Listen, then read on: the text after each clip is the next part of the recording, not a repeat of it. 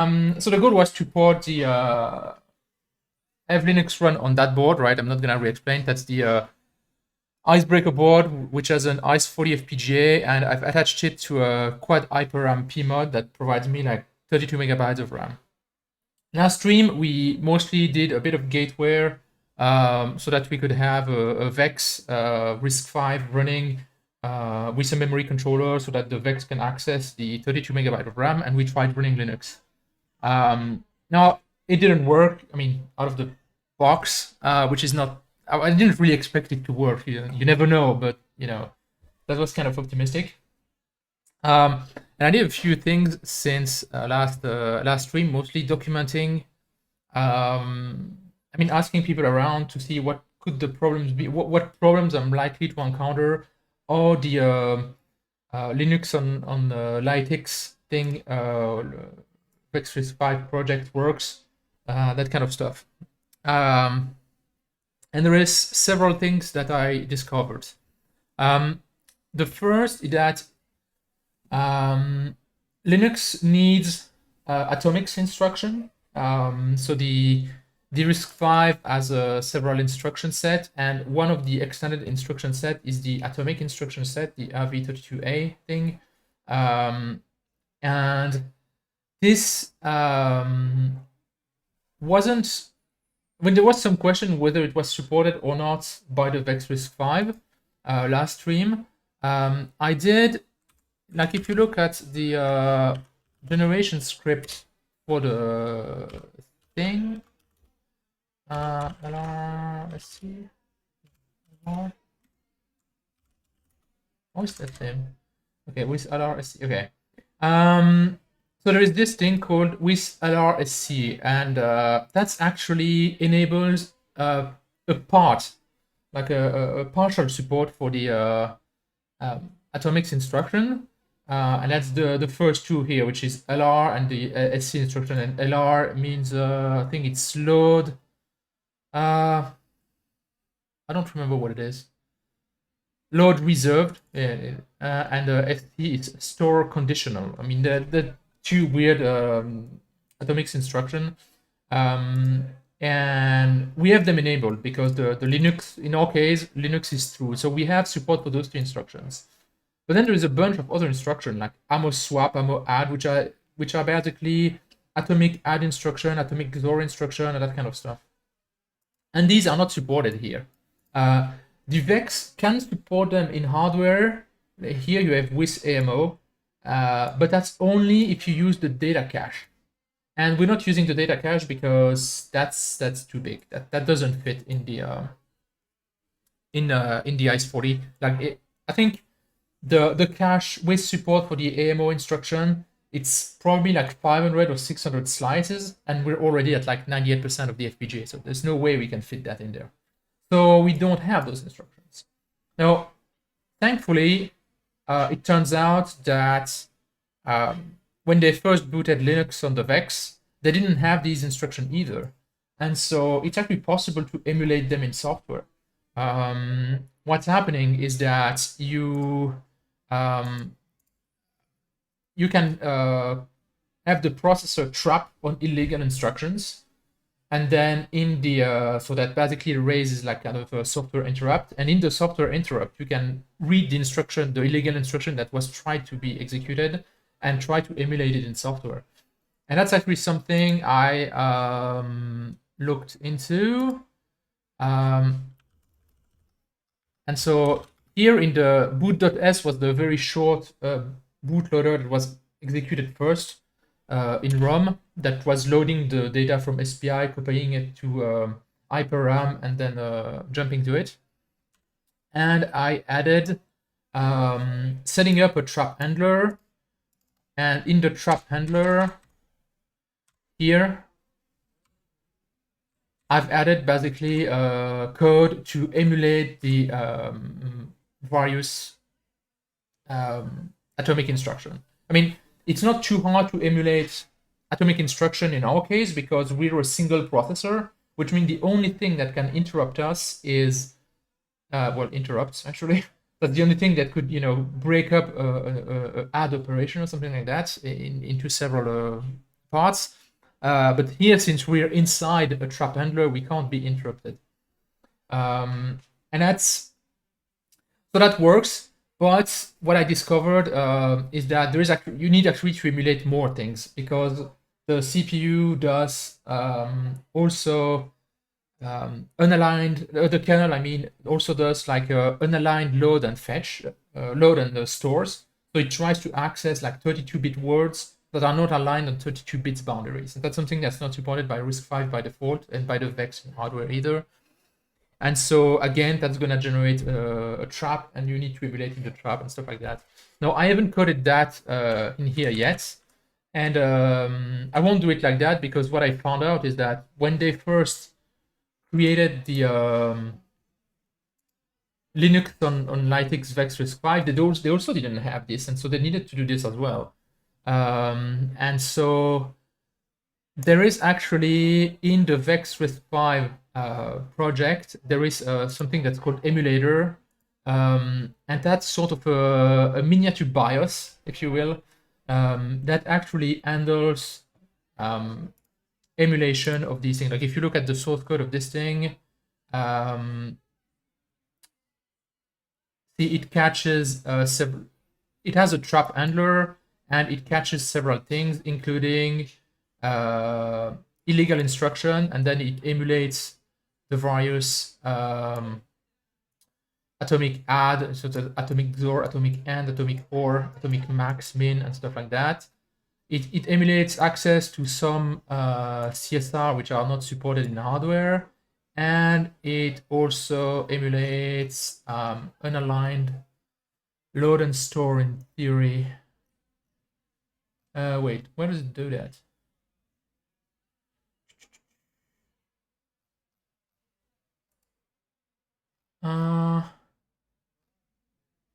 Wait, it should.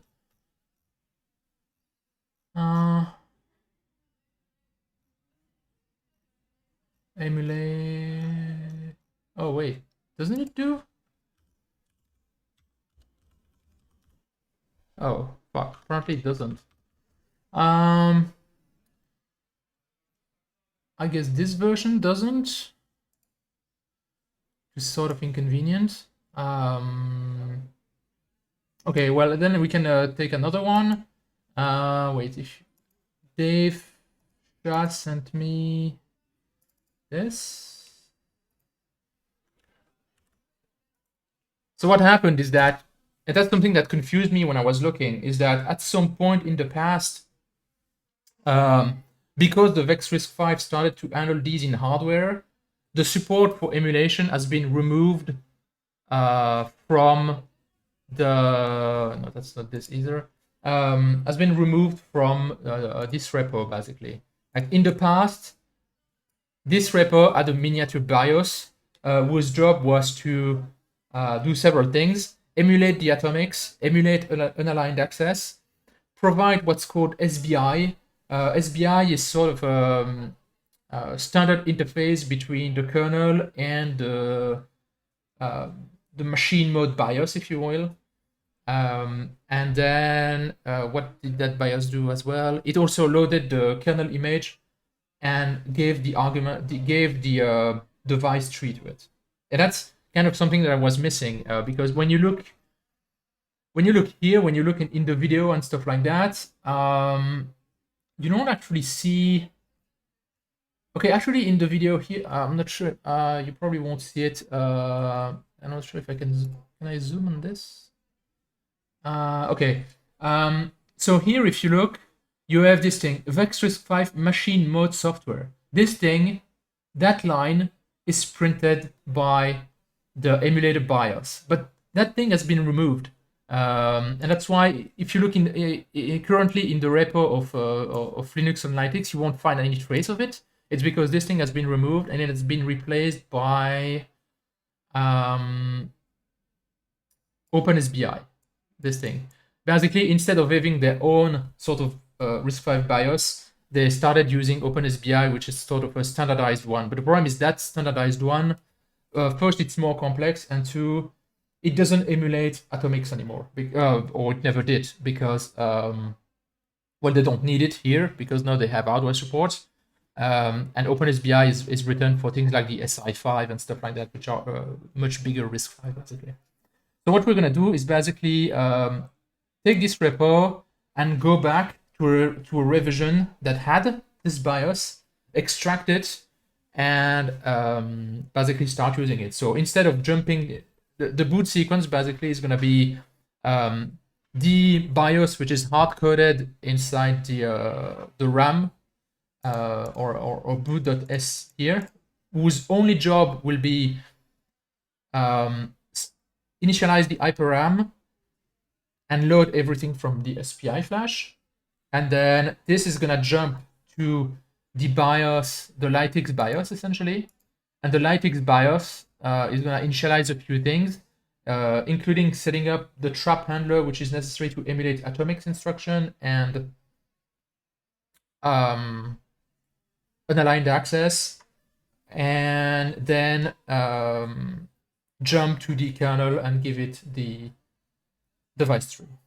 Okay, that was a little long-winded explanation of what the next step are gonna be, but I hope that the why, the what and the why is clear. So does anybody have any question at this point, or is it more or less clear?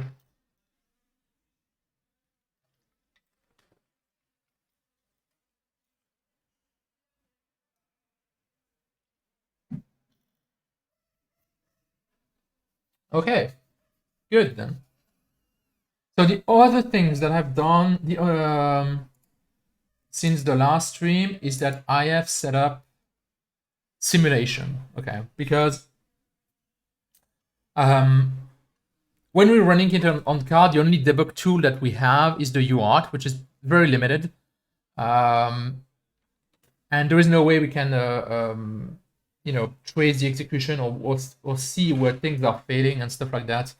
And so what I did is actually make a simulation. I'm gonna wait. This. Let me see if I can show. I don't know if I have a trace at the moment which is ready, but I can have a look.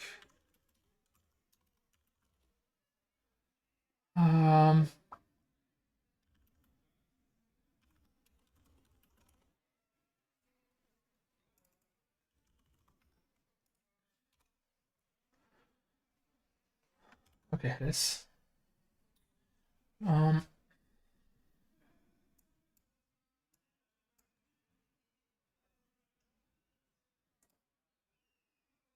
So this is a simulation of the processor booting, and I'm gonna add basically the data bus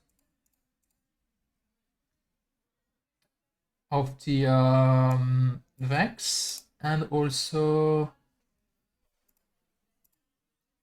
inside the CPU I can find something called execute PC, which is execute program counter, which is basically what instruction the CPU is currently executing.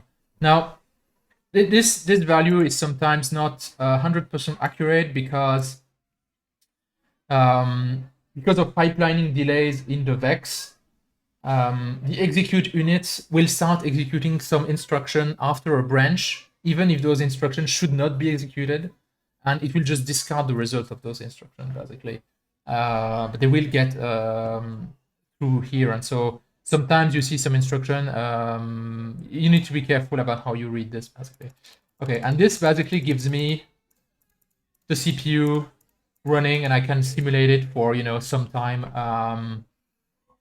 and see exactly what it's doing and correlate the address where it is. So, for instance, if I zoom in here, I can see the PC starting, and then it goes to some address and blah blah blah, and then at some point here, for instance, you can see it. You can see it here. I'm sorry, I'm sure the font is a little small if you're not looking in full screen. Unfortunately, to look at VCD traces, I kind of really need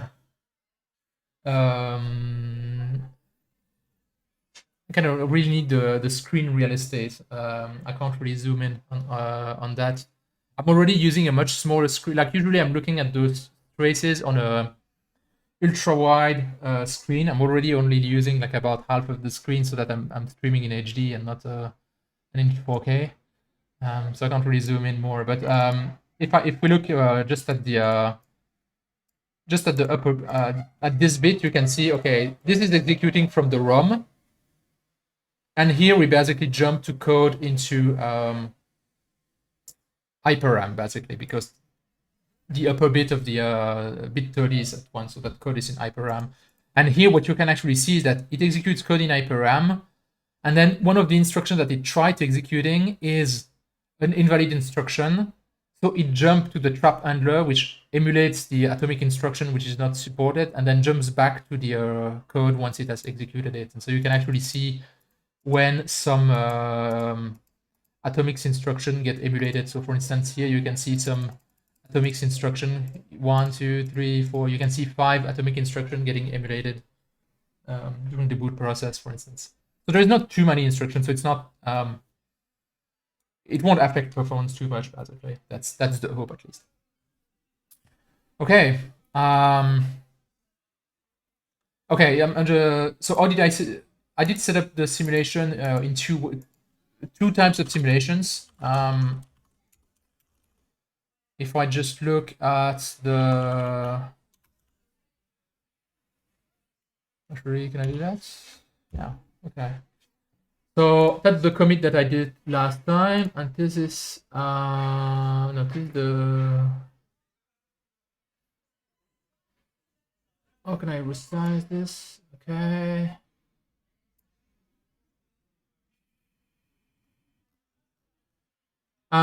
So I did set up two simulation. One using standard iVerilog. So actually this isn't very readable here. But that's basically just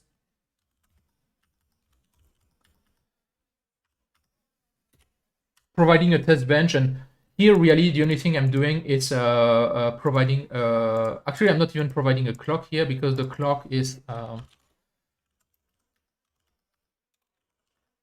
in my top. I basically, if we're in simulation, I generate clocks here, because in theory all the clocks are generated by the PLL, but the PLL doesn't have a simulation model. So here I'm just emulating all the clocks manually. That's the way it works for the iVerilog simulation. And the other thing I've done is, if we're in simulation, instead of instantiating the HyperRAM controller, I'm basically instantiating a memory simulator, basically. So I'm not emulating HyperRAM and all that stuff, because that would be too complicated. And we're not debugging HyperRAM anyway, so I'm just emulating memory which loads a flat 32 megabyte X file, basically, and emulate access to that as the main memory. And the other types of simulators, that's using iVerilog. Which is nice about iVerilog is that it's fairly accurate. It's a true Verilog simulator, but it's somewhat slow. Like running this simulation, so emulating around how much time? So emulating about 40 milliseconds of execution takes about 9 minutes to run that simulation, which is, it's not the end of the world. Like, at work I do simulation that literally ran for hours. So this is still very reasonable, but for streams that might be slightly annoying. If we have to pause 10 minutes every time I need to run a simulation. So the other thing I've set up is CX6RTL. So CX6RTL is basically sort of a UOSIS simulation backend. And the nice thing about it is that it's much faster at runtime. So running these 30 milliseconds of time at runtime takes, I think, like not even 1 minute, like I think like 40 or 30 seconds, something like that. The downside is that it takes longer to build, because the way it works is basically the same as Verilator, for those who know that. Is it generate like a giant C++ source code, and you need to compile that, and that creates a binary that basically emulates your firmware. The downside of 66RTL, first, it's not a true Verilog simulator. So actually, here you can this one has been generated by 66RTL. Let me load the iVerilog one.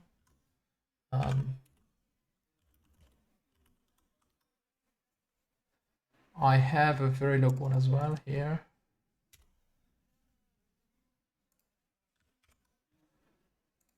If I load the same signal, or more or less the same signal, there will be a very clear difference. You can already see it here, but see the Verilog simulator, the signals, they can be 1, 0, but they can also be undefined or high impedance or stuff like that. Like signals are not binary. They can have multiple states. This doesn't simulate that signals are 1 or 0. They can't be undeterminate and stuff like that. So it's not it doesn't represent really the true semantic of Verilog, basically. And sometimes undefined is very useful to see when things go wrong. I mean, just because it's undefined doesn't mean things go wrong. Sometimes things are just undefined because they're undefined and they don't matter, basically. And so that's fine. But usually when the CPU crashes, you can see that it all becomes red. And here you won't see that. It will stay all green, and you have to search where basically it started crashing. The other disadvantage of 66RTL is that it didn't cope very well with emulating a 32 megabyte block of RAM written in Verilog. So I had to basically write a black box model specially for 66RTL for this RAM. And it turns out that there is a bug currently in 66RTL which makes that slightly harder than it should be, and so I had to use some workarounds, stuff like that. But anyway, I got it running, and so now we can simulate the boot and see where things go. And so we don't need to go to hardware. There's probably no need to go to hardware until we can actually see at least something printed on the UART in the simulation, basically. I think that's about it for the simulation aspect of things. The other nice thing about simulation is that if we need to change the hardware, like we need to add some option in the VEX, we could temporarily add some option to the VEX that we can't put in hardware. Like for instance, if we want to test by adding like a physical support for the atomics instruction, we know that it's not gonna fit in the iCE40, but we can still enable it for the simulation, get it to run there, and then once it runs there, try to remove them and see that kind of stuff. It allows easier experimentation. Okay, so now let me find the commits here where they removed the emulator, basically this thing. I need to find this thing to extract it. And then finally they removed it at some point. I don't know. Okay, 563 commits. Let's see.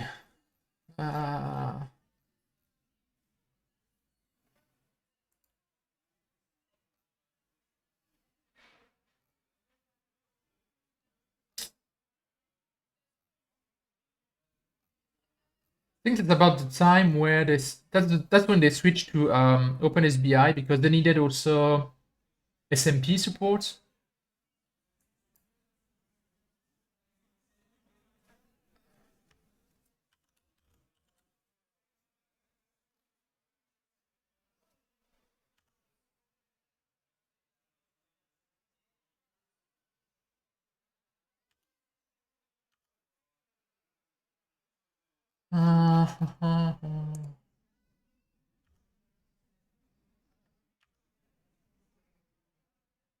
Okay, I think that's this commit.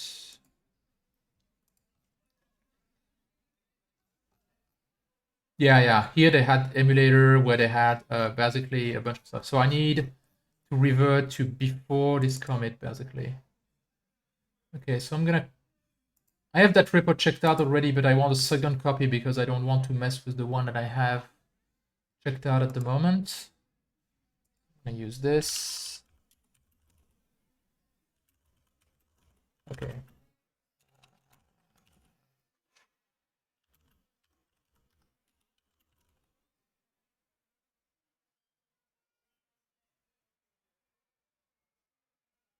Git that way. Yeah, okay. Git clone.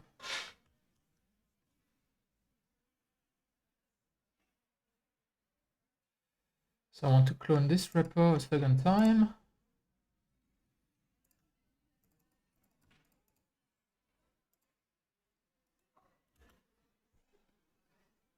Linux on Lytix xRISC-V MA.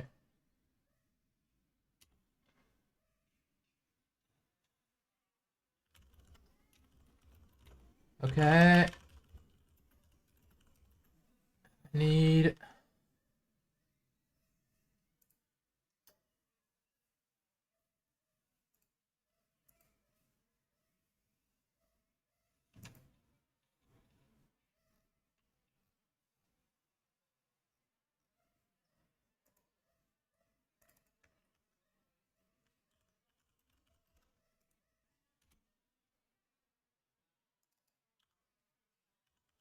git check out.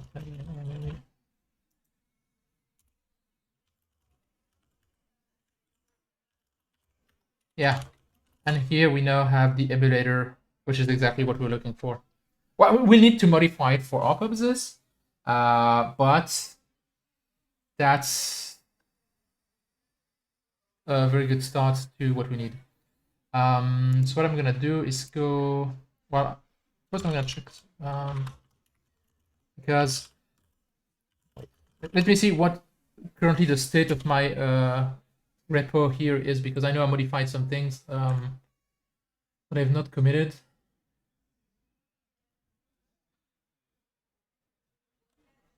And I need to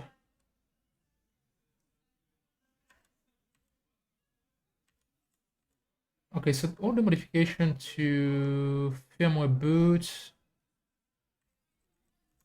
Okay, so you can see that I've modified here I've modified the Vex variant, and the modification I did compared to the last stream is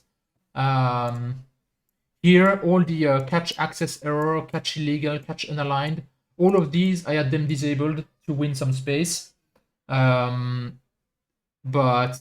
I had to enable them because I mean, for the emulation to work, we need to catch illegal instruction. For unaligned to work, we need to catch unaligned access. For the Linux paging mechanisms to work, we need to catch illegal access. So all of these need to be true for things to have a chance to work at all, basically. So you enable those of these, all of these. They're not very big options, so that's not a big deal. I just usually have them disabled because I don't care. Like for Doom, I didn't care. We don't have a kernel, we don't have interrupt, we don't have anything. So. That's the modification in the vectors5 here. I also temporarily made this memory bigger for the emulation. Okay, so what I'm gonna do is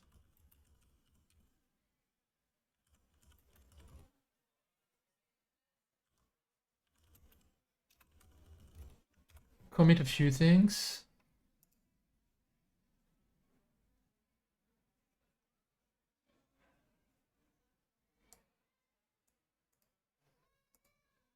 Okay, so that's stage chunk.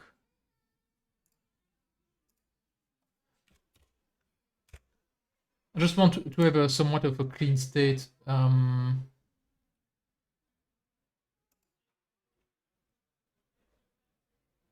Yeah, that I don't care about. That's the mem test. I don't care about that. This I don't care about. This I care about.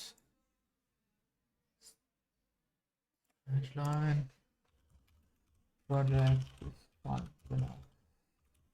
Develop good.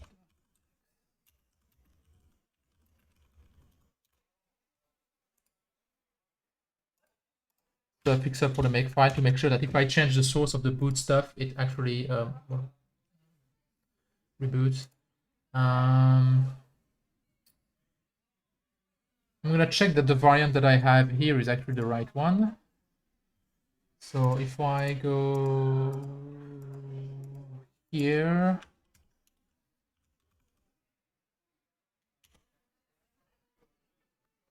just gonna regenerate to make sure that things are correct.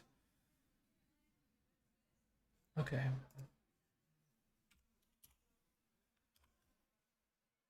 X5 commits project risk5 Linux update back with actually, you know what?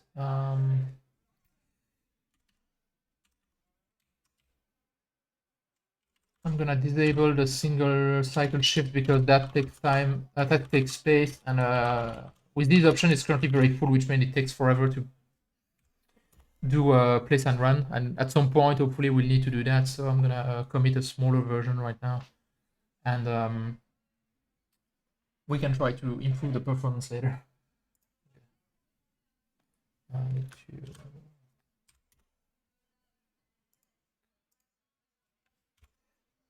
With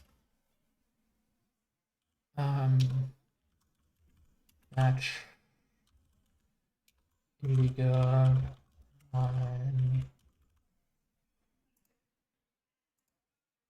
okay.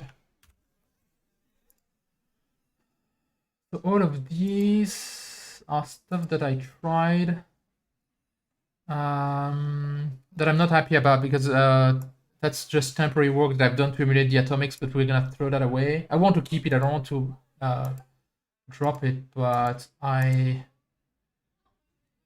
don't care about it right now. Is it possible to only stash a few files? I can't remember. With Git. Usually I do Git stash, but that Git's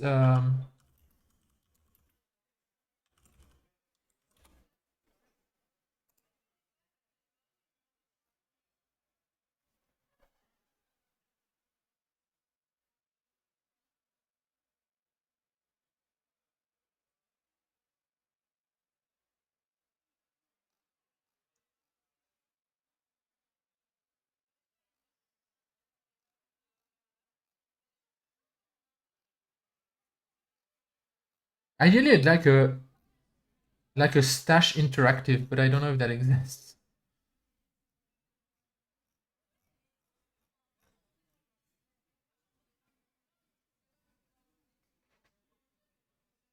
Git stash files. Okay, let's try that. So I want to stash basically top.v and the firmware boot things here.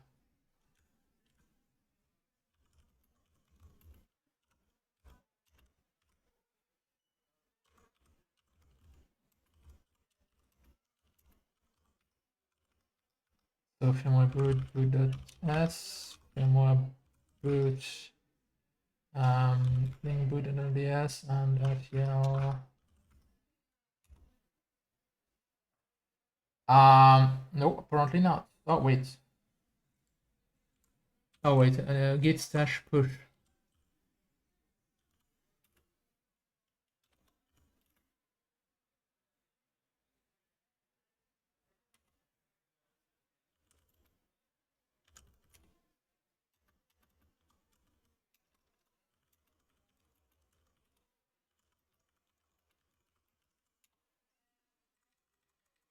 Yeah, nice. Okay. So currently the only change that we have are really temporary stuff. Perfect. I'm gonna do make clean too.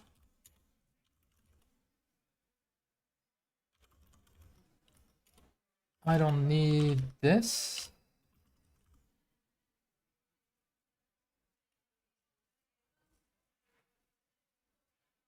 Yeah. Okay, so I have a clean state.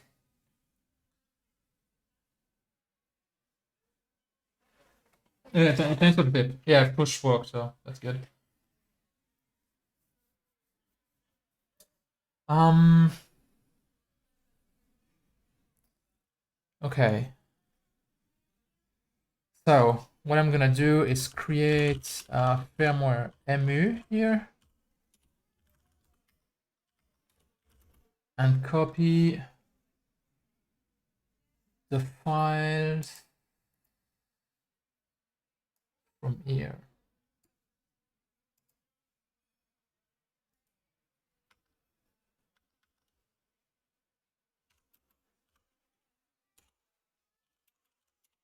Then we're gonna need to make it build and do stuff for our particular system. Okay.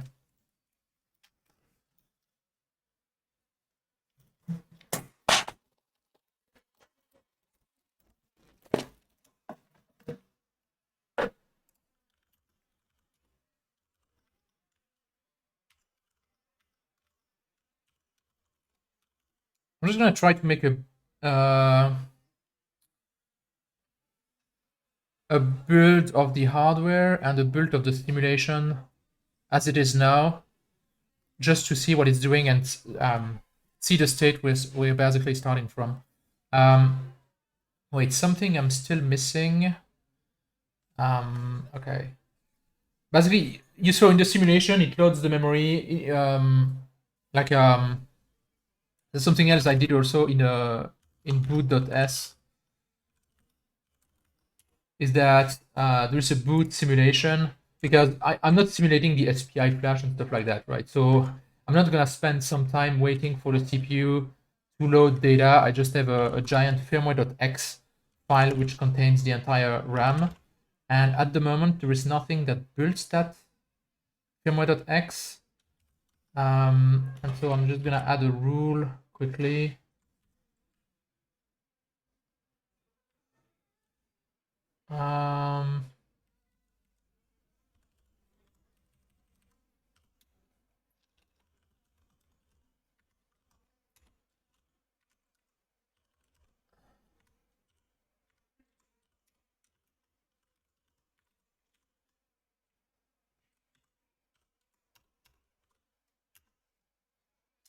And currently, this is our Linux image actually.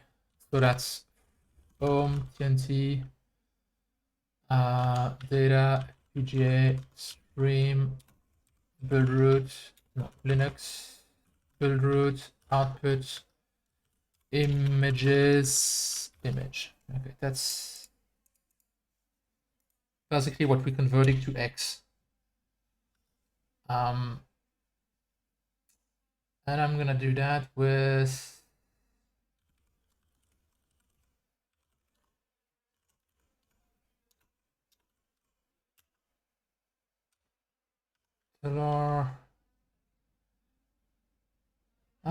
this. I think that's it.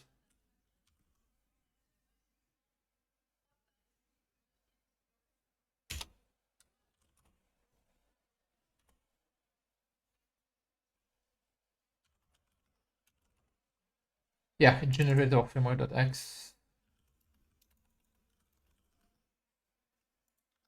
That's not used by the hardware. That's just used for the simulation, basically.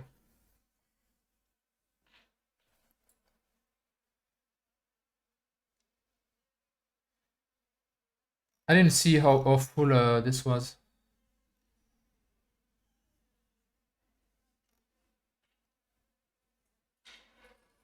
I guess I'll see when it's done. I also want to launch the make sim so that it generates all the file for the simulation because that takes a couple of minutes as well. And have them ready basically when we start because the firmware.x file, which is what is loaded in HyperRAM, is yes is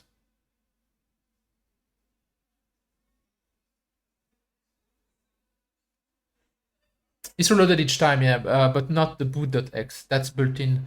But I'm just thinking now that that might not help me because the way the BIOS works I don't know if we can see that in the example boot that they do. Hmm.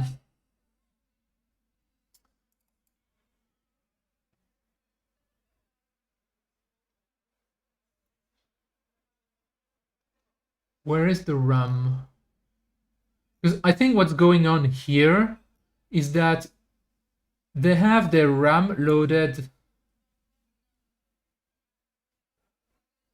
Okay, that's actually something that I don't understand at all. It's like you have zone range memory, and then it says it goes from C000 to C007F, right? Um, but then a little later, you have kernel command line, 128 megabyte at 0x400, not C. Like, what the hell? What's going on there? Why does it say that the memory is at 0x400 and here it says that C000? I mean, given that the kernel option by default um, is loaded at C000, I would be inclined to think that this is where it is. But yeah, I don't know what's going on there.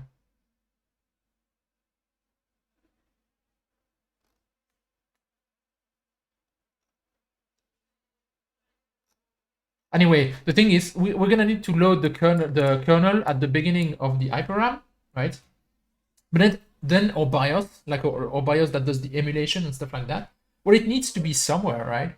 And we can either put it in HyperRAM or we need to put it in some other RAM. I don't know what they do here because they might actually be putting it in some other RAM because they say they load it at 0x2000. I have no idea what that memory is, but um,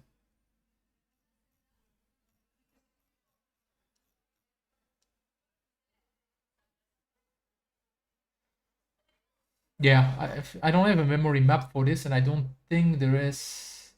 There's some images here, but it's not helping me much. Is the configuration for those boards here? Like in the targets?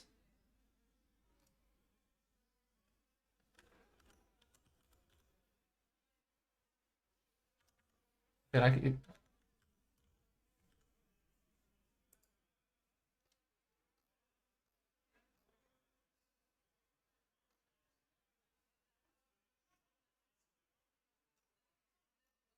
yeah, I'm not entirely sure how this thing. Anyway, we need to put that BIOS somewhere, right? And if we put it in HyperRAM, that means that we need to, well, first load it from SPI and put it in HyperRAM. And we can't put it at the beginning of HyperRAM because that's used by the Linux kernel. And if we put it at the end, we need to somehow tell the kernel that, okay, it's there and it must not be overridden. And if we want to put it somewhere else, we need to have some space. I have no idea how large it's going to be yet. If it's only a couple of kilobytes, we might just put it in block RAMs. If it's larger than that, we might not enough might not have enough block RAM for that. So okay, so it did build, and what's the space that it's using? Oh yeah, we have plenty of space. We have like 179 free LCs. Perfect. Okay, I'm gonna do make sim. Um, that was unexpectedly fast. Wait, oh yeah, it's make sim. I also need to make CX6RTL to do the make sim is for the iVerilog simulation. Make CX6RTL is the thing to compile. And see, it's actually rerunning uses because CX6RTL is this. Um.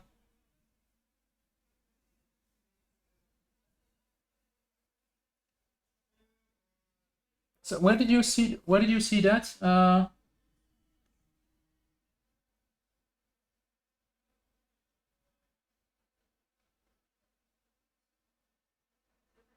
Wintermule. That.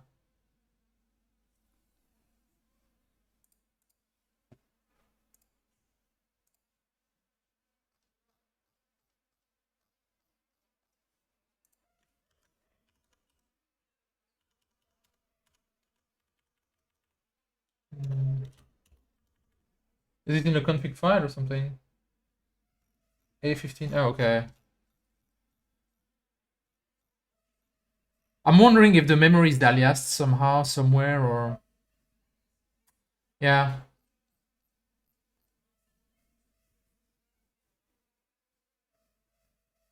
Let me actually ask. I'm just gonna pose the question in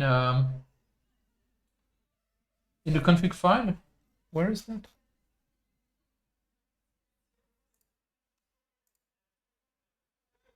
Oh yeah. Oh yeah, that's actually where it loads the various things, I think. And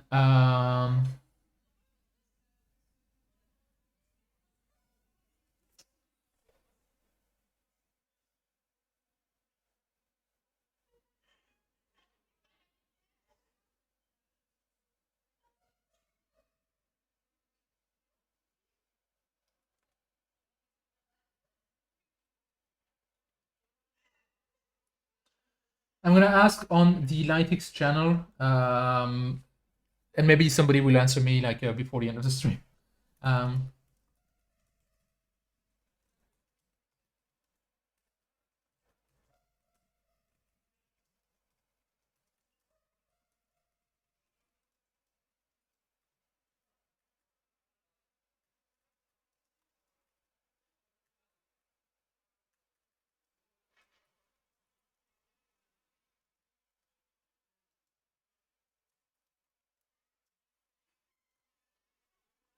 Okay, I'll just ask on the Lytix channel, and we'll see if somebody answers at some point. No. No problem. I need to. It'd be nice to know exactly to understand how exactly the Linux on Lytix works, because that's kind of what we're trying to emulate. Except we can't use Lytix because, yeah, the sockets it generates is just way too large. Yeah, those HyperFlash chip would be fun. I actually even bought one of them. I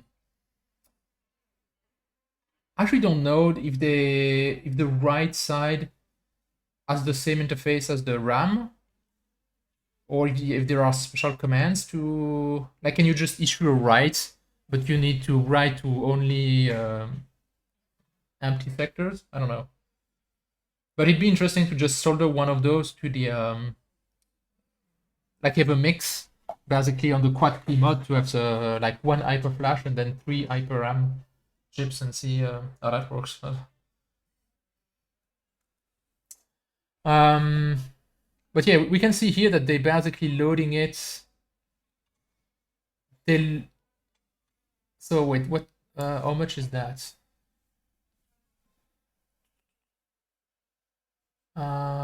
Do I have a Python shell somewhere?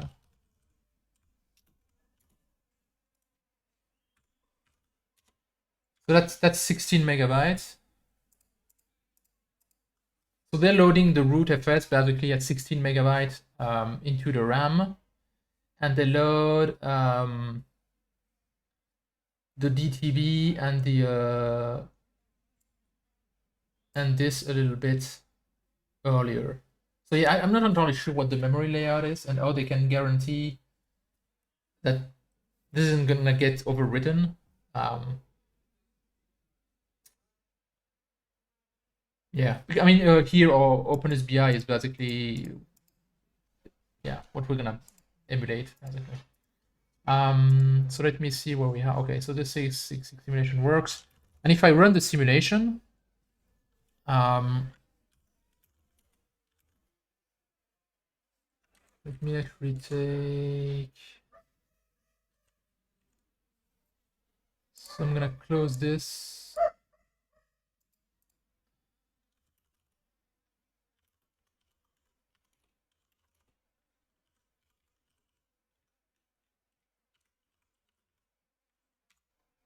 So the way I'm running the simulation here is iCEBreaker only can write to VCD, which is kind of an uncompressed format, and the traces tend to be very, very long. What I'm doing here is that I pipe that to std out and directly convert it to LXT2, which is a compressed file format. So instead of having like a 1 GB trace file, I have like a 100 MB trace file, which is much easier to deal with.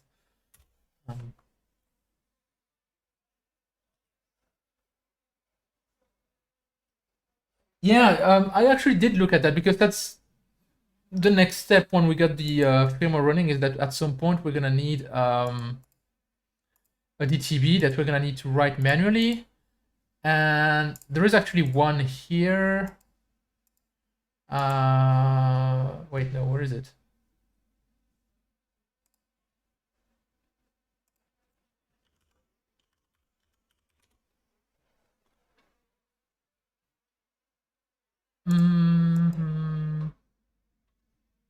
Ah, damn it. Okay, I have one somewhere. They already decompiled.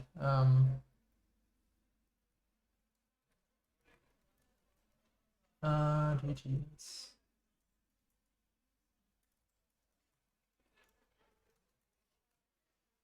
Okay. So if we look at, so I took a random one that I found on the Vex, and this is what it looks like. And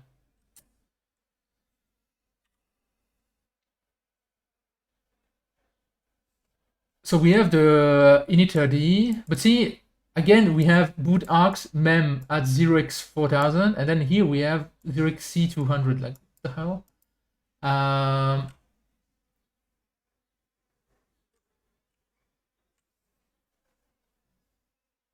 And here we have the memory as well, which I think that's the memory and that's the size. So I'm assuming that this is 128 MB.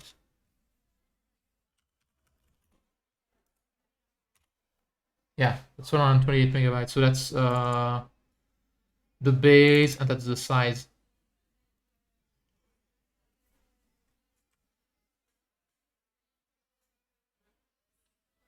But again, like, I don't know why it's 0x4000, like 4, then why it start by 4 here, and then why it start by with C here, basically.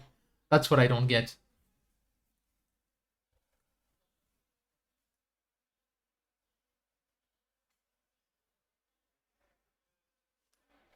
Yeah, but the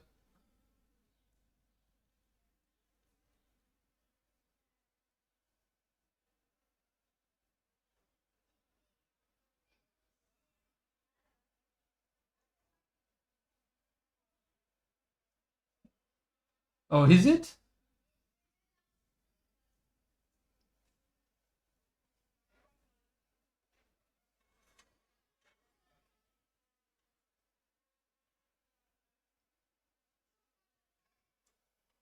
Okay, then I might actually have screwed up something in my Linux configuration, because then that means that we should.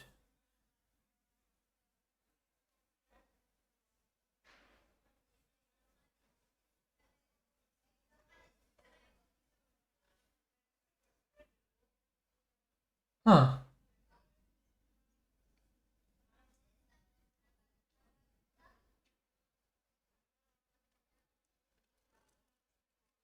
Okay. Uh, the thing that I'm wondering at the moment is how is that gonna interact with who sets up that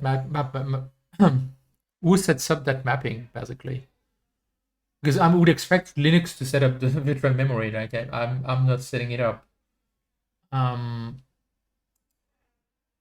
but I have no idea when it sets that up. And then this would also mean that so here.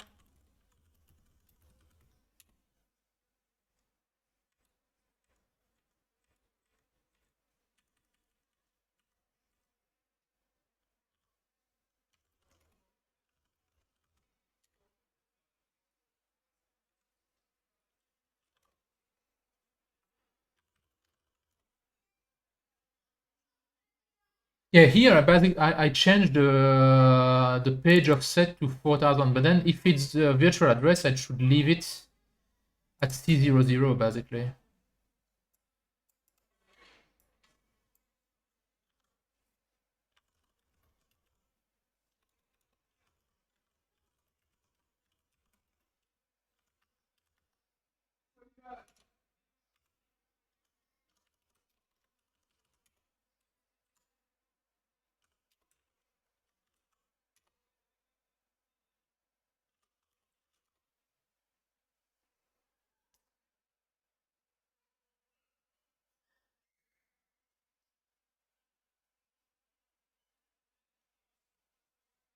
Will that rebuild?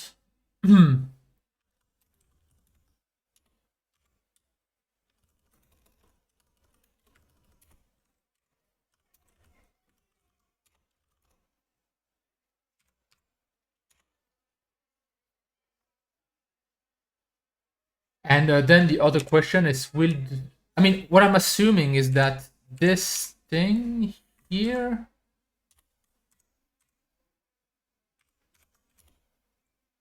the setup of the I/O range. Here I'm just looking at the MSB, because but I'm assuming that's the MSB of the physical address and not the logical address.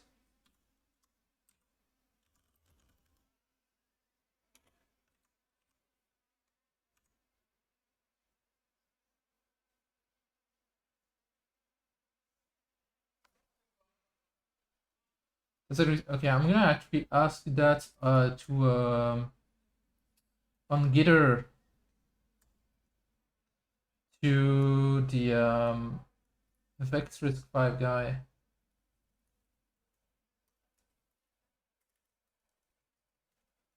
Can you confirm that the I/O range setting on the MMU plugin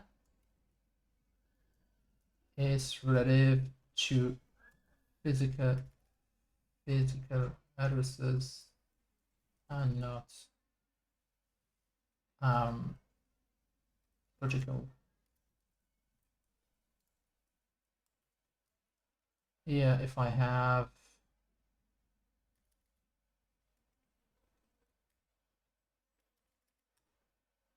okay. Let's see if I get an answer on this at some point. Okay. So wait, I did start the simulation somewhere, right?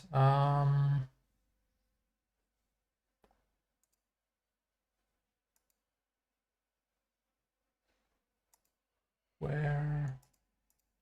Actually, because wait, did I just rebuild the kernel? Okay, yes, I've rebuilt the kernel. So now, in theory, if I look at this,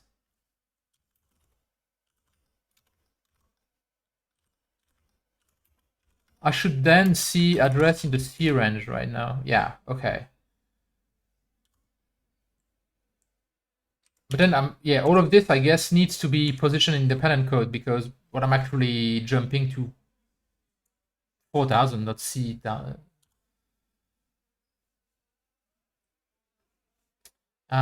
Let me restart.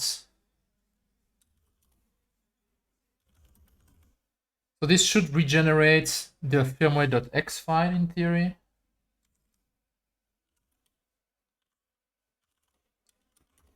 Because the image has changed.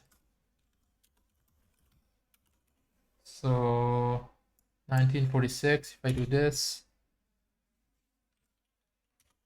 yes, it regenerated the firmware.image, which means I can restart where do I have my simulation here? Yeah, here I can restart my 66RTL simulation. This takes about 40 seconds to run. And then once that's run, I can load the waves.txt2. I mean, I can just do reload here and see what it did. I mean, what I'm expecting it to do is basically crash, because one of the very first thing, if you look at the decompilation here, I'm getting lost in all of these windows. Where is my kernel thing? Okay, here. That's the first code it executes, so it jumps to start kernel. And start kernel, it does a bunch of stuff. And right here, it does an ammo add. And ammo add is a atomic instruction, which is not supported by hardware, which means it's gonna crash. Basically. Okay, so it's simulated. Reloading this.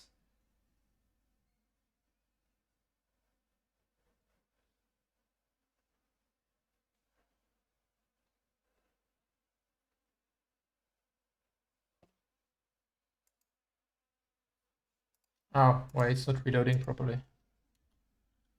Hmm.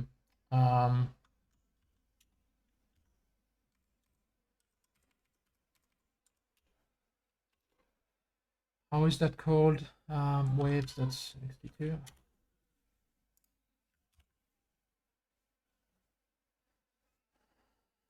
So usually what I monitor is the data bus from the CPU to see what kind of data it tries to access, and the execute PC to know where it's executing from. Execute PC, and I probably need the clock signal as well, just so I can see my cycles.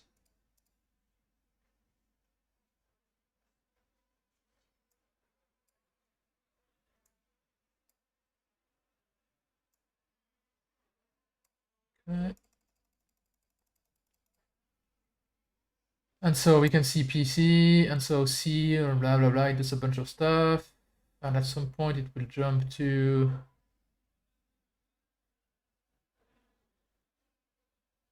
yeah, 4000. 4000 C4, that's the start kernel thing. DC, D0. Ah, and here we see execute F8.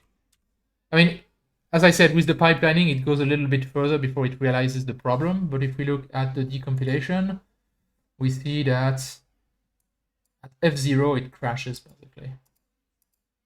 And so, yeah, that's pretty much it. Like, it executes like two pipelining stages before it realizes that it's an unsupported instruction. And it jumps to 0, 0, which is the default trap vector basically, because I'm not setting up anything.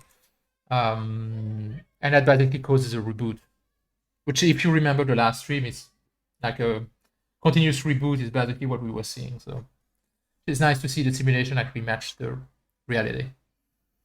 So our simulation works. It does something that's consistent. So now we can start actually looking at the firmware before we even get to this.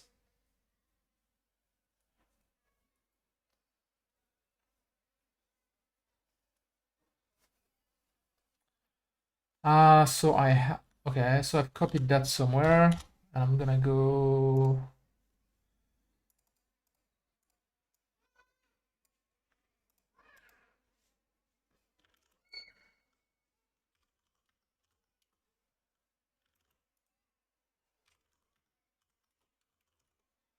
Okay. So let's see the makefile here. Okay, so the first bad thing is that it includes a bunch of, okay, the makefile basically depends on a bunch of stuff from light sticks, which is definitely not gonna work. But we can just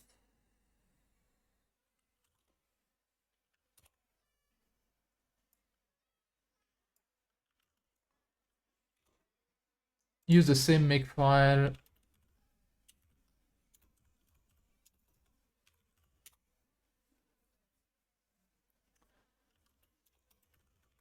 As we use for booting. Okay.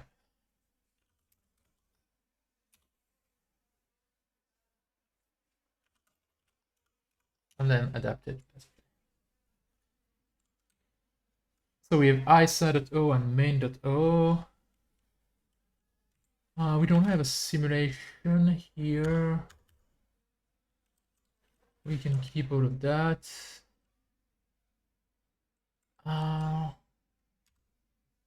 Yes. And I think what we have is iCER.c and main.c. Okay, so the first thing is everything here is written in C. So we'll have, we will need our boots thing to set up a stack, because if we need to execute C, we need a stack. So that's something we need to set up before we can even hope to execute anything.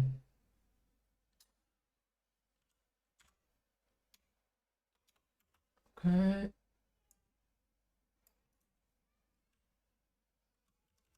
Definitely don't need that defined. It's completely custom. Okay. And that's basically it. Like, it just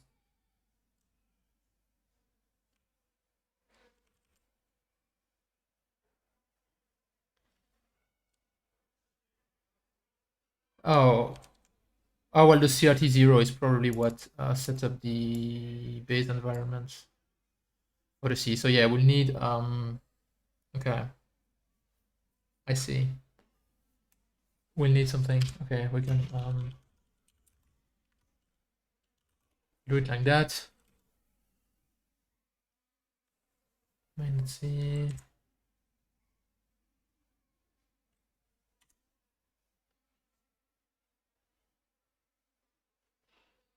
We don't even do we need an X? We don't really need an X here.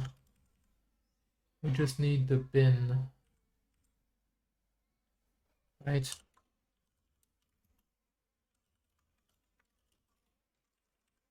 Right. I called it emu, right? I'm gonna call it bias.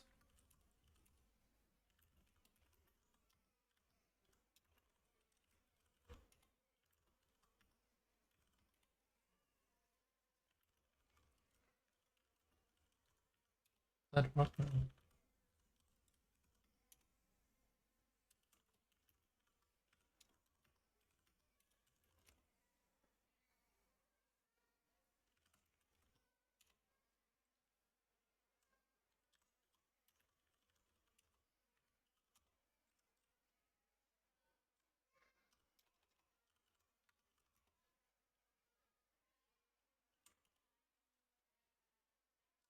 I think we're good on this. I'm certainly not gonna build right now, but should be a start.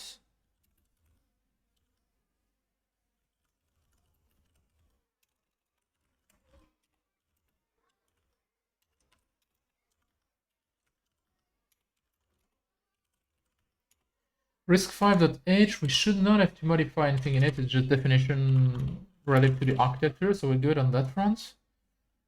Linker.ld, we're gonna need to modify that because I'm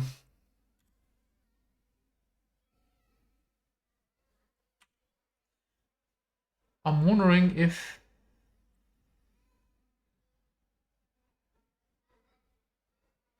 so. What I'm wondering is what symbol this actually needs. I'm actually just gonna assume that it doesn't need any of these. Linker.ld to done. I'm keeping it around just for later, and I'm just gonna take the one from app, link app to nk.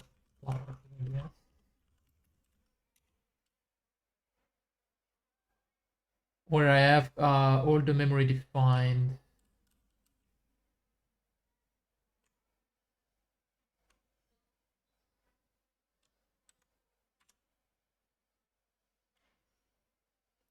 And at the moment, I don't know where I want to load it. I definitely don't want to load it in HyperRAM, but I'm just gonna keep that around and modify it after if I need to. The other thing I need is the start script. I need this. This will set up the C runtime environment. You know, it sets up the stack pointer, it clears the BSS section and stuff like that, which is the basic we need to run C code. So we're good on that front. I mean, we can try. Wait. So what is in iCEBreaker?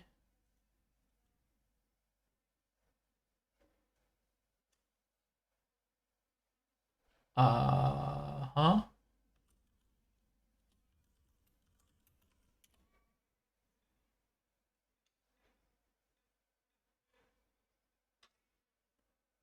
What? No, it contains one call that is called by nothing.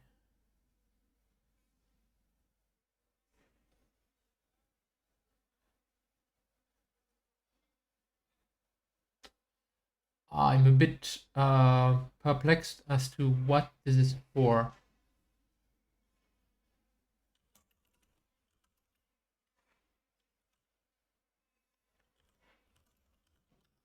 Because it contains one function, and that function isn't called by anything. What I fear is that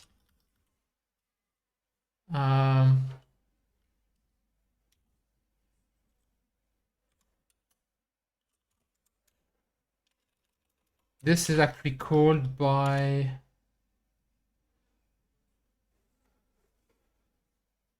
like either one of these, basically, one of the software libraries that are provided by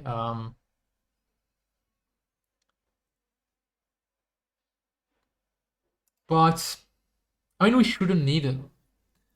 Like the only thing we need is the trap, and the trap is set up here. I'm pretty sure this is called MTVEC. Yes. Trap buyer start. Trap buyer M.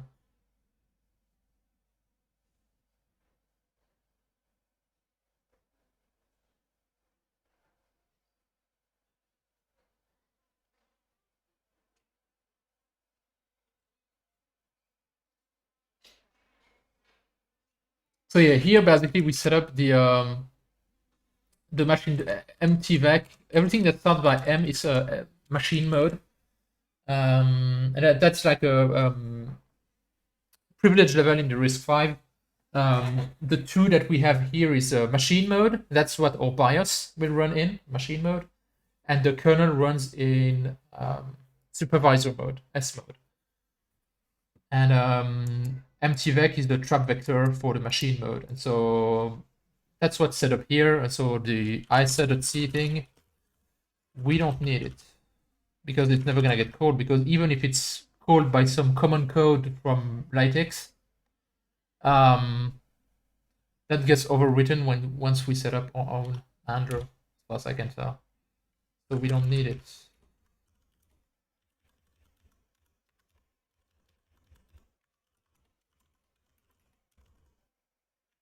So let's try to build this and see what fails. Okay, the make file fails. Yeah, of course it's bias.elf. Okay, iq.h unknown. Okay, so we're never gonna find this. That's not gonna work. Neither console, IQ, all of these are never gonna work either.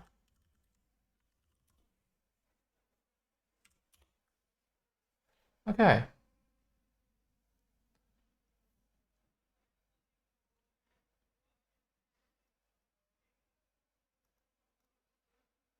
So the main thing that it doesn't find is a bunch of UART function, because we don't have the same UART.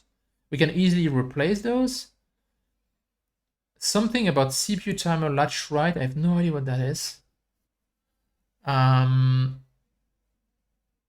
We'll probably just stub it out for the moment.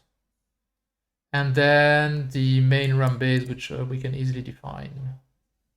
And the other things is IQ set mask, IQ set IE. Yeah, UART, we know UART. Okay. Okay, well, let's start patching these. I'm gonna go grab something to drink real quick. Give me a second.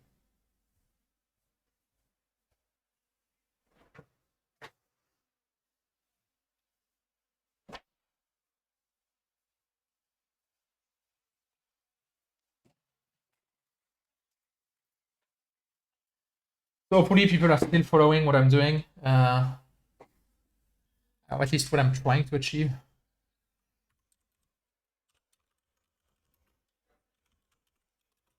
Main RAM base 0x 4 1 2 3 1 2 3 4.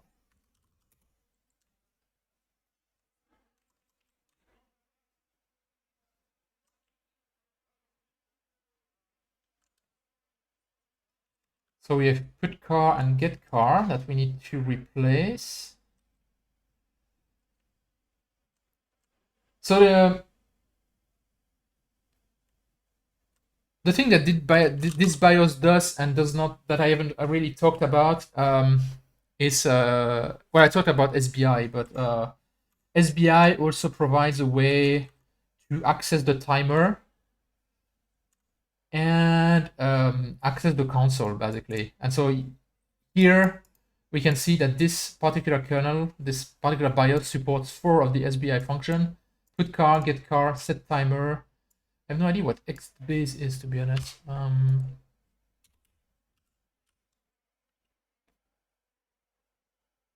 SBI X.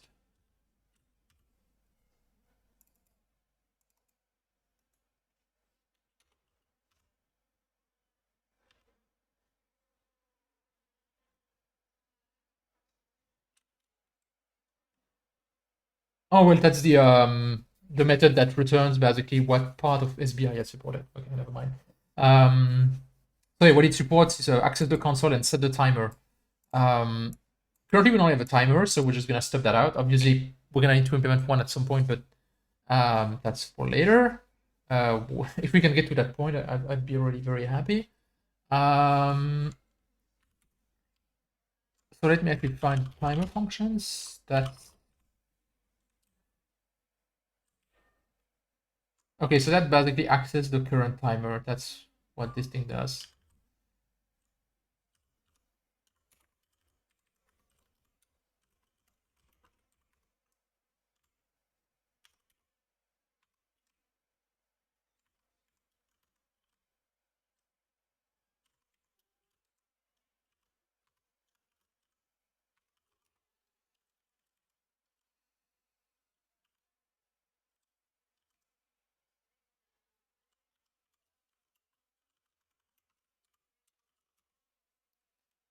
Okay, I have no idea what this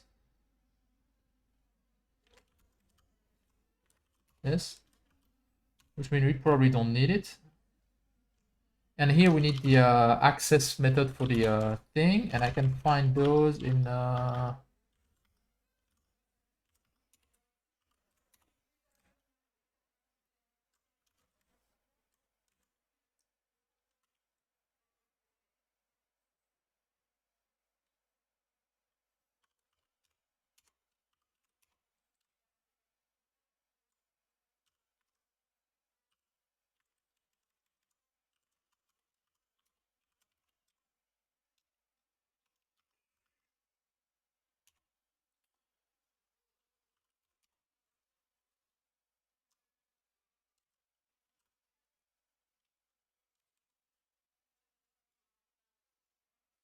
actually I can just copy my app config put h stats. Make this depend on config.h and import config.h.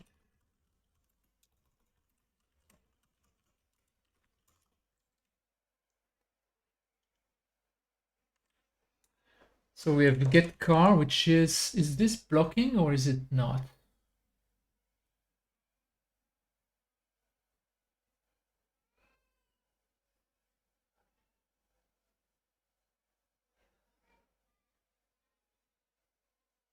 It's not blocking, and it returns -1 if I don't. Okay, I always format my thing differently. That's going to me, so I'm gonna do this.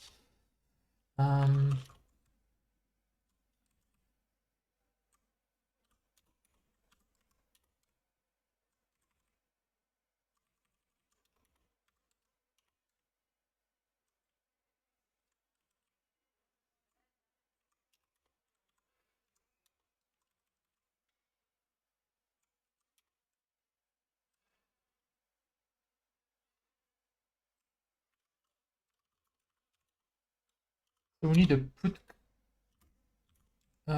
car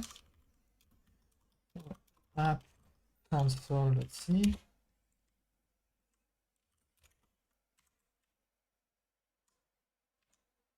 That's pretty simple.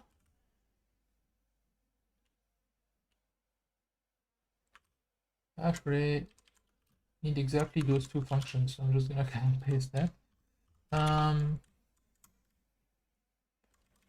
Right.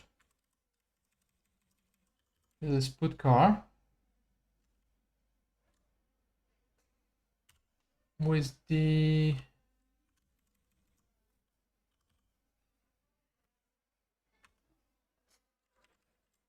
oh, it filters out the okay. I don't know why they do that. They don't like if it's a \r, they filter it out, but we actually want them. At least for minicom, it's better if you have them, and you need to add them.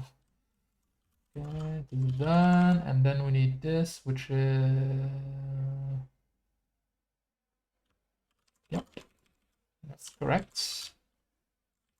What we want. Okay, so that should build more. Okay. What now? Okay, yeah, it went further. Because now it's the okay BIOS.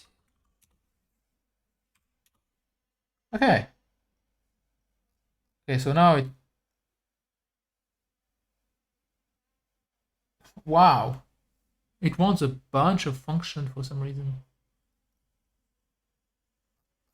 Like why does it want that?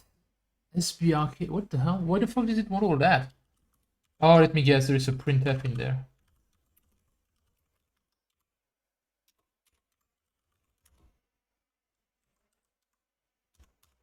Yeah, okay.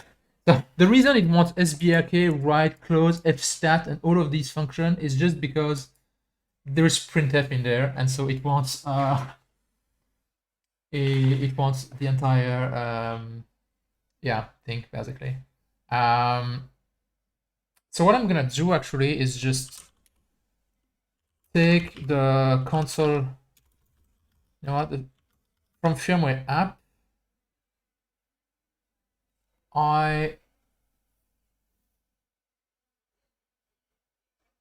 No, actually what I'm gonna do is just remove the printf.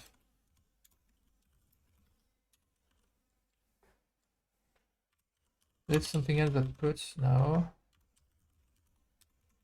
Okay, I'm just gonna remove all of this. I might put a quick implementation of. So I don't care about UART sync.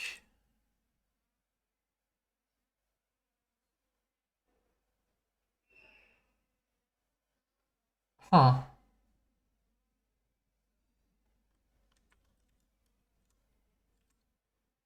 Not sure even why they use printf here, but whatever.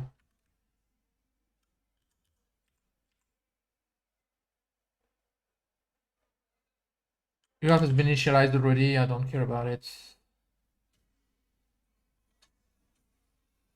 You know what? I just yeah.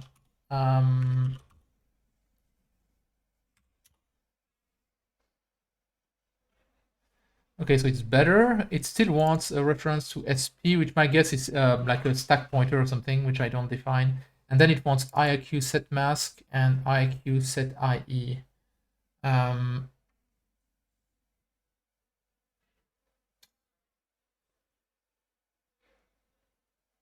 I don't know if those are for.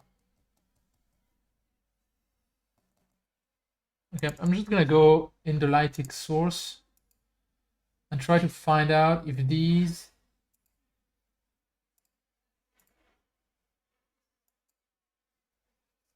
If they are for the standard interrupt controller of the VEX, or if it's for something special to Lytix.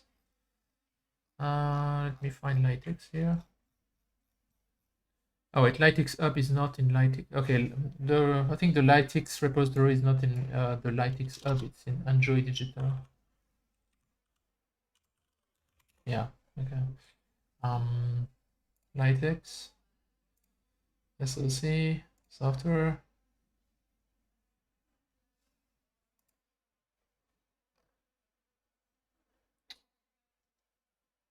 That not here.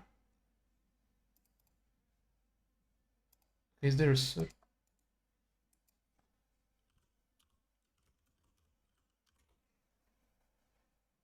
IQ set IE.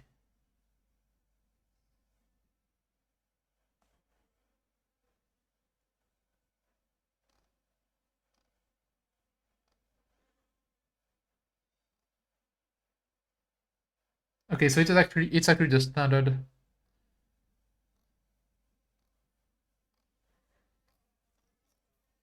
thing from the Vex.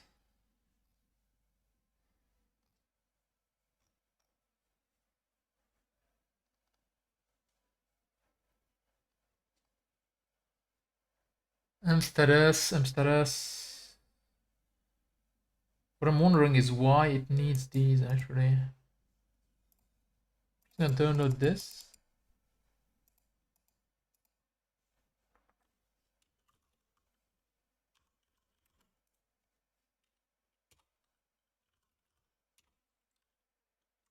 Remove this because we don't need it, I think. And then in main.c include iq.h.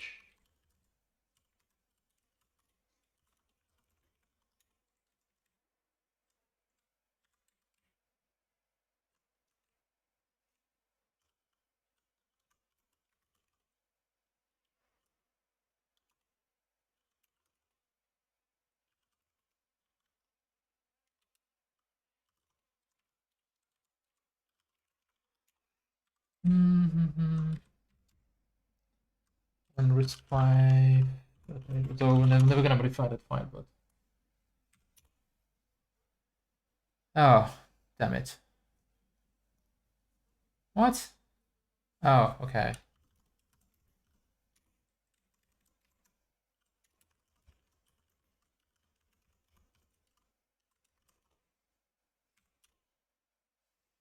Really? Implicit declaration of CSRR. But isn't that defined in risk5.h?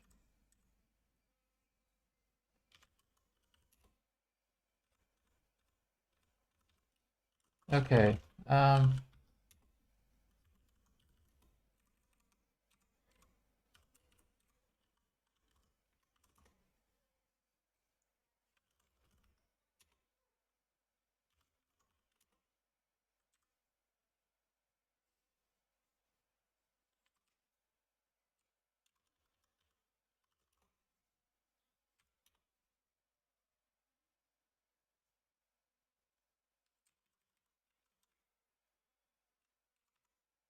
CSR set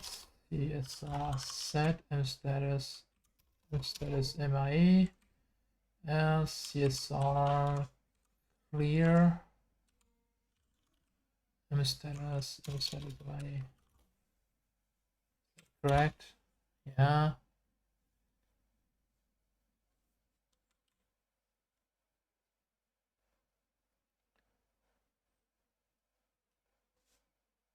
Okay, so the problem is I have no idea what CSR IRQ mask is supposed to be. Huh.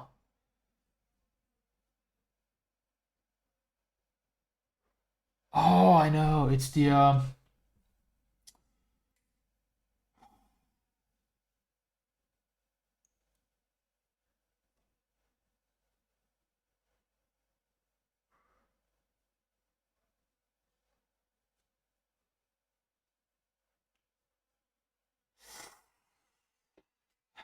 okay. Yeah.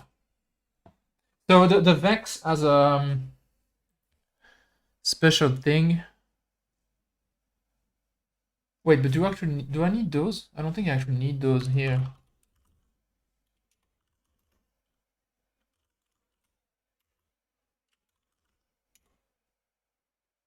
Oh yeah, I do need set mask. Okay. That burn. So yeah, I need to find which is that thing in the lighting source. That's probably gonna be in system.h, my guess is.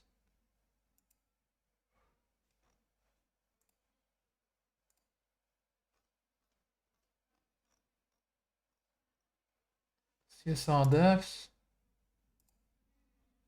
Yeah, okay.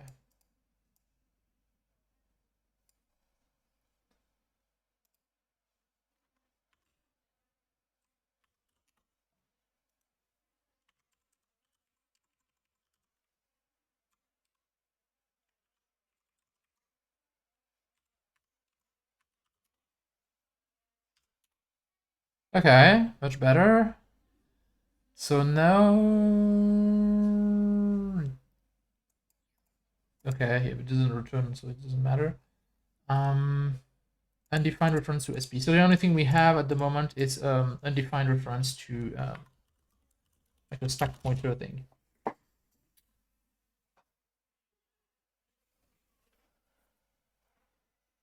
What do you mean? Doesn't like the stream?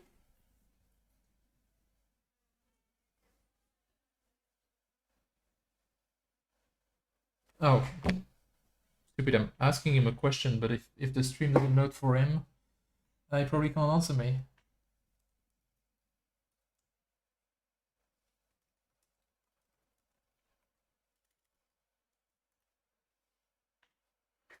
I'm noticing that I'm a little dark, so I'm gonna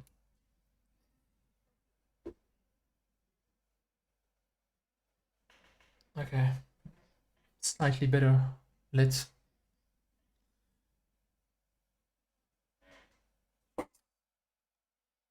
Okay, so we need to find out what the fuck that SP thing is, and for that we're gonna look at the linker script that we discarded and see if this probably defines something like SP. Yeah, provide SP.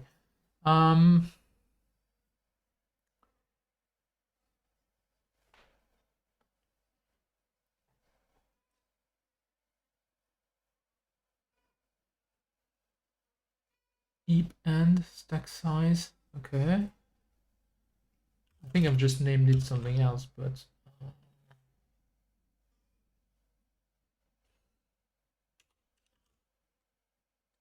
what do I set up?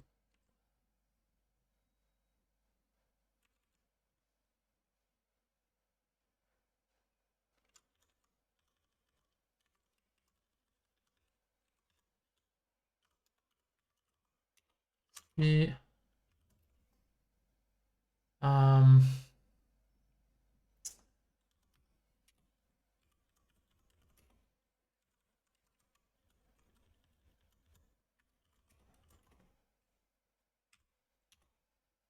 okay, and this built.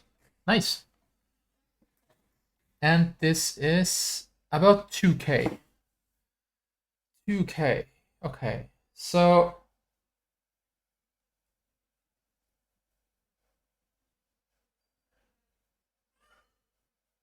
2K is kind of small enough that it will fit in block RAM, I think. Currently we have a 1K boot thing. And our boot thing, how large is it?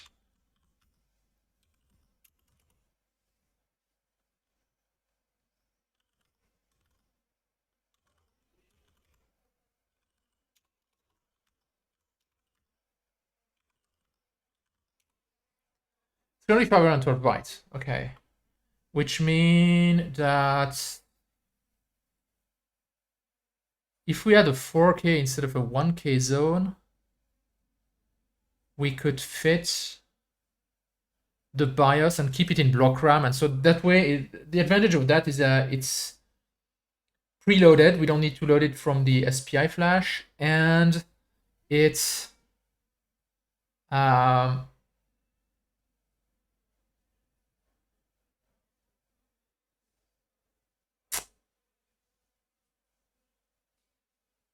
yeah, actually we could combine the BIOS and the boot thing. I'm not gonna do that now, but at some point we could.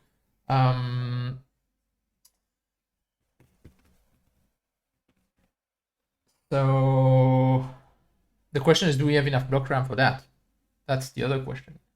Let's actually look at the build results. Okay, there's probably build TMP, RISC-V, Linux. So if we look at the PNR report,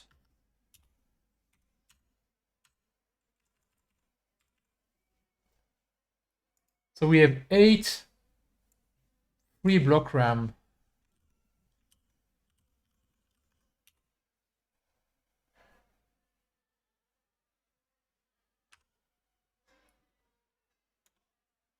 Eight free block RAM. Each block RAM is 4096 bits. So we have, oh wow, we exactly have 4K free. So we could actually allocate a 4K zone instead of a 1K boot zone. That would fit in hardware. And yeah, at least for a simulation, I think I'm gonna do it that way because that's gonna be way easier, I think.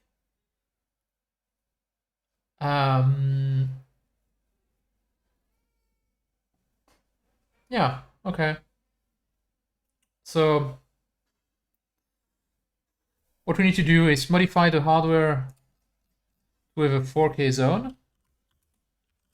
So RTL top.v stock. Here we need a 4K zone. Okay, we now have a 4K zone. We're gonna need some way to combine both files into this into the same X file basically. But that shouldn't be too much of an issue.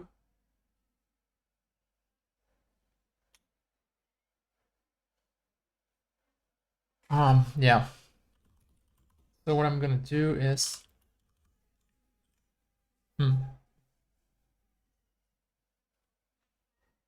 okay. I'm going to take a short pause. I'll be back in a couple of minutes, and we'll try to merge the BIOS with the boot thing, and run that in simulation at least up until the point where the BIOS tries to jump to Linux, basically. So yeah,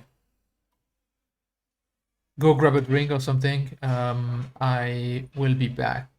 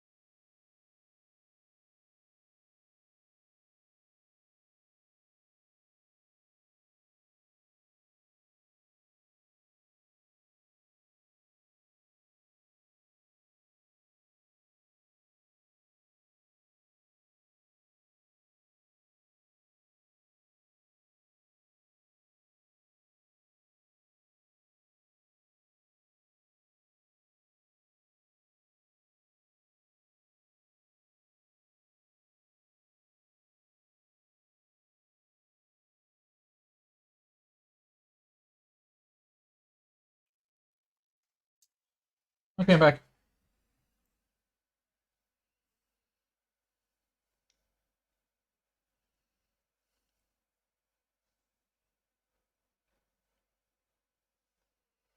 Oh, well, nice.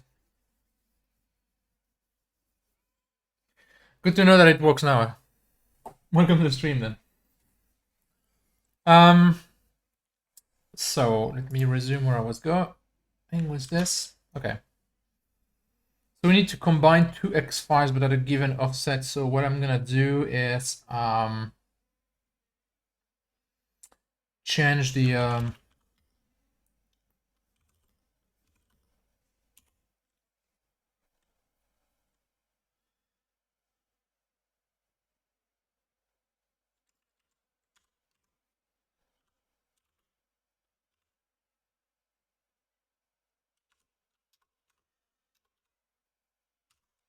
change the conversion script that I have so that if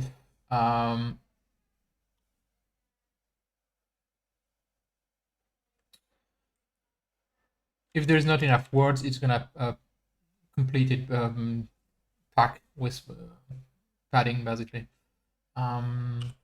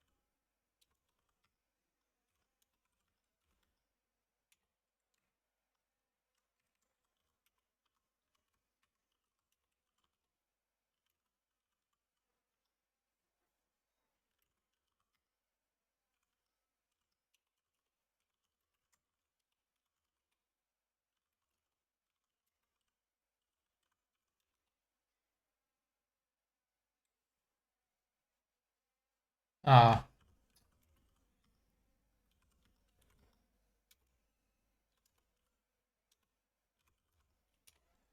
course,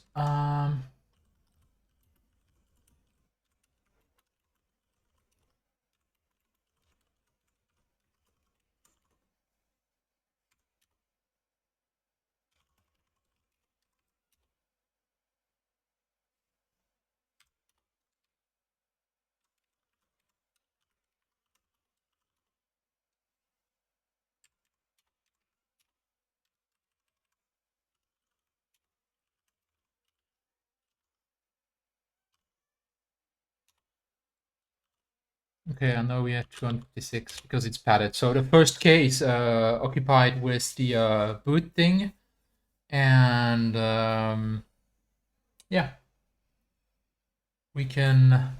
I mean, we need to change the code in here so that instead of jumping to 4000, we jump to 1K, and 1K would be this.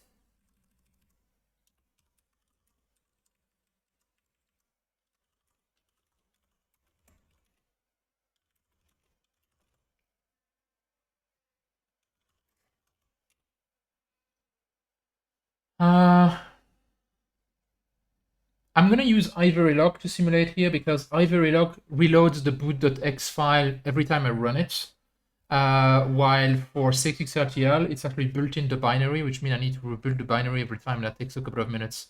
And since we're only simulating the very start of the boot, iVerilog is going to be just as fast. Actually, I need to change the simulation for this. Like I want to stop way earlier. Okay, yes. Perfect. And I'm gonna change the link script here. And I'm gonna define that our BRAM zone actually starts at 1K and is 3k long, and 3k long would be C0. Okay, and we put everything in block RAM. Origin, VRAM, blank, VRAM, VRAM, VRAM, VRAM, VRAM.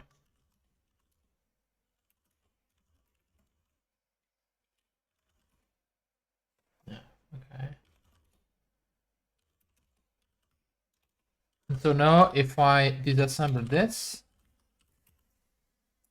it should basically start at, yeah, 4000, at 400x. And so now all I need to do is convert that to a X file. So I need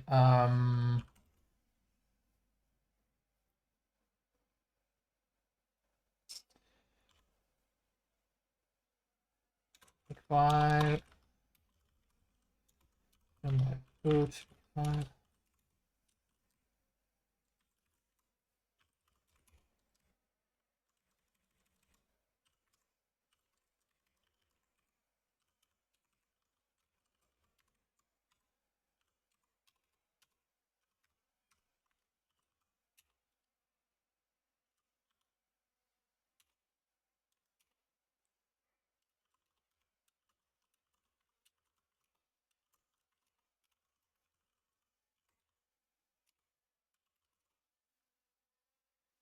So that generates our bios.x.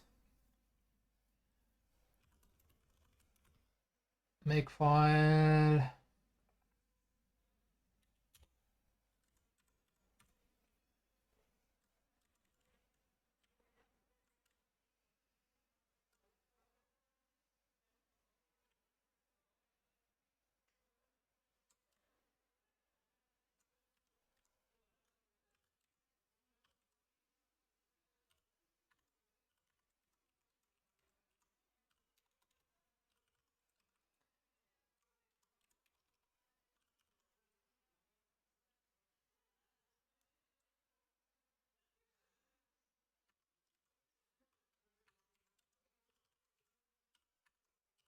And I say that our final boot.x is actually generated by combining firmware boot.x and firmware bios.x cats to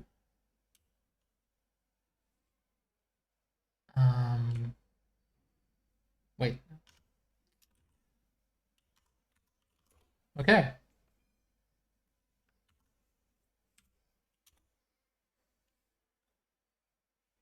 Let me actually look.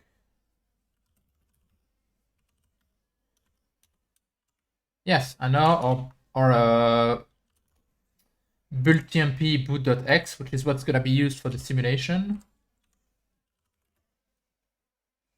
Wait, no. Okay, I screwed up.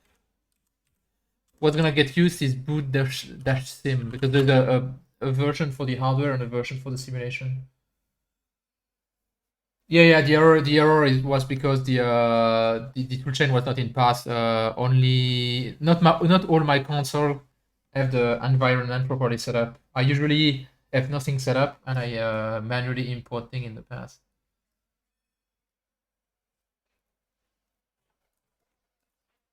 Okay, so a bit of an information.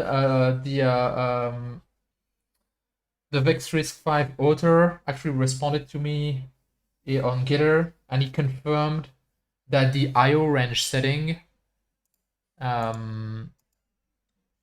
here is relative to the physical address.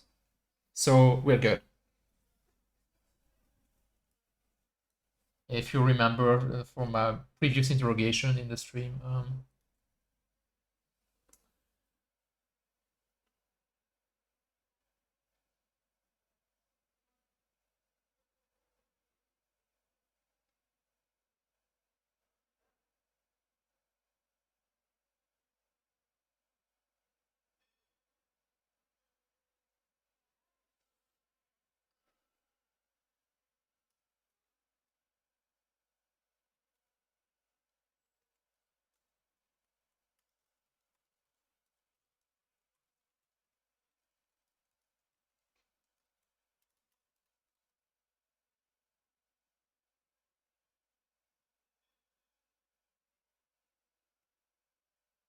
Okay, somebody answered, I mean, a couple of people answered in Lytix about the 0x4000 and 0xC000 thing. It's not entirely clear yet, though. I mean, Michael here seemed to think that this was physical logical.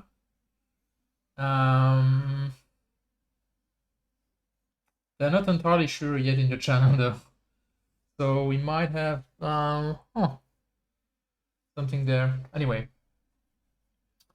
we're gonna ignore that for now. And if at some point we see the code jumping to 0C000 or something that nature, we might need to revisit that.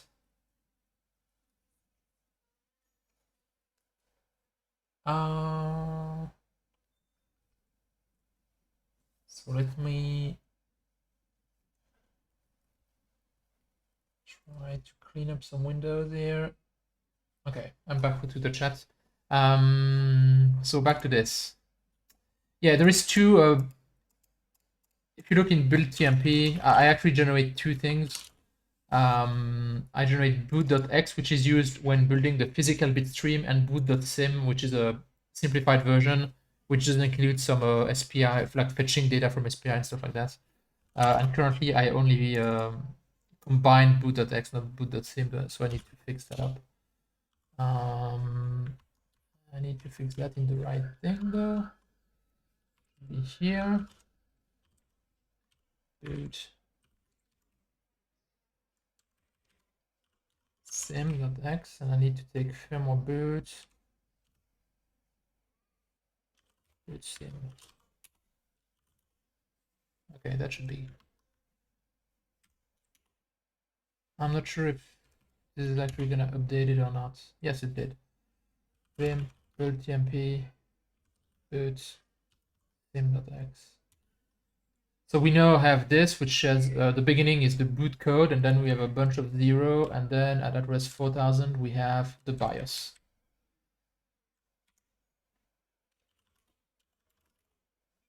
And if we look at the source of the BIOS,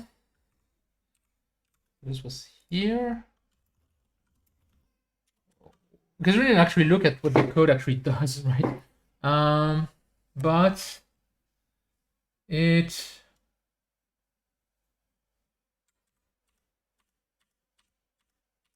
where is main? Oh, okay. So it does a bunch of init and then vex machine mode boot. Okay, and what does that do?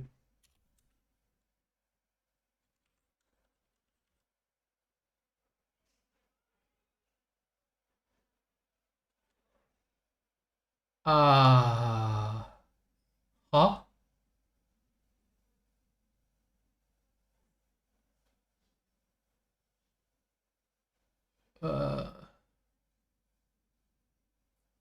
I'm not sure.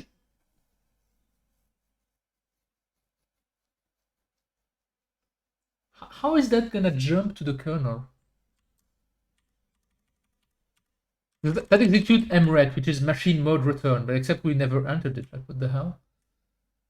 Is there some magic in there that I mean, I'm assuming this is gonna use this somewhere. That should jump to it. So look, where is that used? Okay, yeah, okay. So that writes the Linux image base to MEPC, and MEPC is the return address from machine mode. So yeah, okay, this is gonna jump to this. Perfect. Well, let's give that a shot and just run the simulation for this. So I'm gonna quit this because, yeah, I'm gonna make sure I rebuild the simulation. Okay, it's built. And then just execute toptb, and I want it in LXT2. Since we're only simulating a very short amount of time, that shouldn't take too long, even if it's using iVerilog.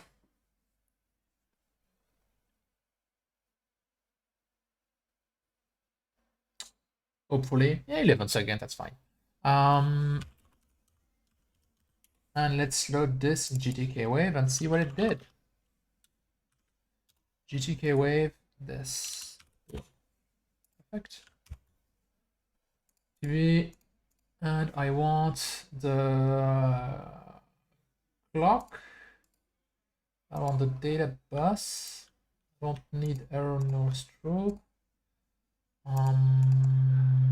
Insert blank.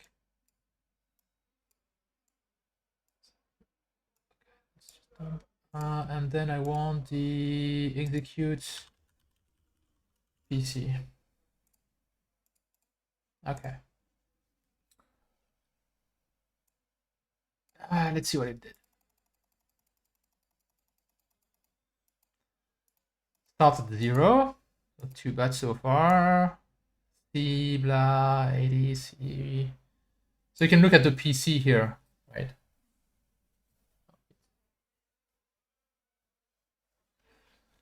4C, 60, 70, 5C, B, blah, blah, 4C.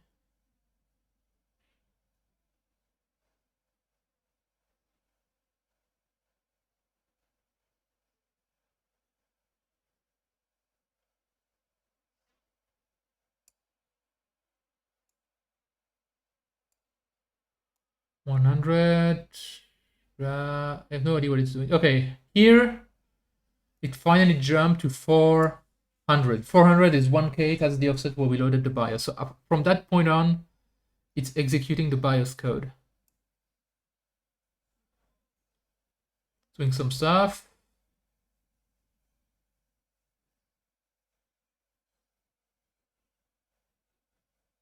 Okay, it's at address BE4. Is that still a valid address in the BIOS? BE4? What is offset BE4? Let me actually decompile.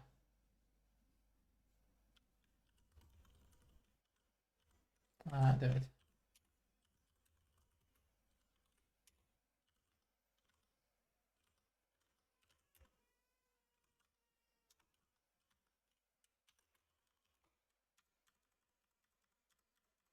Yeah, it's still there. Okay.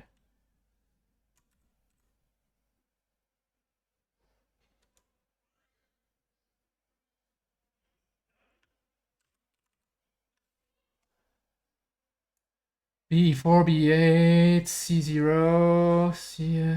Okay. Still good.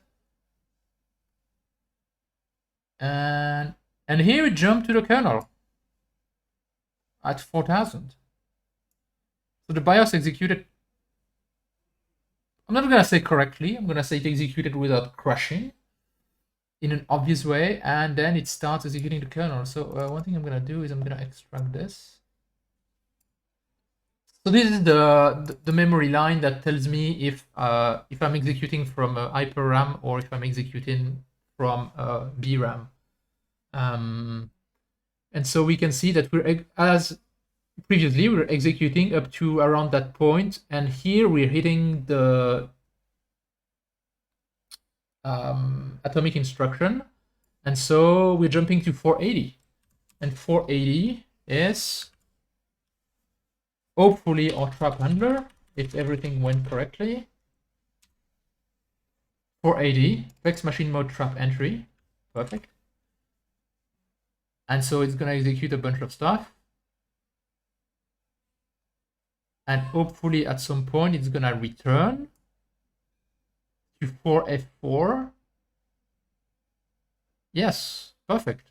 And it's continuing to execute the kernel. So it emulated the atomic instruction from the BIOS and continued booting and doing some stuff. Now I know from an earlier run that I did when I first tested the emulation of my implementation of the atomics, is that here, if we look at what it's executing, like 110,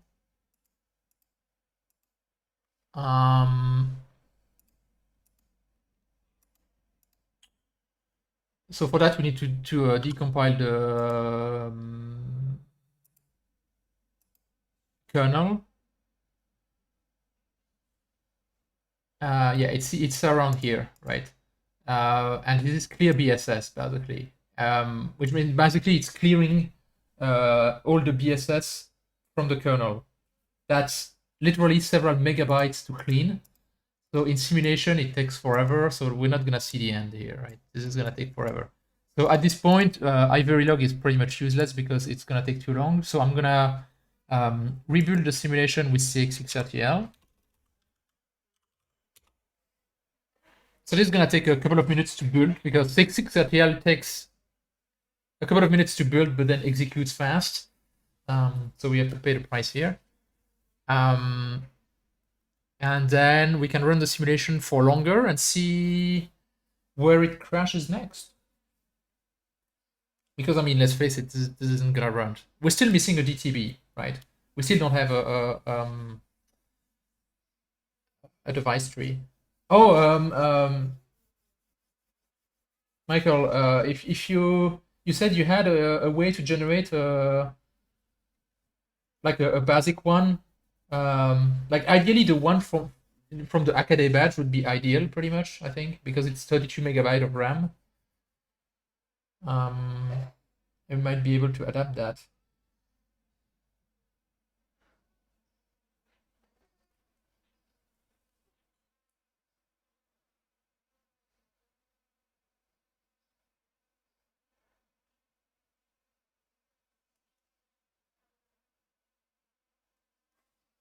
I mean that.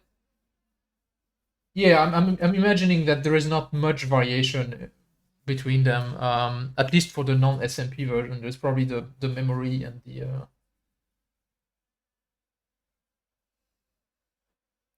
Okay, so it has built this, so which means I can start the simulation here. Yeah, here.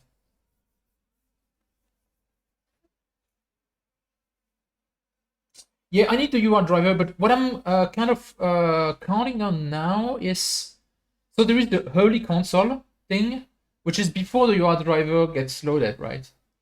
And the early console uses SBI, and SBI will basically make calls to the BIOS that I just wrote, and I adapted it to work with my UART. So what I'm hoping is to at least get to the point where the early con kicks in, outputs some stuff, and then it would crash when it actually tries to access the LiteX UART, but that's later in the boot process. Honestly, if we get to that point, like writing a UART driver wouldn't be too hard because we don't have a timer yet either. So we still have, work to do.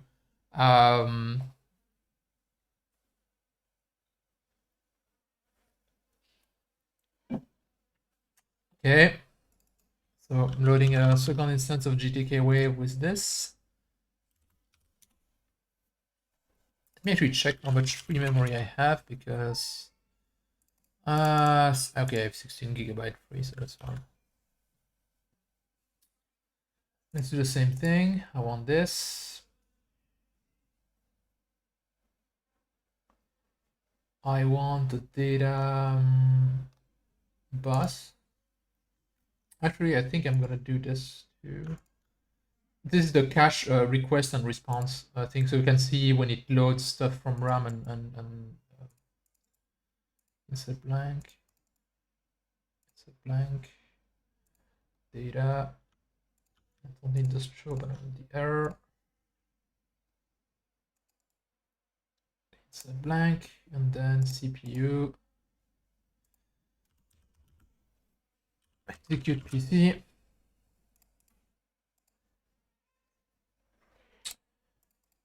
And I want to extract that signal. Perfect. So what we hope at least to see is to at least go as far as the first simulation that I showed, where we have the first, this is the first atomic emulation instruction that's emulated. And then later on, we should see like 5 atomic instructions being emulated somewhere down the line. Yeah, here we have 5 atomic instructions being emulated. 1, 2, 3, 4, 5. And here we have something else happening, and I have no idea what it is. I've never gone that far. I mean, it's emulating a bunch of stuff. I mean, no, I don't know what it's doing. It's going to the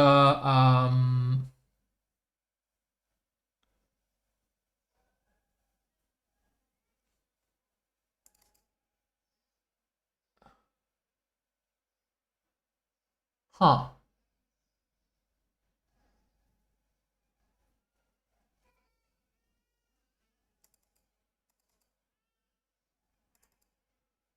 Okay, just trying to explain what I'm thinking now. I'm trying to look at what it's doing, right? Because here we can clearly see that it goes back to the machine mode handler, so it's doing something. I have no idea what. There's two things that it can be. It's either emulating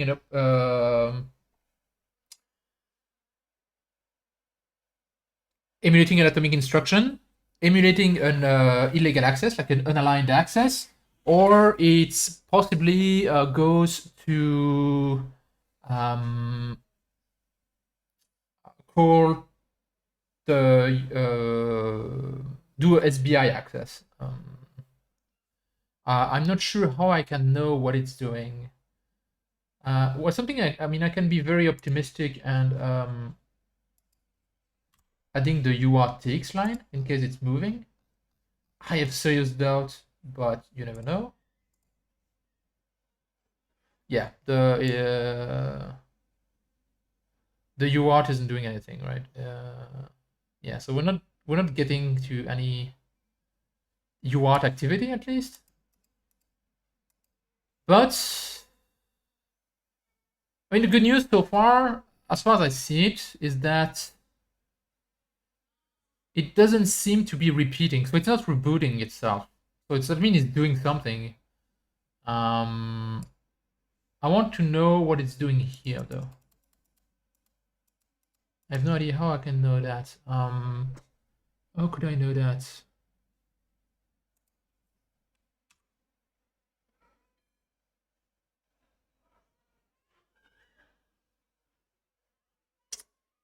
I mean, I can look at the PC to see where it jumps to. That's gonna be very tedious. You know what it's doing from there, right? Oh, but what I can... yeah. I don't know. How can I know what it's doing?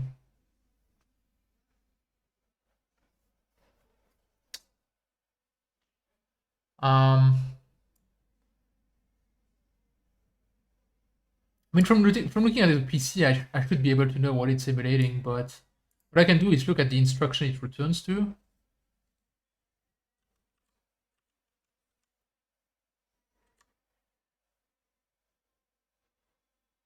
Okay, so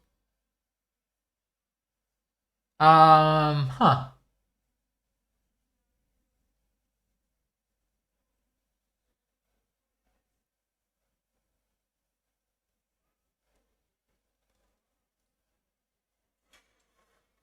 Something very, very interesting here.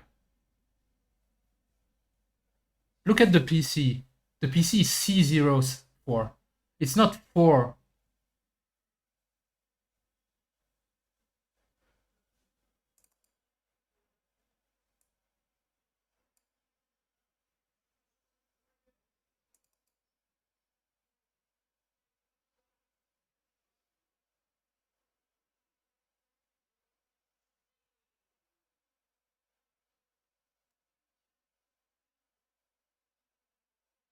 Yes, that's what I wanted to look at, Bob.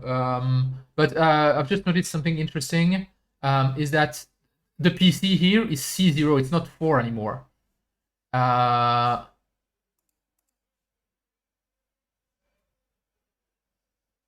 Starting here. But it obviously continued executing. So my guess is that at this point, the MMU was turned on. And what I'm seeing in execute PC is now virtual addresses and no longer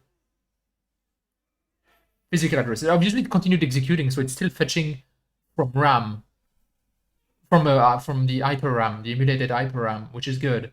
I'm guessing that if I look at the instruction bus, the instruction AXI,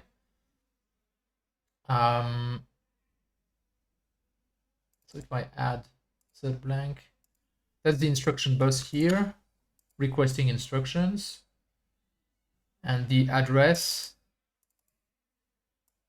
Yeah, the address that it's fetching from are still 400. So yeah, Michael was right. C0 is the virtual address where it maps.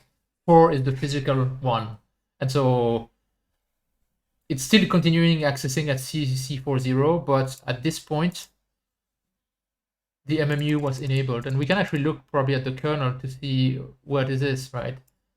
It's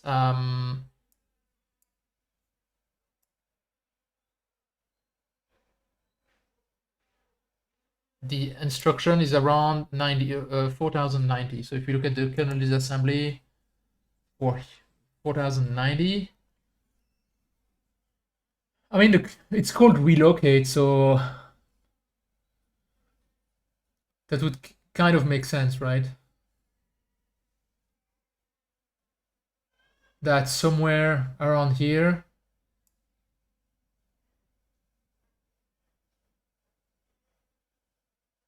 the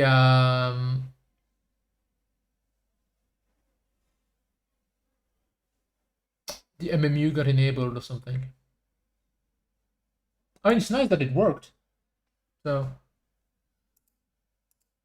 we're definitely moving forward here. The MMU is enabled and seems to be still fetching from the right physical address and stuff like that. So I wanted to see, okay, here, what did we just emulate?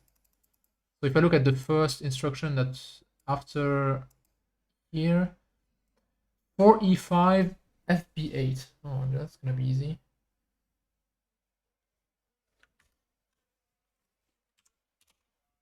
4E5 FB8. Perfect.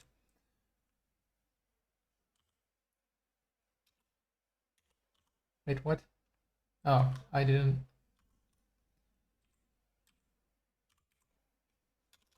For F5 FB8.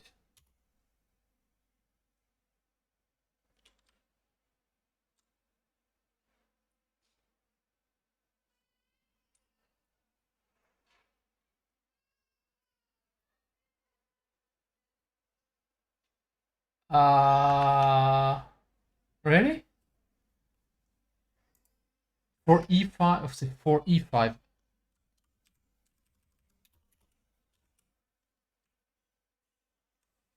Okay, so it's a load. So it was probably an unaligned load because that's a load word. So my guess is that A1 is misaligned and we just fetched from an unaligned address. That's what we're emulating here. Okay. Here we seem to be in a loop. I mean, yeah, it seems to be looping and doing something. I don't know what. So it's either crashed or it's a very long loop. 2274.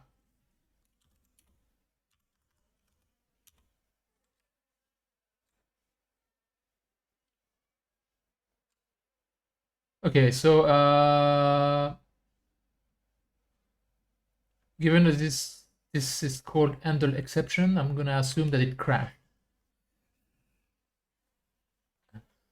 I'm assuming that if we zoom, we'll see that it's literally looping.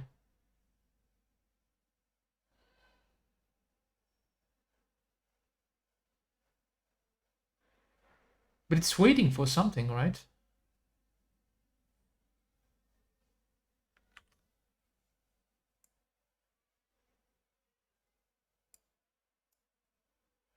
What was it doing before that?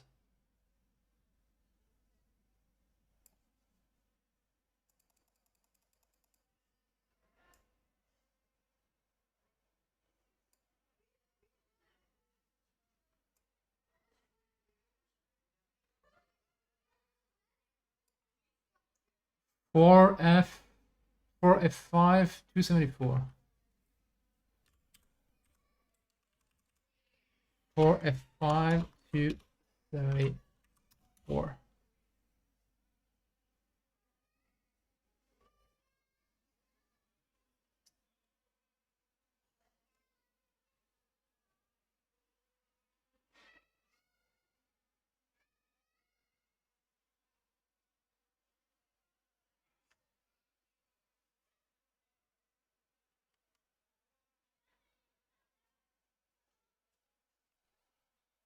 Uh-huh.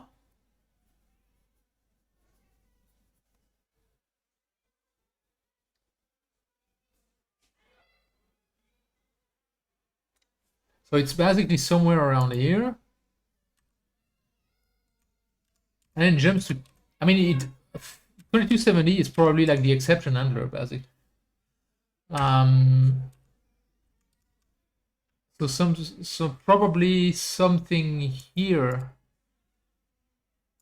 failed.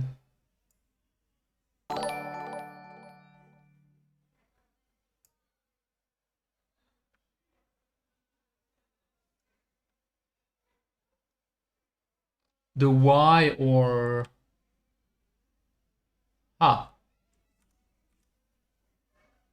paging in it.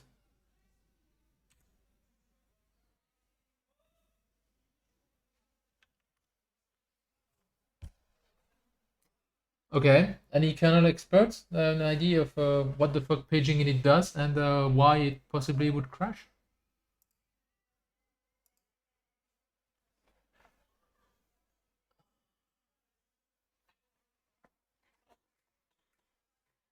So one thing that I would love is be able to actually inspect the memory. Um,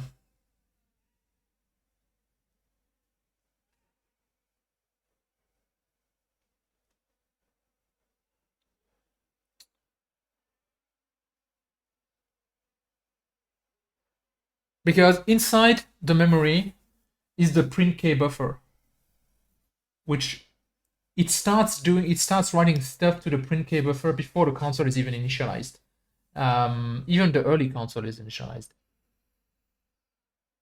And sometimes you can see some debug information in there, at least of where you are or what the fuck is going on.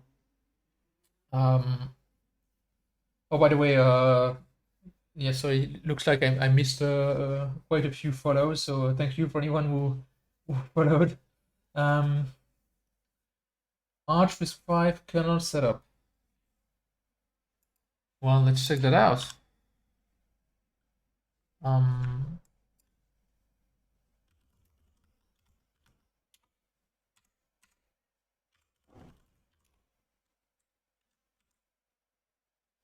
Paging in it. Oh, cool.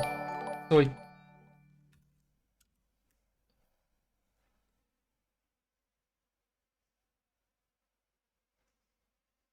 where does it set up the early?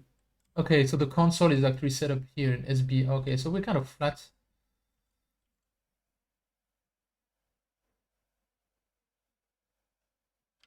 So we're not yet at the DTB. Okay, so that's good to know. That we're not crashing because we don't have a DTB. We're crashing before because I'm expecting we're gonna crash here because we haven't provided a DTB yet, right? But at least we're not yet. Um,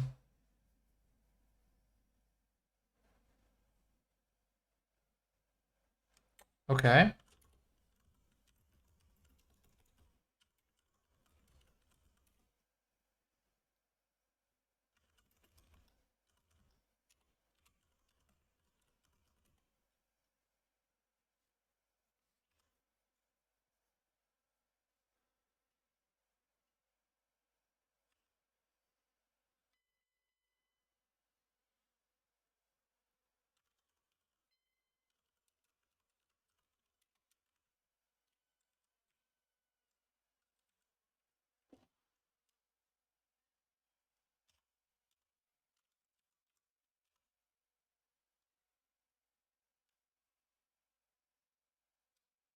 Of course, this would help if I had any idea what I'm looking at, but the first line.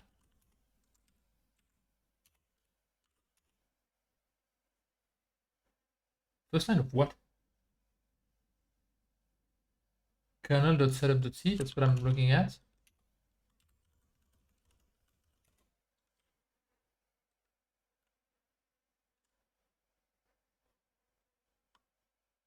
Ah, of paging in it, you mean?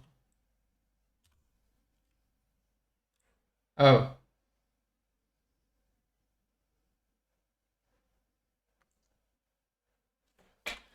good catch. Okay, so this might be due to the missing DTB then. Okay.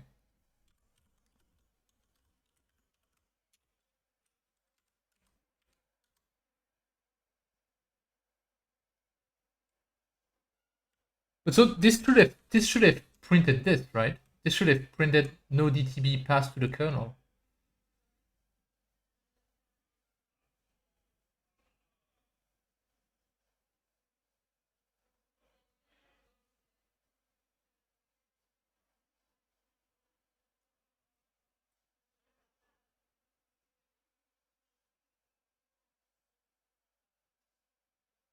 Anyway, we're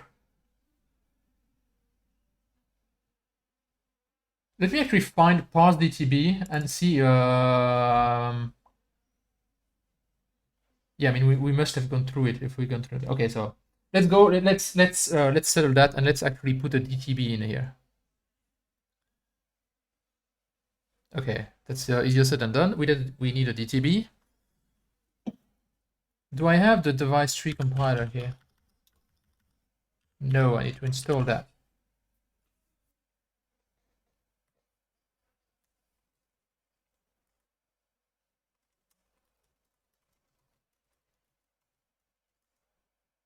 No, not this.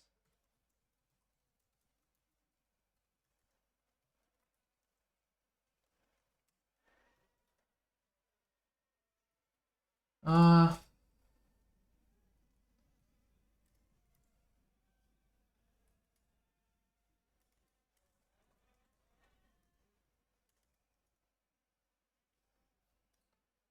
I need this.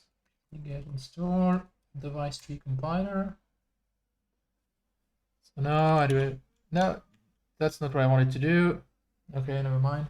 Okay, I have DTC.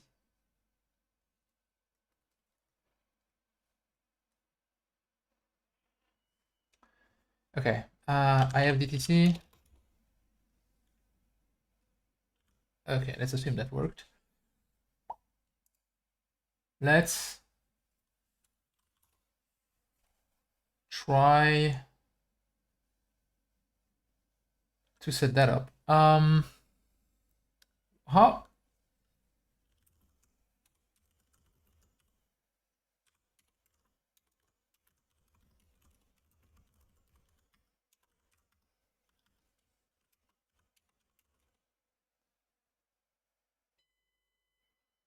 Seriously, the DTB is like 1.5K? That's huge. I was kind of hoping it'd be smaller than that.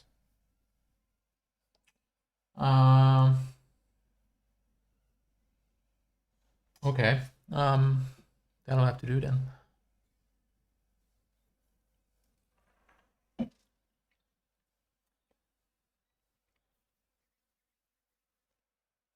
Where? No. So it expects it at offset 16 megabytes. That's where it puts it. Let's edit this and see what's in there.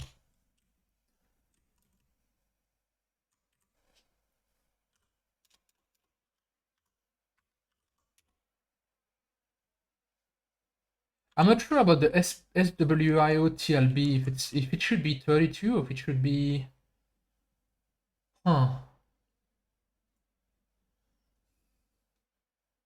Michael, do you have one to compare? Because I didn't take that one from Linux Lytx. I took it from Vex, and so it might not. It might be set up for the Murax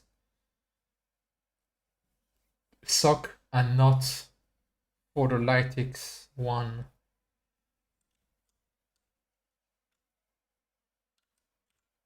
Because I also have the Linux init RE is actually built in the into my Linux image. I don't actually use a separate one.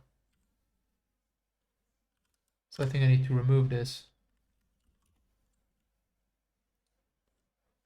And like this thing, I have no idea because like I don't have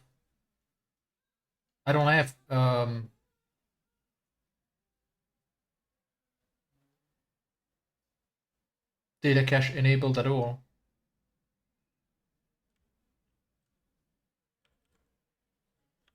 And what's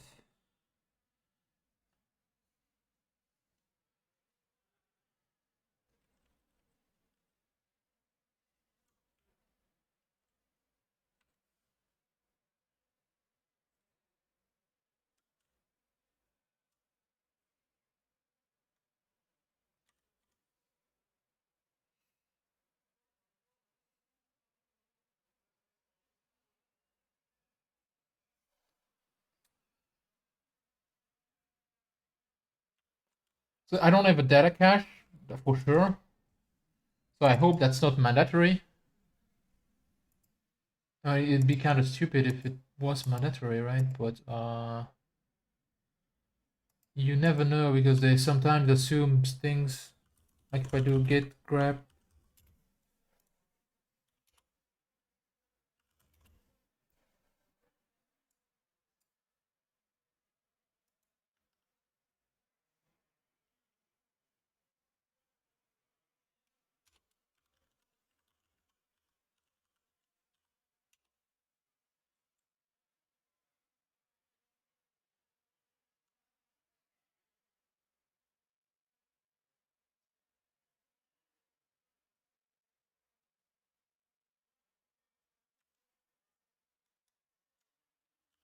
That's no, that's yeah.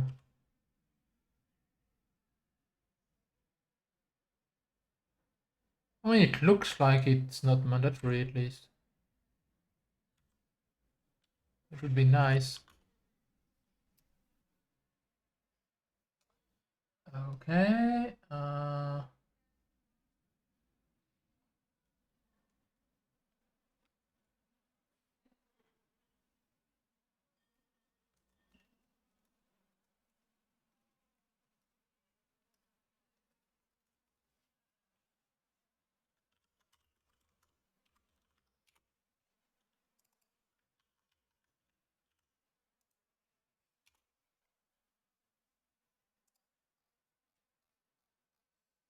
Okay, so that's pretty nice because that's shorter, I think.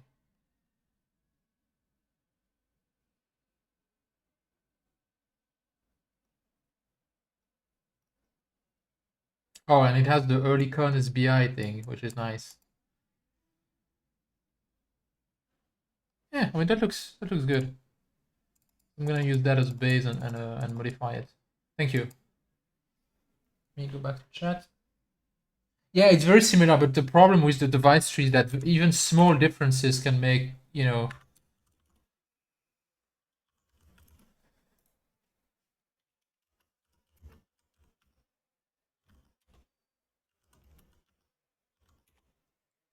Perfect. That's really what I wanted wget.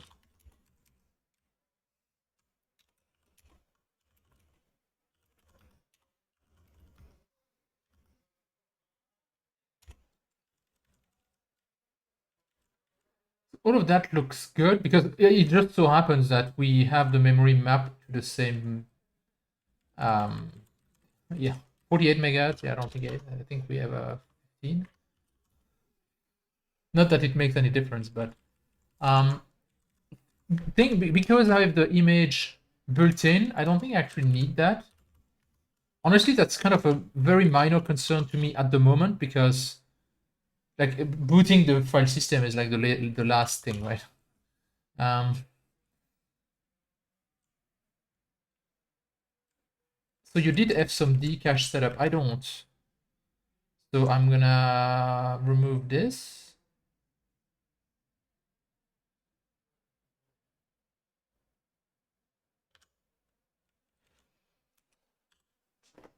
So I don't know what the cache block side, what the cache set, and what the cache. I mean, the cache size is obviously the size of the cache. That would be kind of dumb otherwise. How much is that? 32K. Yeah, we don't have 32K of. We have 2K. Which would be this, I think.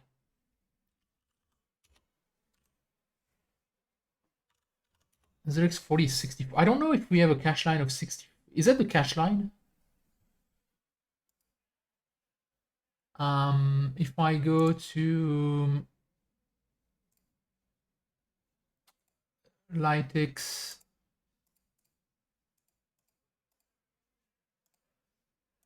I want to see how the RISC-V is Lytix Vex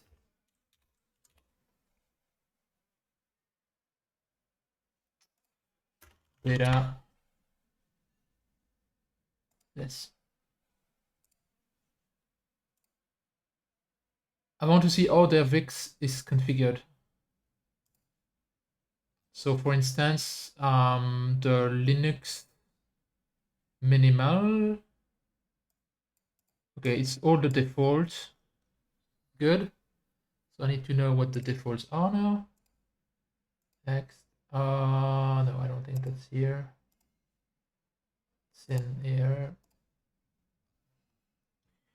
So the default cache is 4K. And what's cache line size?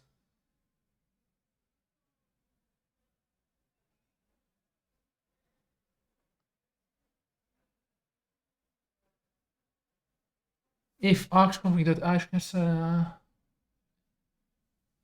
huh? Okay, so it's set to 4K by default.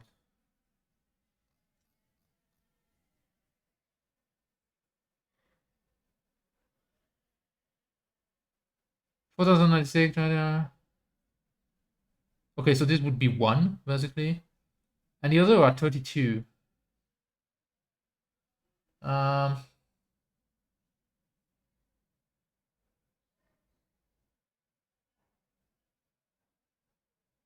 Not the size of the lines. Um,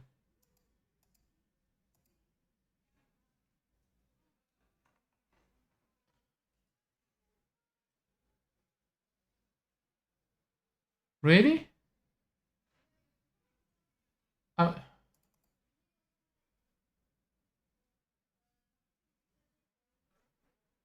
yeah, yes, sets, okay, maybe. But then what's weird is that you have, so this is the previous configuration, right? So for dcache, we can just suppress it.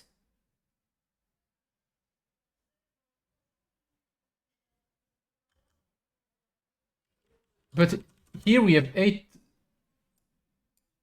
we have by default 32,000.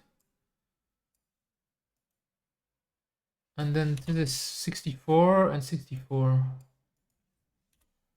But 64 by 64 is not 32,000, right? Ah, but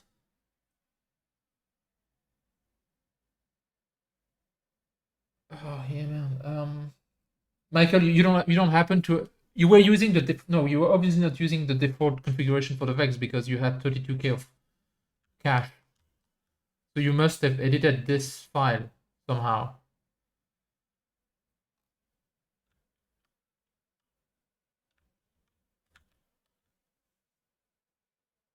So you think sets is the number of,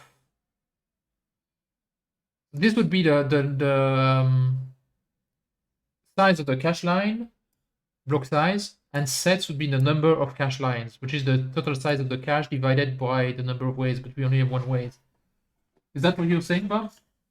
So in my case, since I have 4096, I have 128. So this would be this and this.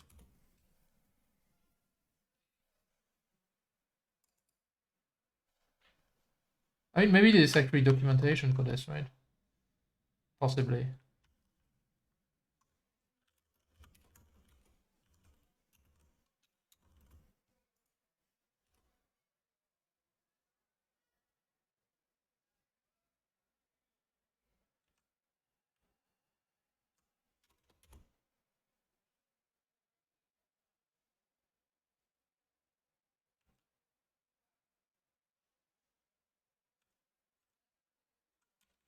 Okay, that was optimistic.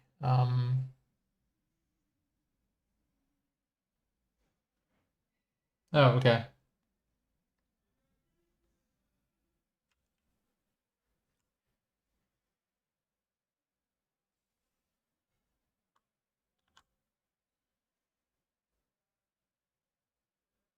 I mean,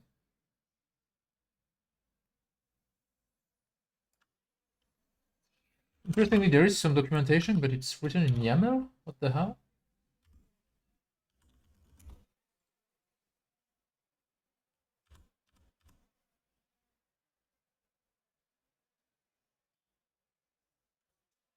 I mean, yeah, I think that's correct.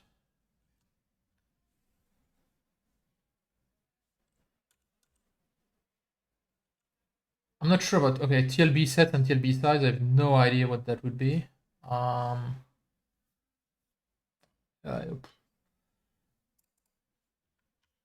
and if I need to change that.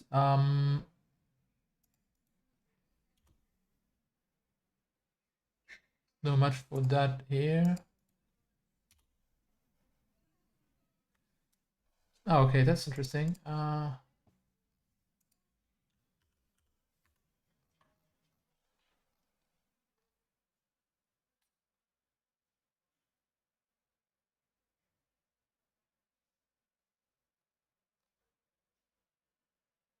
TLB size and TLB weights. Okay.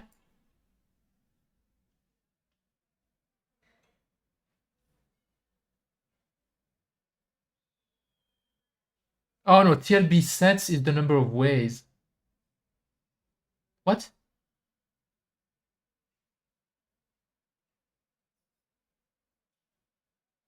I seriously doubt that this thing at 128.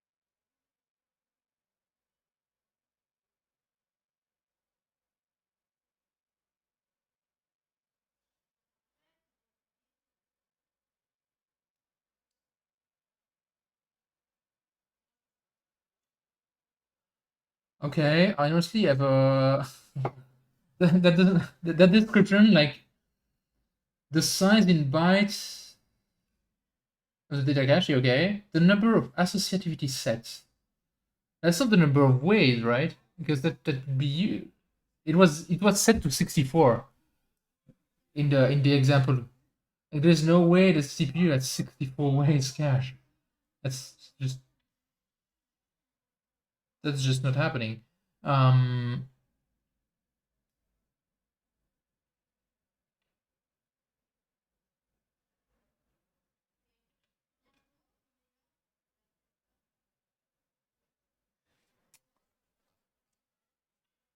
yeah, yeah. Where is the other one?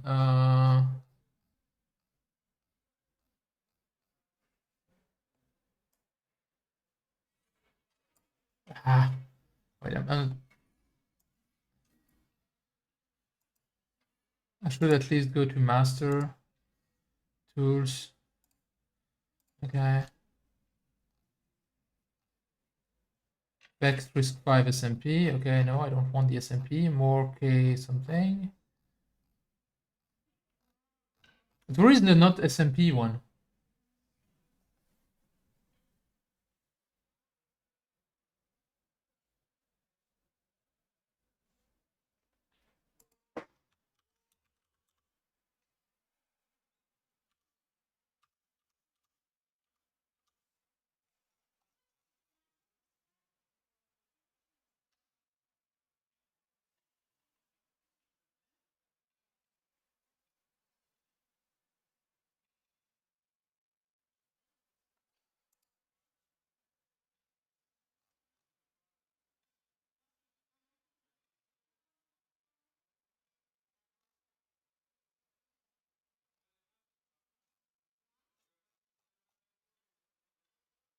Yeah, but I mean,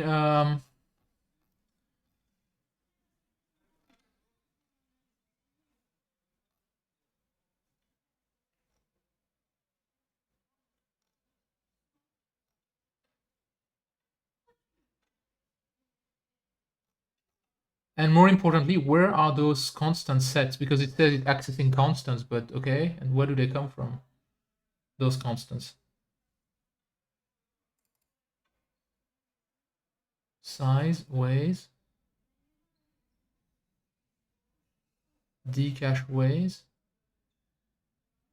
and dcache block size. Like, okay, what?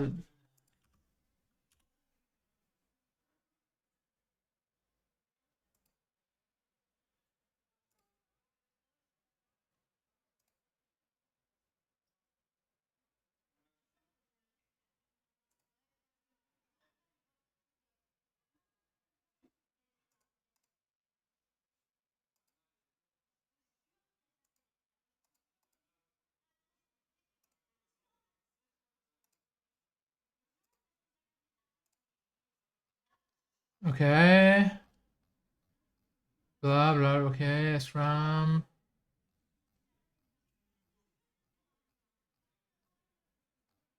Blah blah blah. Okay, and here this doesn't actually set up any constants. I think that doesn't tell me how. Damn it.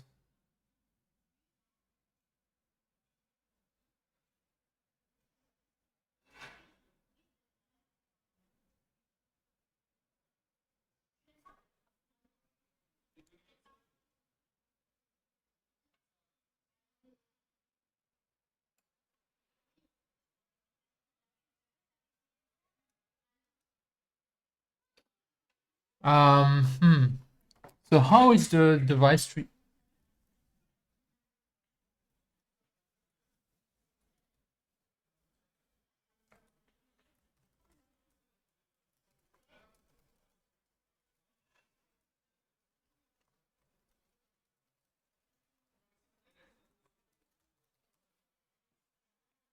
So I'm asking on the Lytix channel in case somebody is wait, what did I find that's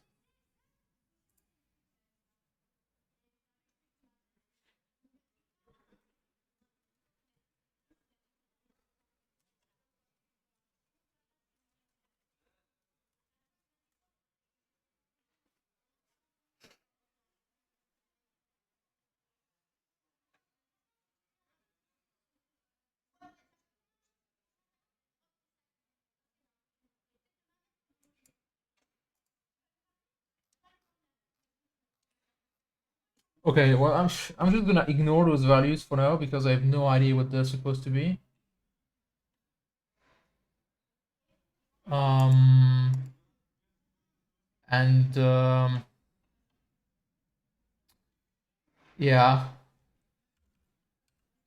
My understanding is that it's the number of ways, so that would be one basically.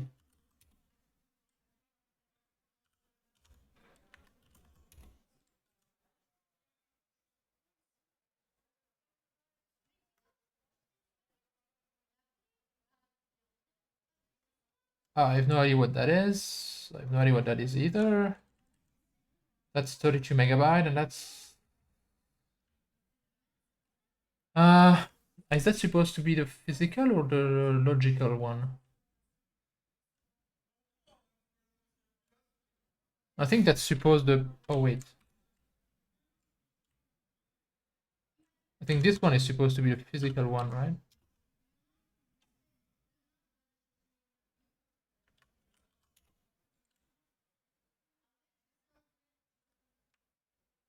Oh no, this is supposed to be physical as well.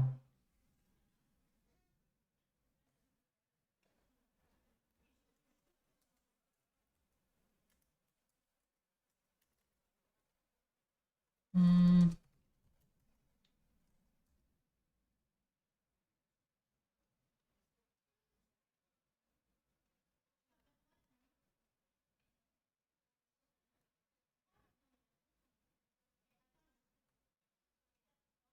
I mean, it would make absolutely no sense for there to be a logical address described here. That just doesn't make sense.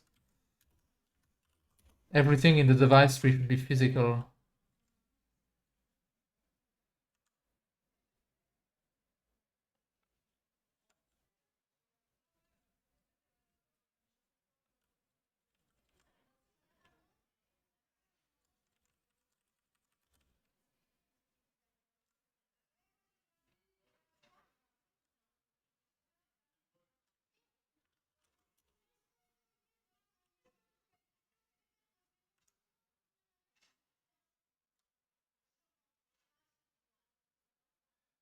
Okay, I think that should work. So how does that work? IDTS, DTB. Input is no dash o lv32.dtb lv32.dts. Okay, I think we have vaguely correct. I mean, well, vaguely correct. Maybe I'm going a little far here, but we have a device tree. So we just need to put it now at offset 32 megabytes. Okay. So the way it is gonna work is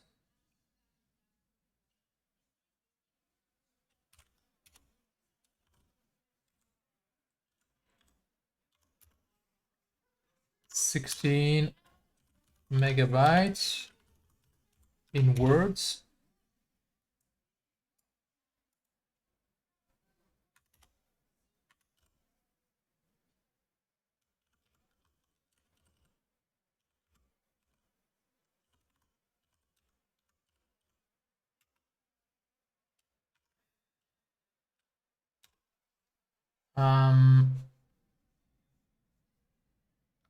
SDGS, no DTB. DTB rv32.dtb to DTB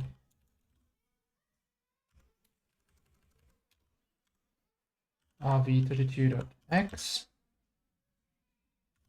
and then cat append it to this. RM build tmp firmware.x make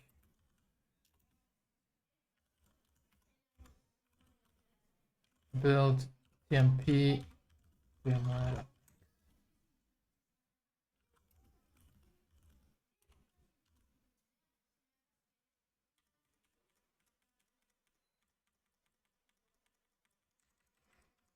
Okay, that would be our DTB loaded at the right offset.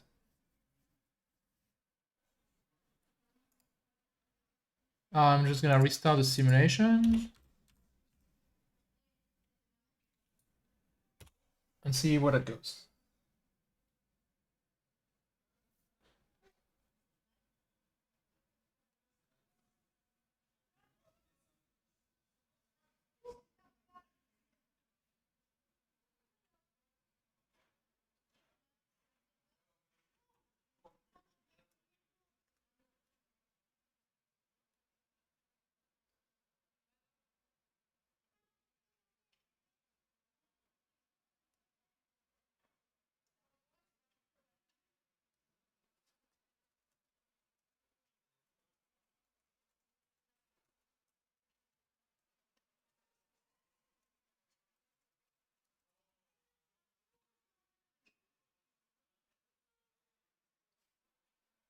So from what I'm understanding from the response in the Linux channel is that they basically stopped supporting non-SMP configuration altogether, which I mean I find weird, but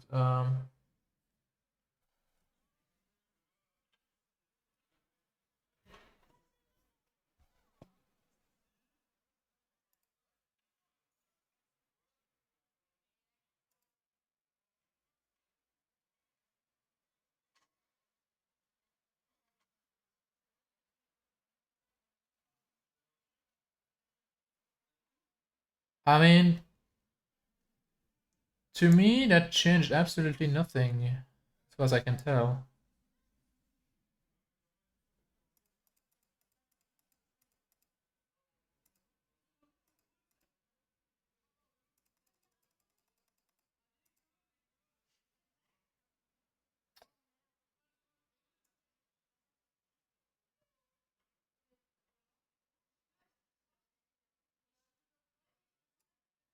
Huh. Um, so two options. Either we screwed up and it didn't load the DTB, but my understanding... So the DTB starts probably here.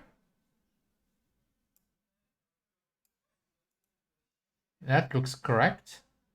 It's offset 16 megabyte inside the HyperRAM, and according to our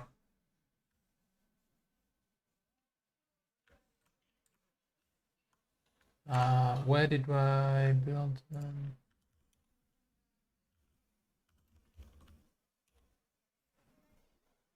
This is the Linux DTB base.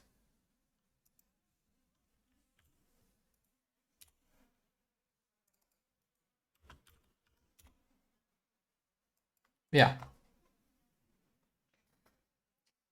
So we can have a look at the function path_dtb and see if it even goes through there. Like, I try to find in the trace where it goes through that function and see if it even tries to load the DTB at all, or if something else goes wrong at some point. So for that, we need to decompile the kernel.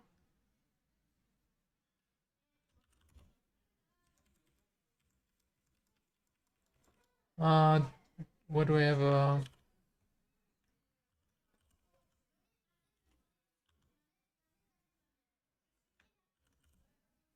Okay, here.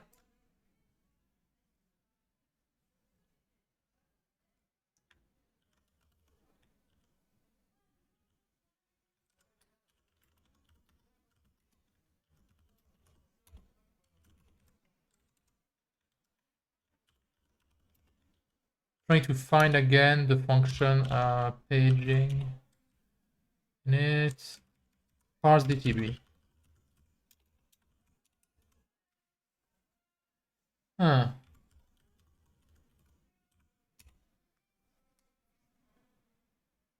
Yeah. Unfortunately, because it's a static function, it probably got inlined, right? But I can probably go to setup arch and try to find that.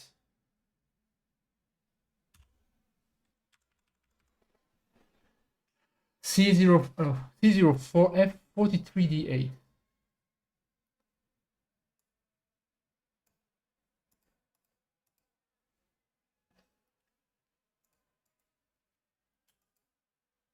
Okay, well, that's gonna be easy to find.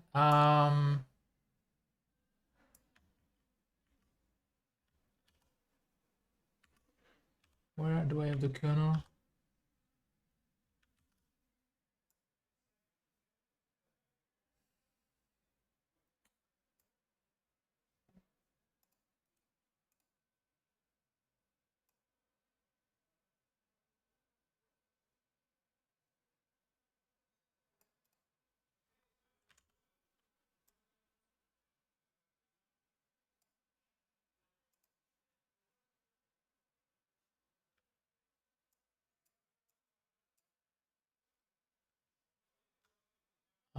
What's that?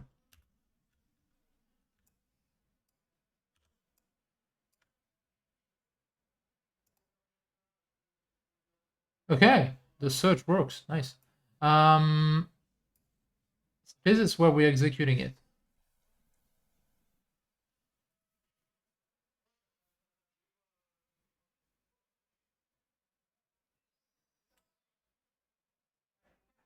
How does that thing work? So it executes a bunch of stuff. Oh, wait, actually what we need is this, is a early DT scan, right?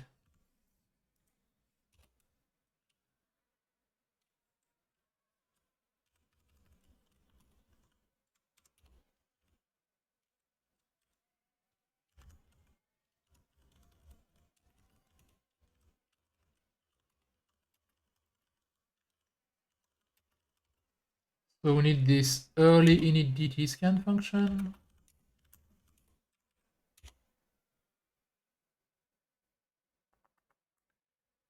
Which is defined in blah, blah, blah.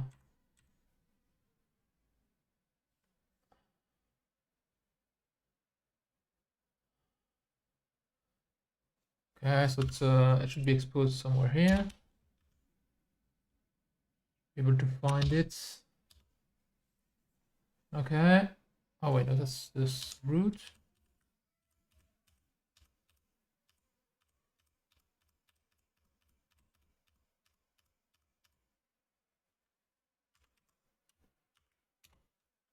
Okay.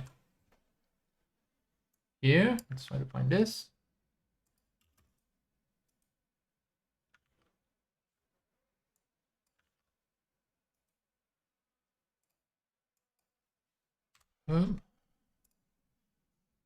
Forward.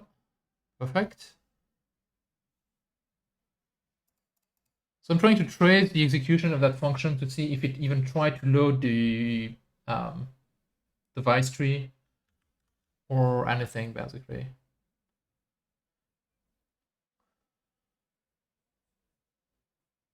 So it goes to early init DT verify.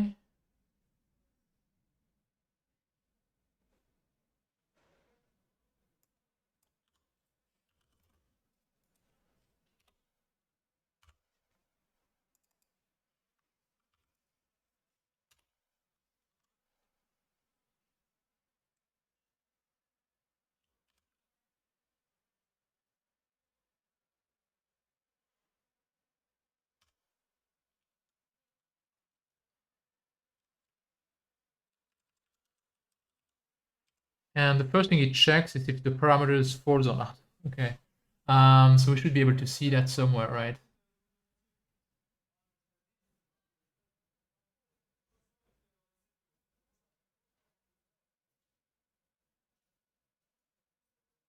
If oh wait. Here. Come on. I want this address.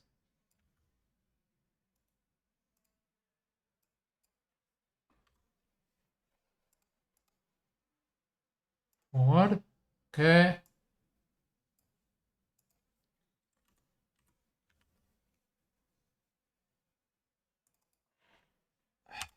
Come on. Where is that function? The init verify.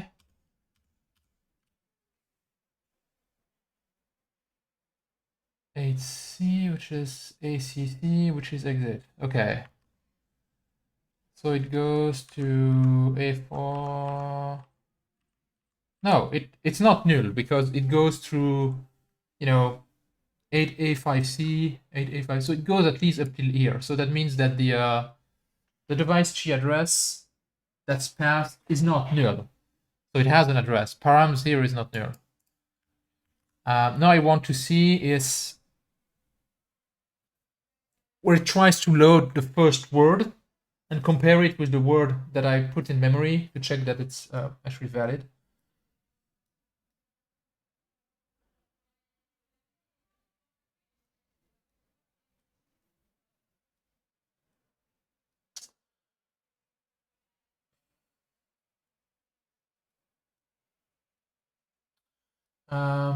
Sorry, I was catching up on the Lytix channel.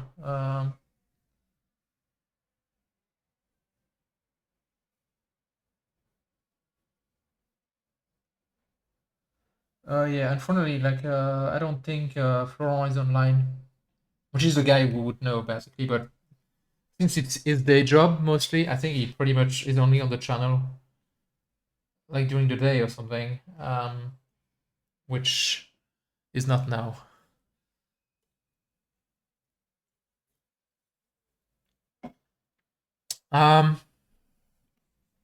So yeah, I want to see where it starts to try and load the device tree. So this calls fdt check headers, which is C8878. So we should go to here. Yeah, okay. So we are in the check header thing.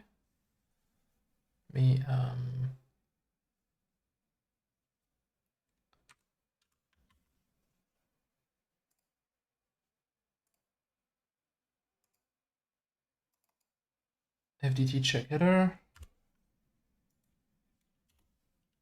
Okay, the nesting of a function to check the device tree is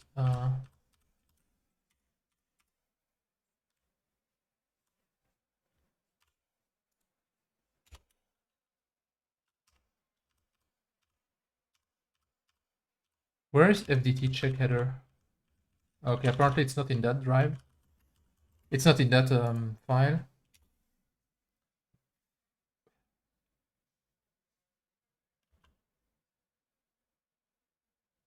Okay, it's in libfdt. Really? In script libfdt.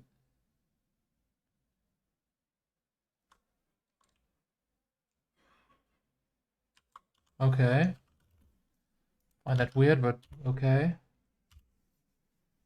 FDT check header. Okay, it should load the FDT magic at some point. Store word. Okay, so my guess is that this is loading the FDT magic.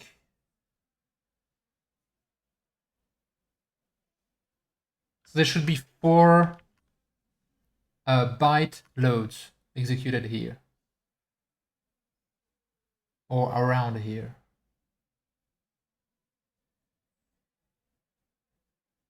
So I'm gonna look at, and they executed around 8884. 8884. So around here we should have 4 loads. And we have, if we look at the data bus here,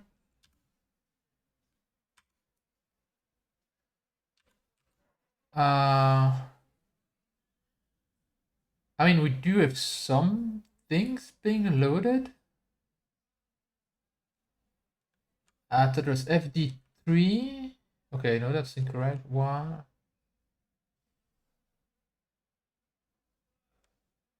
What?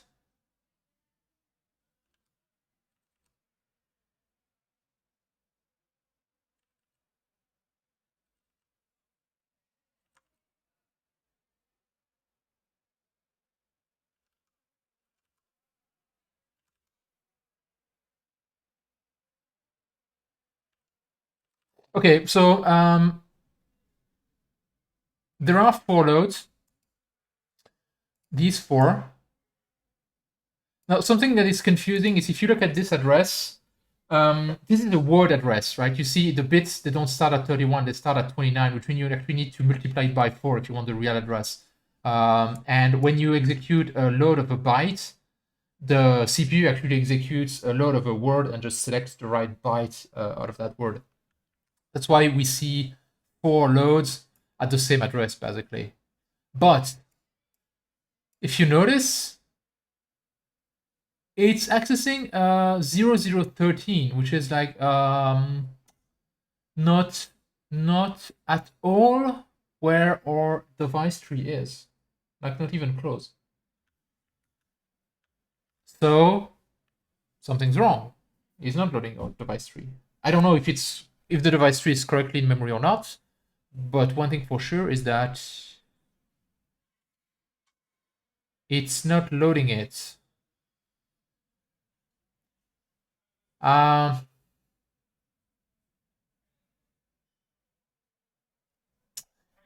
the other access is because all of the other access, like here and here, you see they are in HyperRAM because this is a 1 bit, which if you multiply it by 4 is 4000, which means in HyperRAM, right?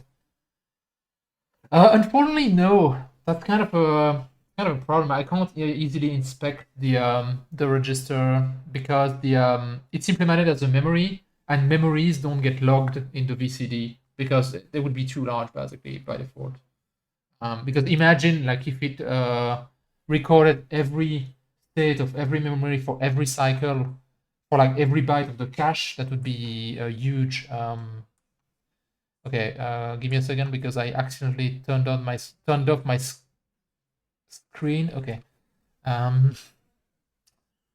So no, unfortunately, I can't inspect the register file easily.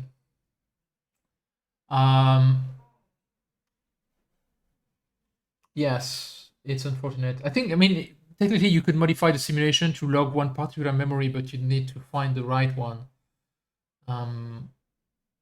You can, however, find the value of the RS1 and RS2 because if you look in the CPU, you can find the RS1 value, for instance, and the RS2 value that correspond to that particular. So in theory, like if I add this and RS1,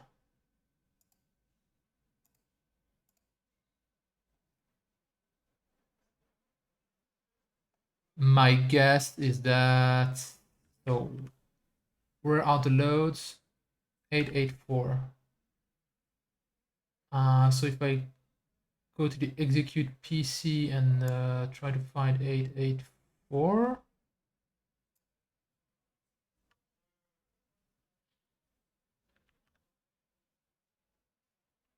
884.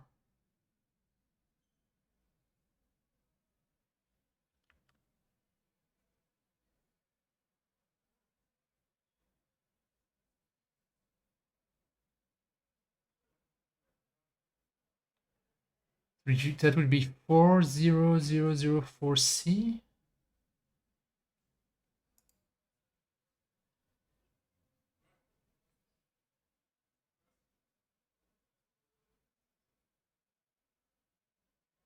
Yeah, I think that might. Of course, the problem is that this is a virtual address, right? At this point, so I have no idea where it got mapped. But the 4C is probably correct because if the physical address where the load gets executed is here, it's 13, and 13 shifted multiplied by 4 would make it 0x4C, right?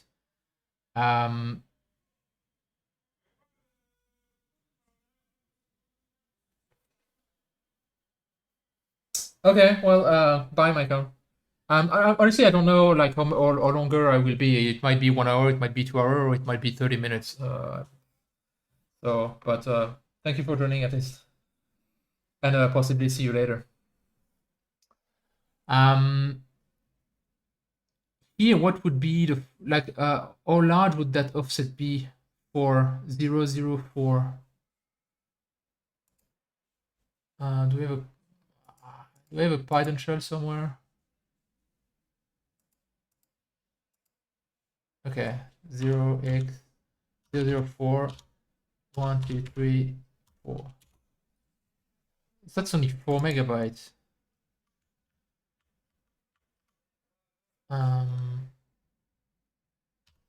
No. Okay.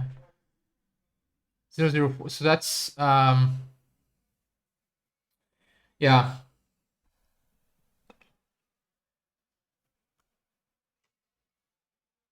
I have no idea if that virtual address is correct or not. Honestly. But two things I'm gonna check is first, where does that pointer come from in the kernel? Like where does it where does it come from?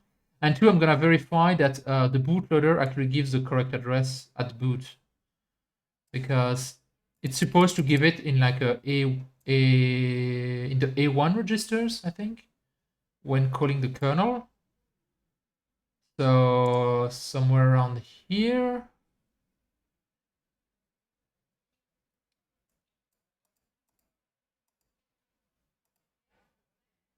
But of course I can't check the value of the registers here. But I can at least decompile the kernel, decompile the BIOS thing. Do I have it somewhere?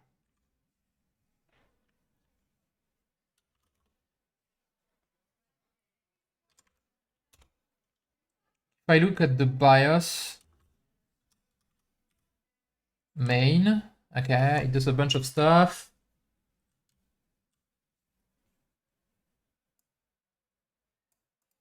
I mean, it seems to at least give the right value in A1. 0x400, that's where the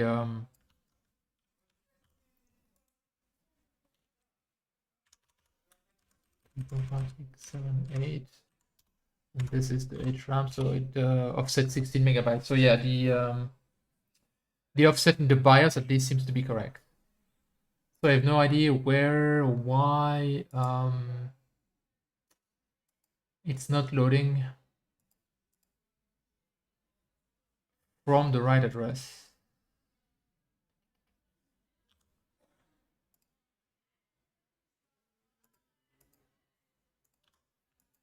Let's inspect the kernel source to find arch file,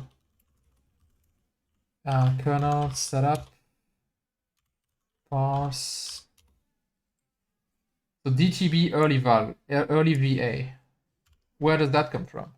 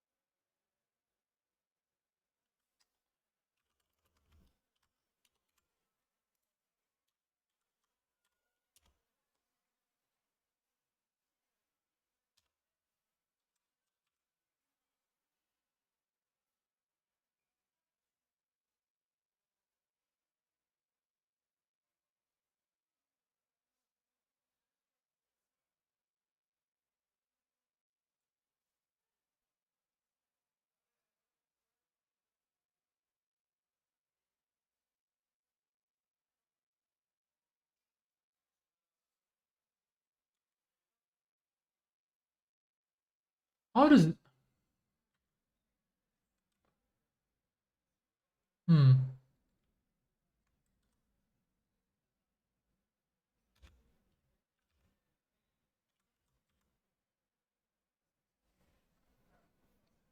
So is that just a constant? If and def config built in.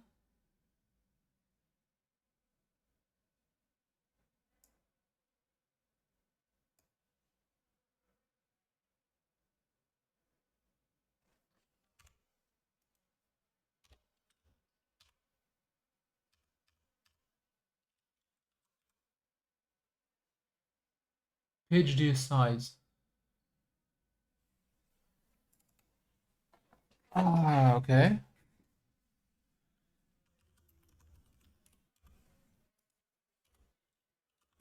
Okay, that tells me nothing. Actually get a second shell in here.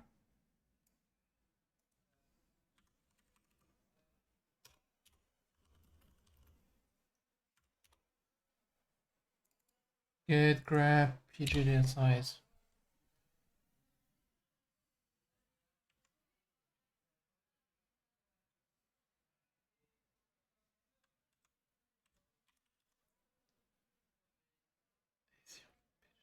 Okay, that's tells me absolutely nothing. Okay, PGD size is gonna be 1 shifted by 22. That's 4 megabytes. Okay.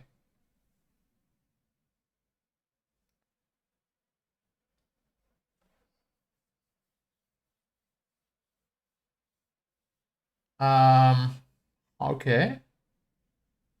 So why?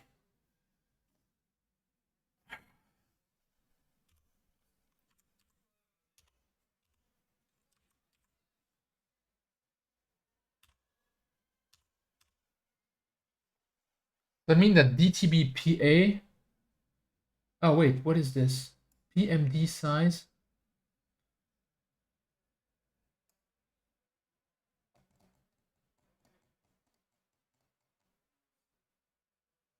Create 2 consecutive PMD mapping for FDT early scan. Okay, so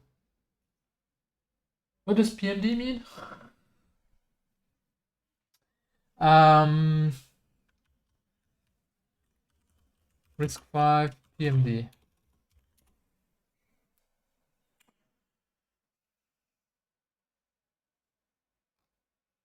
It's gonna be like physical something. Personal mobile device. Probably not.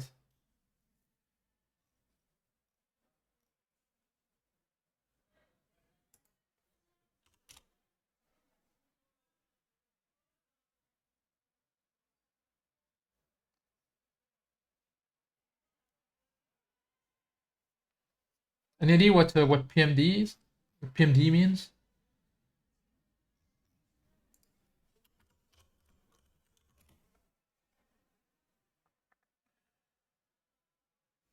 So PMP is physical memory protection, and PMD is physical memory.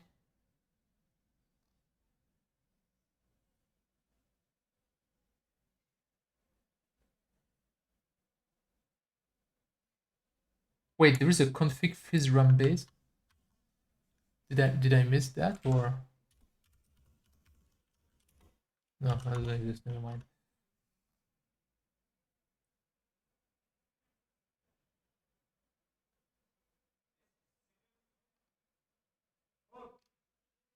Okay, I have no idea what PMD means. But it's like a virtual to mapping, right? The question is, what is PMD size then?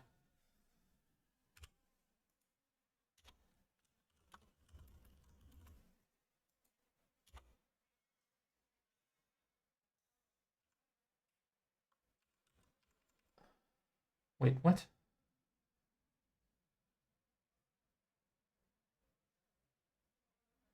Am I looking in the wrong? Because that's only defined for page table 64. Am I looking in the 64 or something?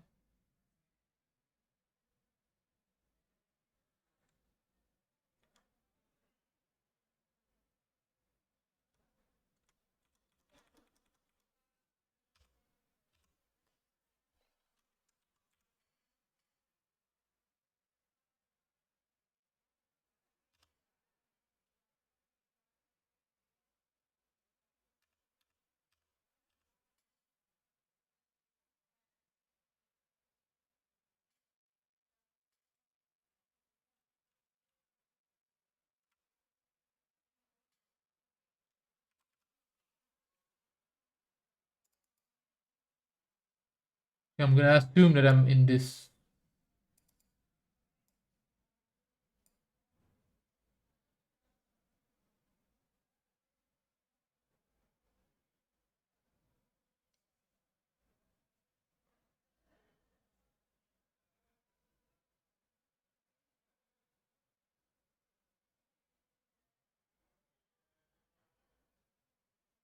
Hmm.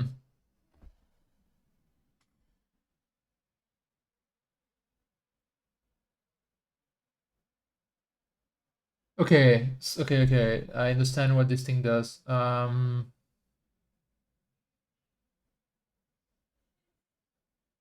Sort of. This takes basically the upper part of the address and create the mapping, and then this offsets it. Thing is, why is there an offset at all? I mean, it should be at address 0. I mean, it should the DTB should be aligned. I mean, let's just track where DTB PA comes from because it might just be invalid.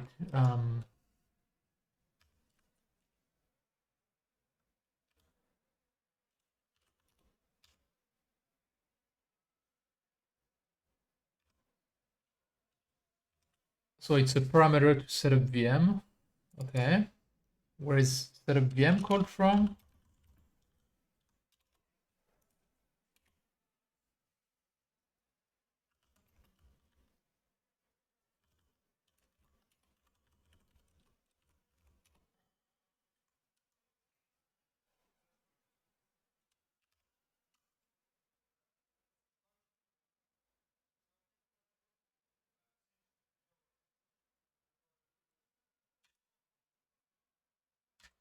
Setup VM is called very early.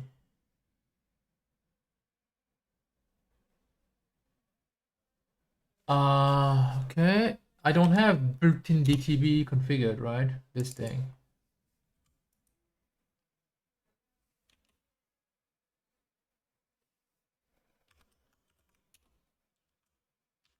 No, I don't.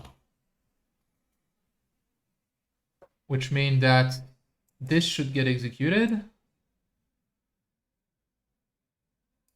Page middle directory.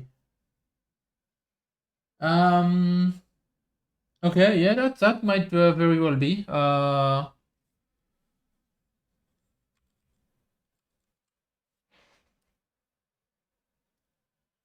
would certainly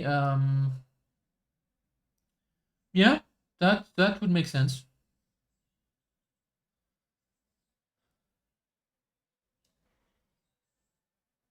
Okay, thanks. So it's like a large mapping, like it's not individual page table, it's just set up a bunch of them all at once, probably 4 megabyte. Ethernet byte, okay. So where does S1 come from?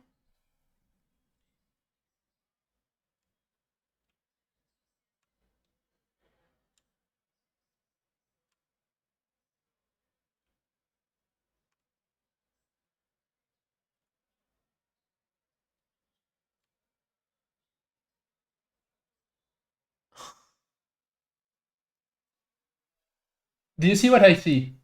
Does anybody see what I see? And why I'm an idiot?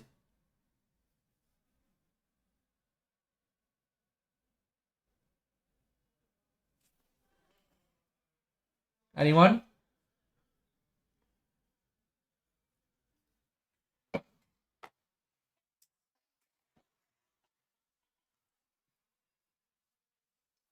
You see, like the bootloader will set up some parameters before calling the kernel, and he puts them into register A0 and A1.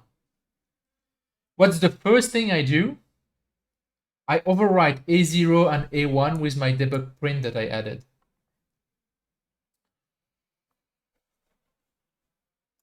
And look at that. I set up A1 to be 76. And what's X of 76? 4C. Look at that.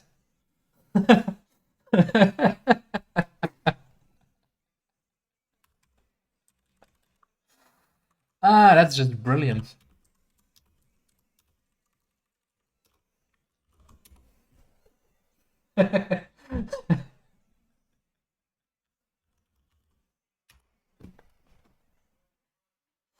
So, let's retry, shall we?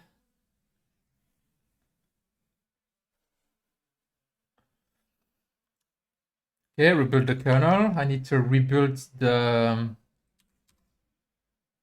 firmware.x. Rebuild. And I need to rerun the simulation here.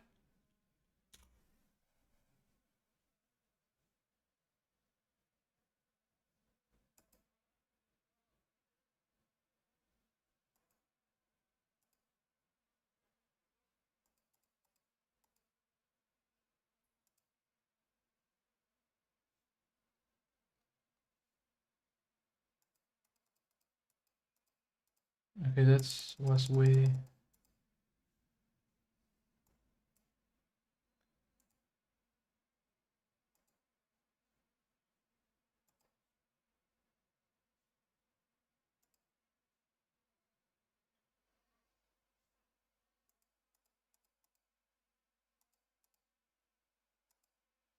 I'm just trying to find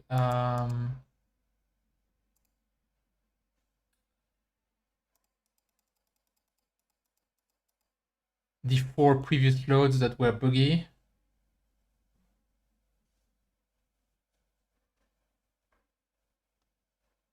Before I reload the waveform.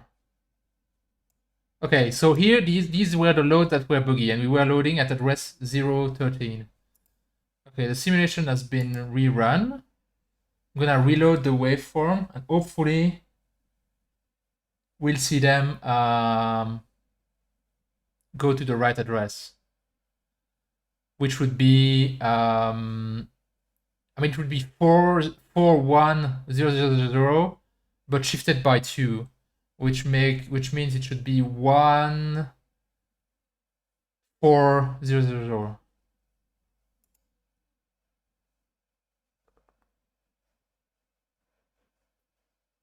And what do you see? 14000. How cool is that? So now it loaded the DTB from the right address.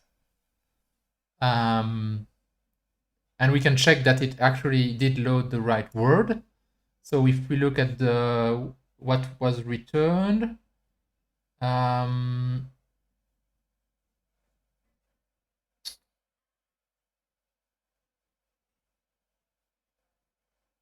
okay, that on the other hand is not good.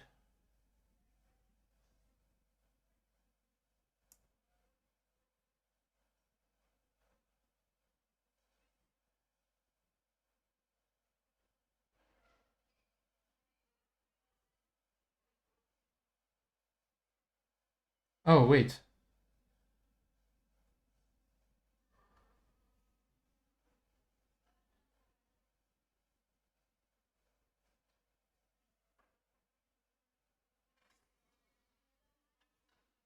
What the hell?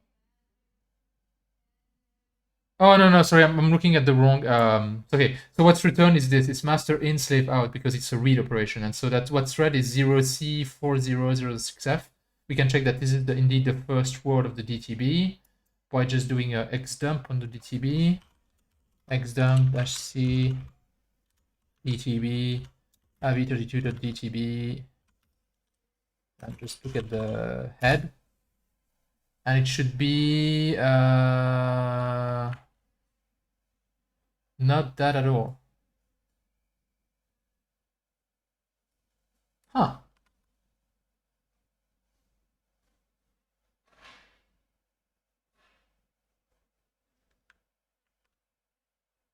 Okay, so it did load at the right address. It didn't load the right thing, but that's progress. Because that's probably what? I have no idea. Okay, I'm gonna check the X file.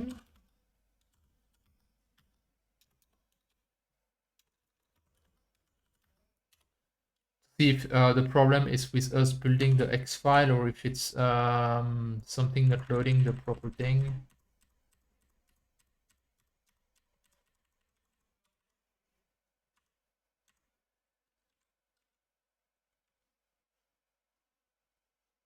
EDFE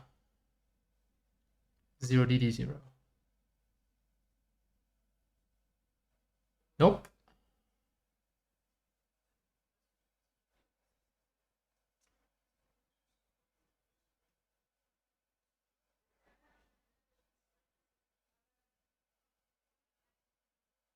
Yes.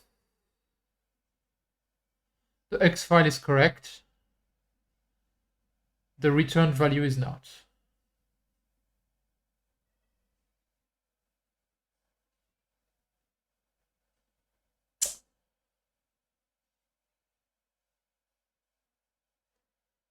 Oh, does it? Oh, you're right. Good catch.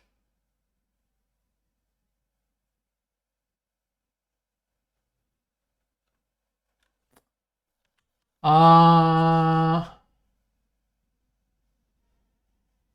Wait a second.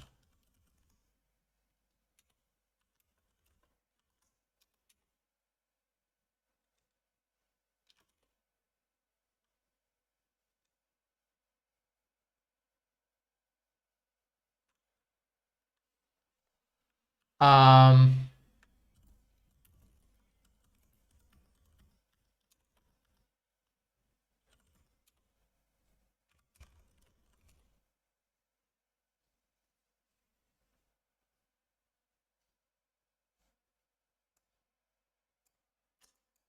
I'm simulating only I'm only simulating 8 megabyte of memory, which is why it's not working. I need to simulate the full 32 megabytes.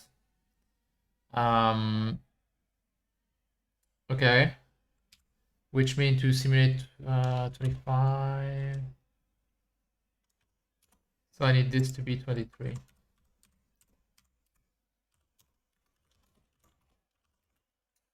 And I need to update this. Nope.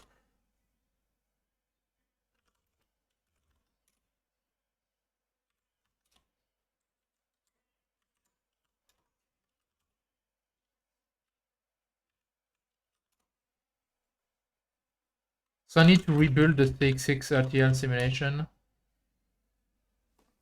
which is gonna take a couple of minutes. But yeah, nice. Good catch, Bob. Yeah, what's happening is that I'm only simulating 8 megabyte of memory, and so obviously just aliasing. I need to simulate the full 32 megabytes for the simulation to continue properly. So, does anybody have any questions or thing they want to know while we wait for the compilation to continue?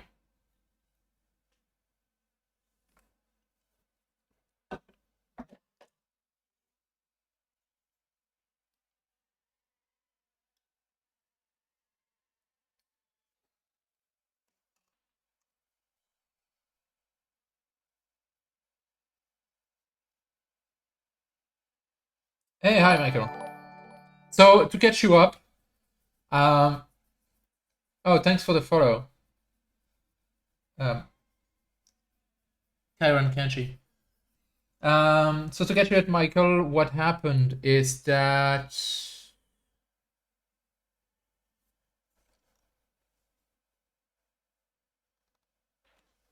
okay. Um,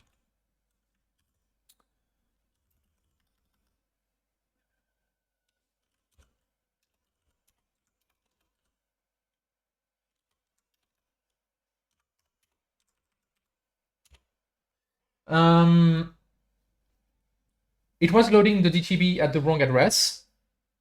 It turned out that, if you remember, at during the last stream, I added a debug print to the kernel, right?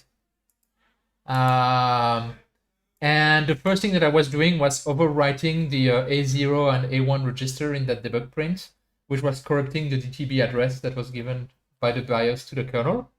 So it was loading it from the wrong address.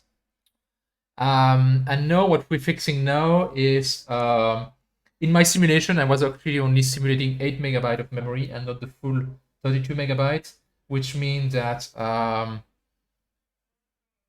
it wasn't loading the DTB at all because no, it was getting it from the right address, but that address was aliased to address 0 because we were only simulating 1/4 of the full memory. So I'm rebuilding the simulation now with the full 32 megabytes of memory emulation. I'm gonna re-execute the simulation.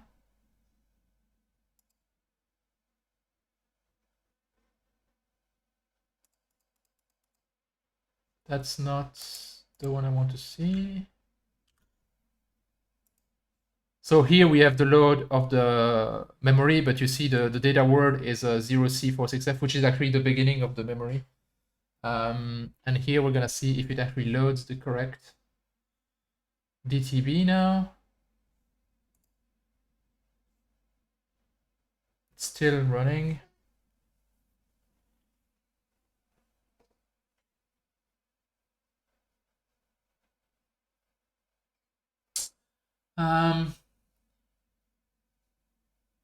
Oh, well, thank you, Kyron. Happy to provide it. And if you have questions or suggestions, feel free to post them in chat. Or join the 1bit Square Discord and discuss there. Okay, simulation run, reloading the trace. And hopefully this will change and this will be a D something.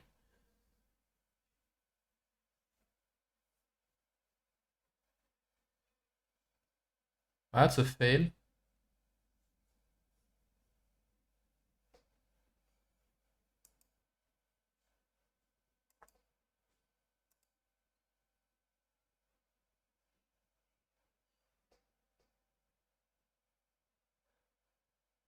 Huh. That didn't change anything, did it?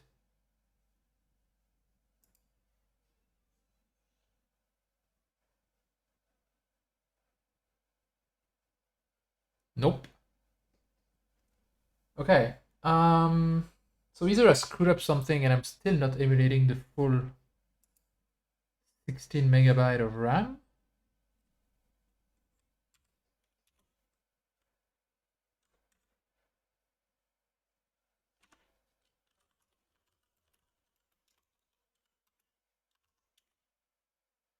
Okay, git grep 21 was maybe a little optimistic.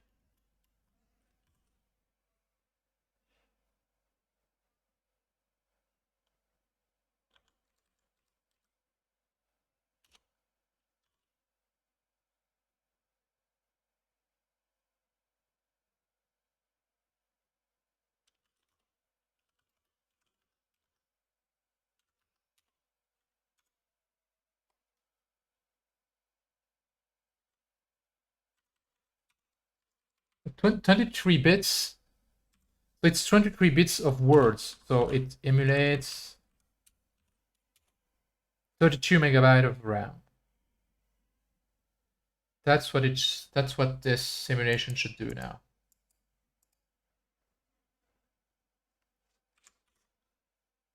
And it should load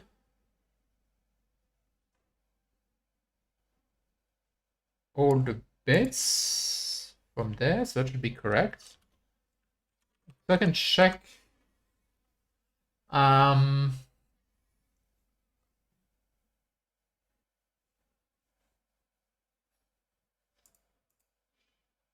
memory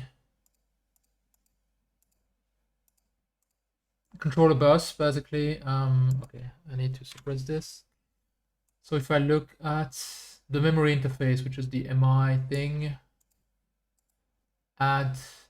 So what I'm going to look at is the interface between the cache and the memory controller to see if the fail is no, maybe the cache doesn't work properly and is somehow aliasing because we didn't, I mean, we tested it, but you know, maybe I screwed up something. Or if the memory is not properly initialized and I'm still messing something up somewhere.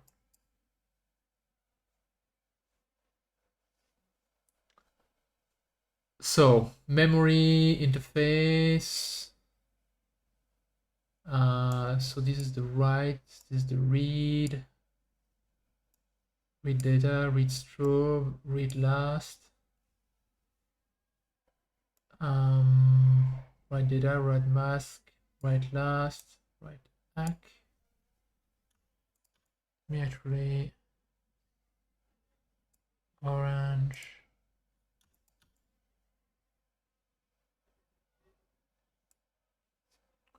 Okay.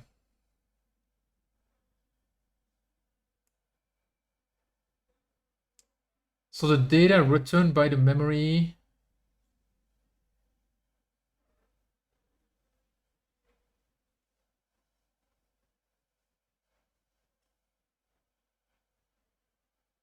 is 0C4, which is the beginning of the RAM, and it's requesting it at address 4.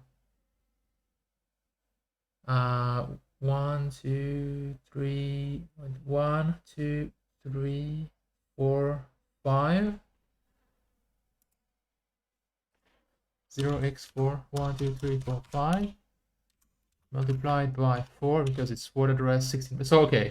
So the memory is failing. The memory simulator, I mean. Should the address be... No, because the so the address, which address? Like the address here. The address here is the address to the memory controller, and the memory controller doesn't know the memory mapping. So this is literally the address inside the HyperRAM. And so the fact that the HyperRAM is mapped in the address space at 0x400, it doesn't know that. And so this is 400 because that's the word address. So it's not a byte address, it's the word address. So you need to multiply it by 4 to know the word address, to know the byte address. And that's what I just checked, is that this corresponds to an offset of 16 megabyte is inside the data RAM, basically.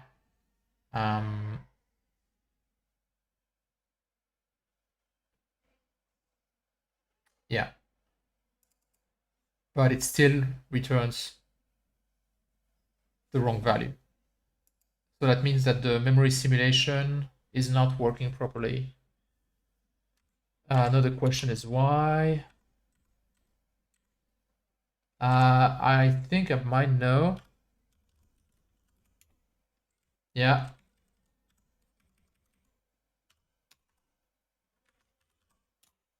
Truncated the address. There you go. Oh, no worries. If you have any question, I'm here to explain. I mean, I have sometimes a hard time keeping track of, what memory is represented how on which bus, and I'm the one controlling and switching screen and looking at which and one trace and then the other. So I know that following when somebody else is doing it is sometimes a little hard to follow. Hey, hi, Isaac. How are you? Okay, so now we need to wait for the CX6 simulation to finish. I'm gonna go grab something else to drink while it's building. Be there in a sec.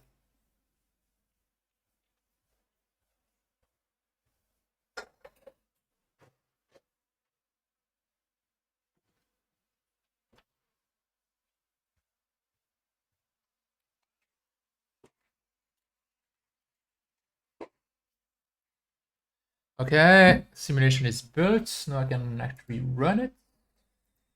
Yeah.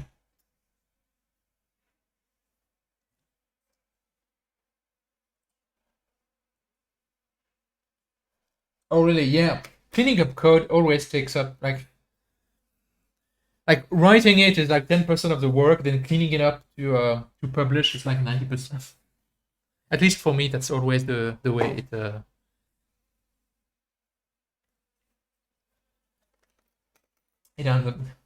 ends up going. Yeah.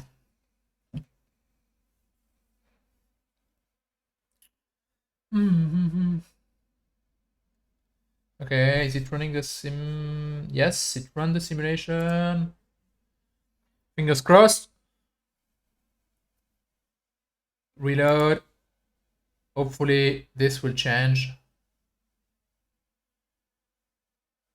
Yes, we now have a valid device tree.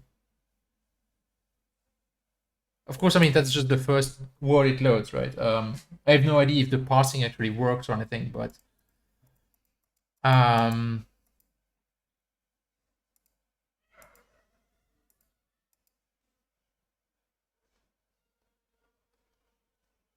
no, the nice thing,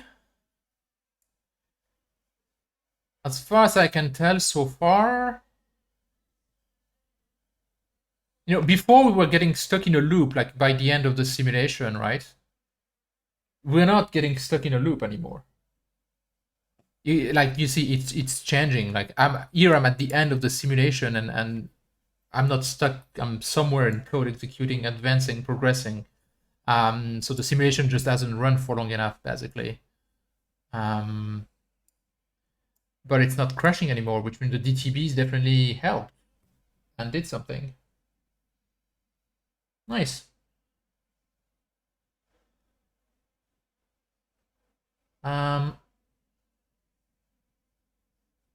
Let's try to see where we are.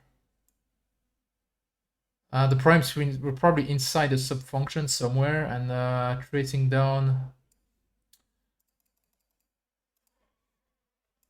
Like if we trace down that address, 404 C8DA.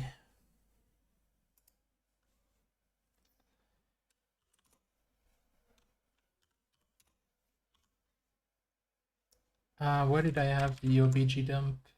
Here.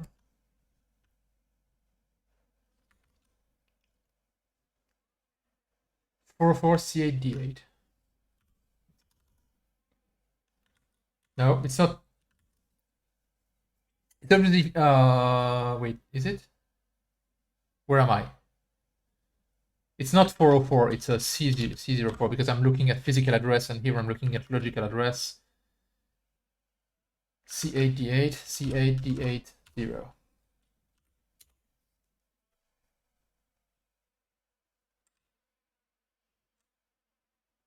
Oh, so we're actually inside the parsing of the device tree.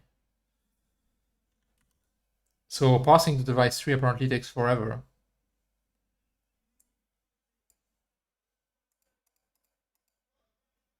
But I mean, at least it's good that it didn't crash.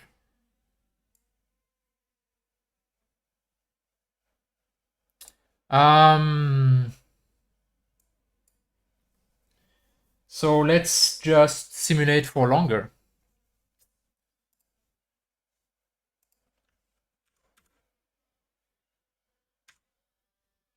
What I want to see is how large is the current trace. So, okay, so it takes 40 seconds to simulate at the moment. If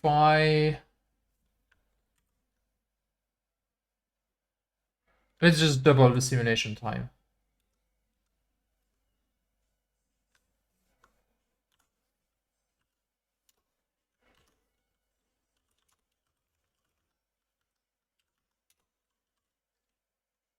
So currently here I'm just simulating like how many cycles? 1, 2, 3, 1, 2, 3. Basically 1 million clock cycles. I'm gonna simulate 2 million of them.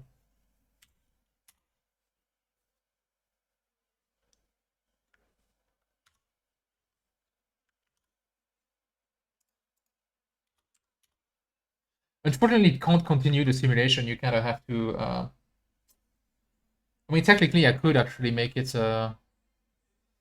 like instead of stopping the process every time, I could just pause it or something. Yeah, but yeah, gotta wait like 80 seconds now.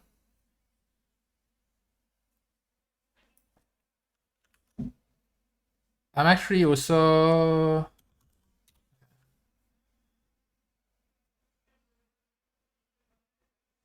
At the same time, I'm trying to build a hardware version. And we can just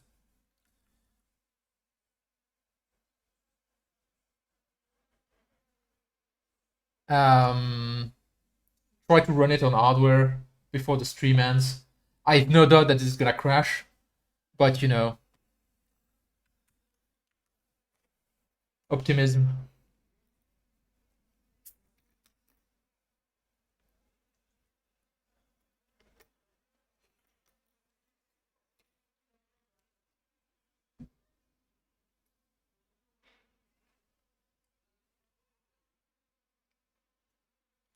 Although I actually have no doubt that this isn't gonna work in hardware because we currently have no way.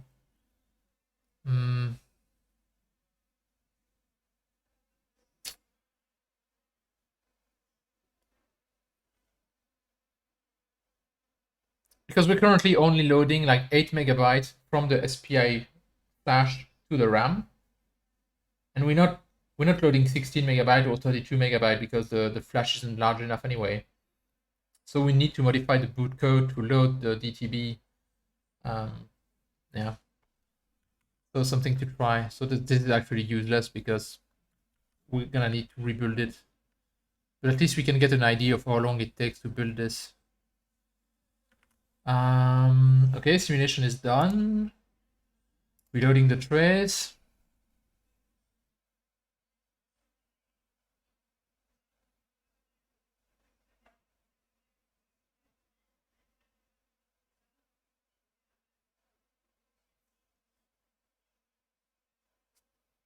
I need to stop doing that and hiding my face, but although realistically my face is kind of a waste of the screen real estate here.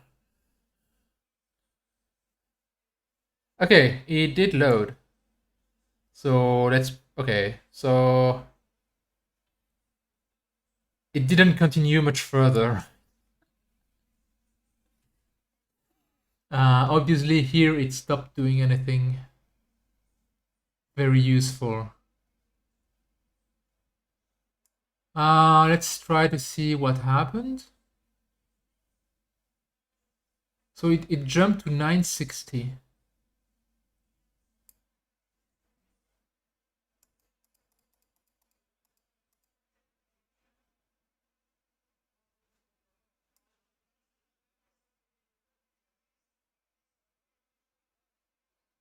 Well, technically it jumped to 480. So it jumped to the BIOS, which is not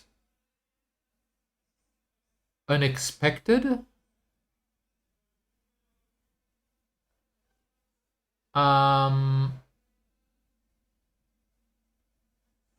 What's unexpected is that it hang in the BIOS.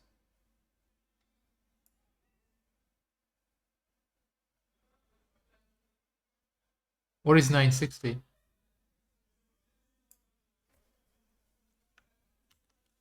Okay, so let's decompile the BIOS.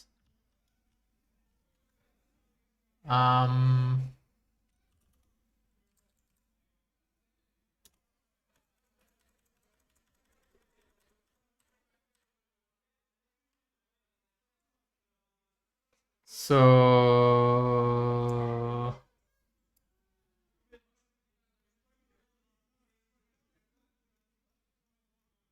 I mean, 960 is definitely something.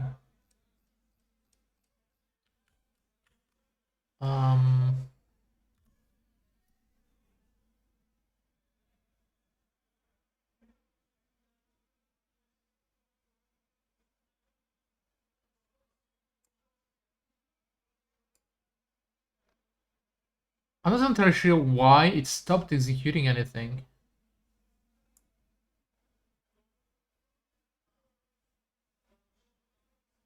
Oh wait, where is I'm not looking at execute PC. Okay, execute PC is okay. I was looking at this address instead of execute PC. So it's looping.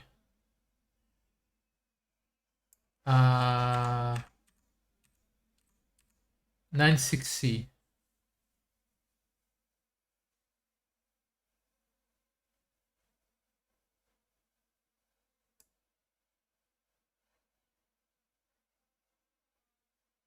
So it's here. So it's crashed in the BIOS. Like the BIOS apparently has something that purposefully crashes it. I mean, not crashes it, but I don't know.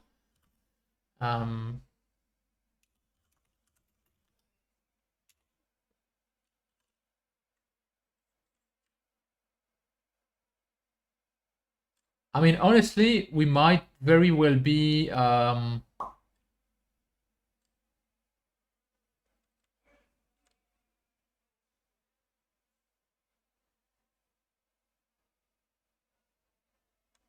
here basically.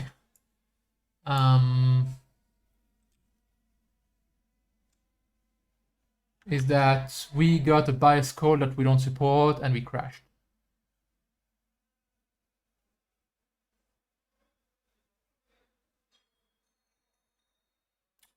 Now we need to know what the fuck caused us to go there. So let's go to the last instruction of the kernel it executed,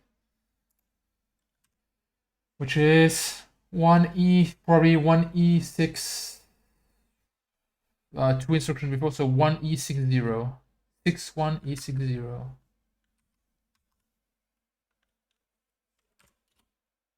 61E60.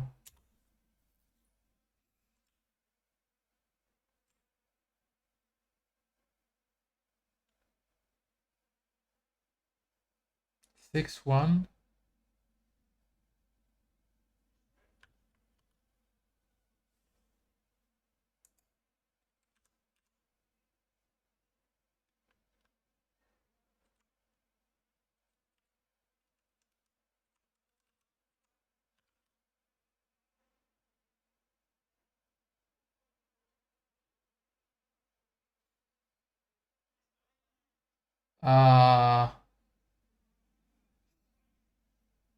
What now?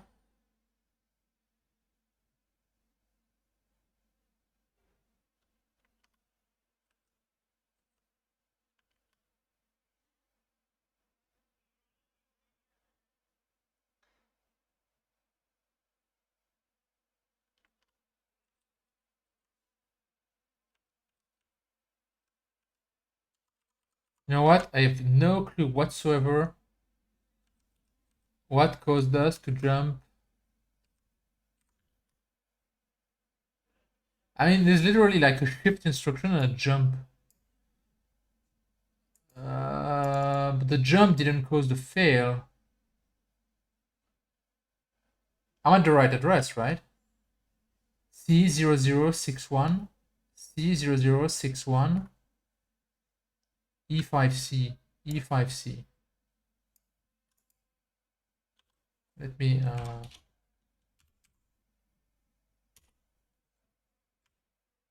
yeah.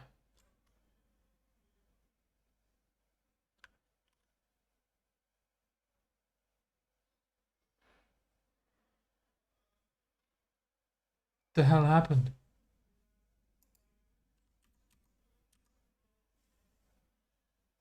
And the 6.4 and the 6.8 are probably not executed. They're probably just the CPU pipeline, because the 6.0 is a jump, right? And it never fetches that address. Oh, okay, maybe that address was in cache. That's why we don't see the fetch. No, we would still see the execute PC.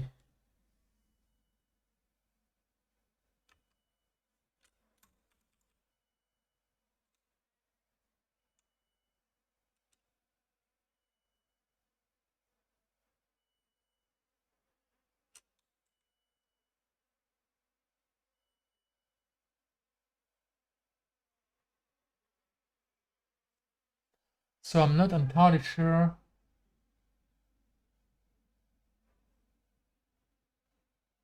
what's going on.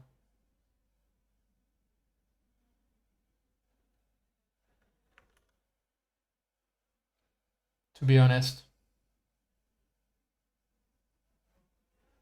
I mean, we can try.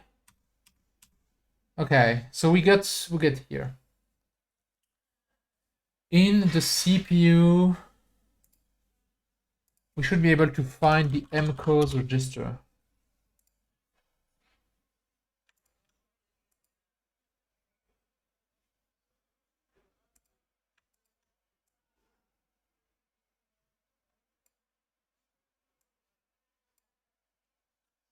Mcos is 2.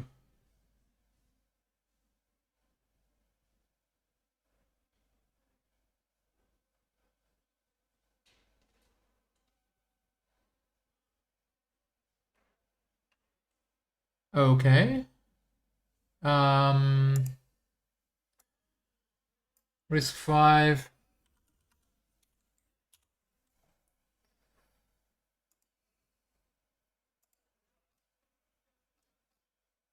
Yeah.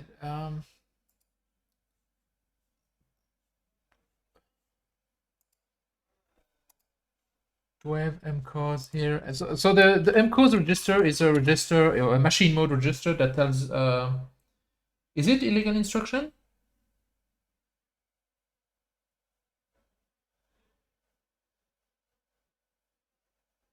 Okay.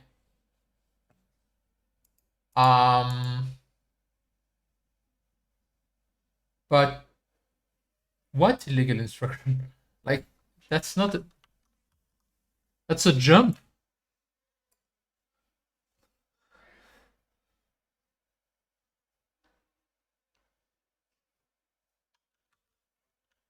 Let me check MEPC. And by the way, hi Luke. Or missing CSR. Oh, is there CSR access near here? Not really. There's no CSR access right next to this. Let me check. Do I have? I should have MEPC to tell me exactly where I should be looking.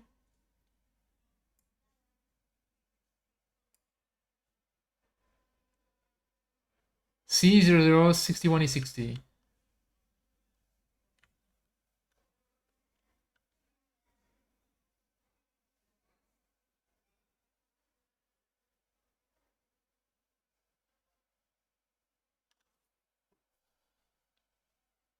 Uh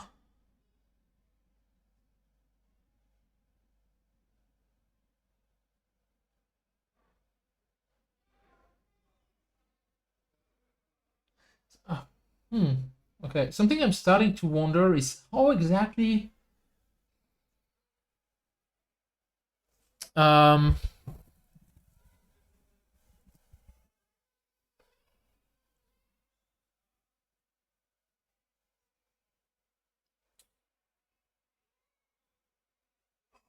like how does the virtual how does the BIOS and the machine mode emulation thing interact with the MMU being set up, right?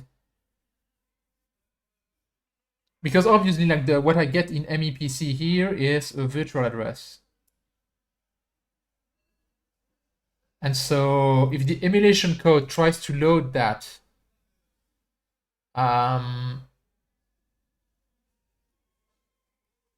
does that actually result in does it get translated?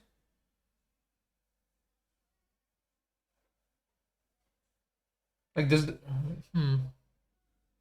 yeah, I honestly don't know the privileged ether spec and how the MMU interacts and all that stuff. I mean, the first thing is I don't understand what the hell is mcause, why that is an illegal instruction, because it's just not. Okay, let me actually look at what was fetched from memory, because maybe it's a memory issue. Yeah, that's what I'm gonna try now. Is yeah, okay, good. Have a good night. I probably will stop soon as well because I don't want to go too late today, and it's already it will soon be midnight here. I'd just like to understand what's going on here, basically. So if I look at instruction, okay. This is what fetched 41E60. Payload address. And the valid is here.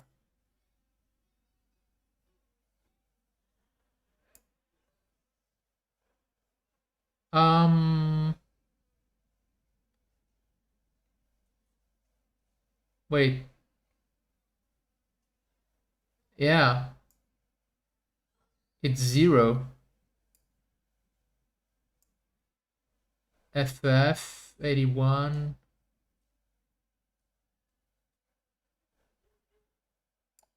Here it returns 0. So yeah, you're right.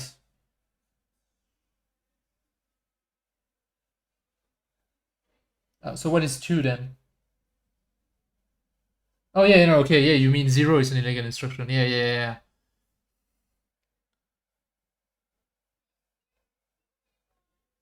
Question is, where does that 0 come from? Did it load it from a wrong address? 18798. 18798. That's a word address, which means if we multiply it, is that the 61E60?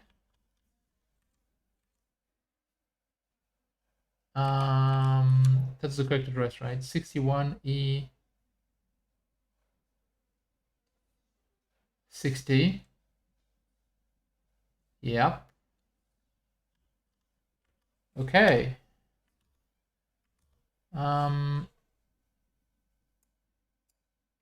FF0101.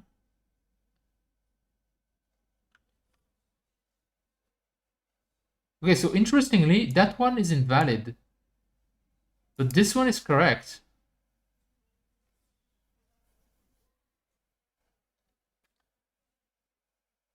So, I mean, the only way this would happen is if we wrote 00 there, because I mean, either it's wrong in the .x, which would be like insanely and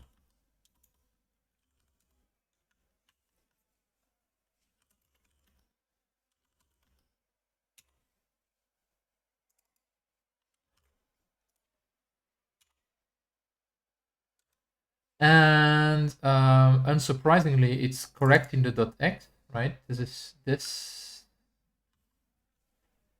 FADF F06F, FADF F06. So yeah, it's correct in the firmware.x. And here we return 0. So we must have written 0 to it. The question is when. How the hell am I gonna find that?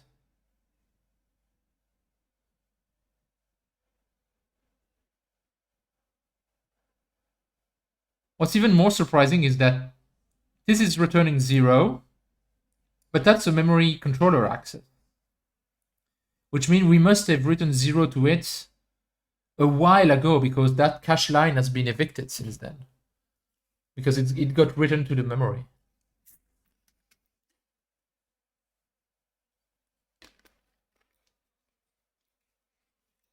So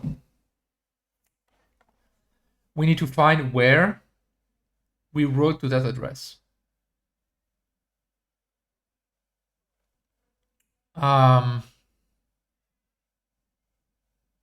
Writes can only occur through the data bus here. So we can search. Okay, search. Pattern search 1.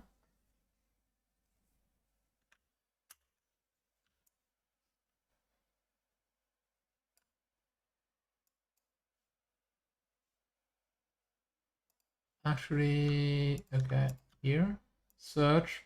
Pattern search 1. Ah, cool.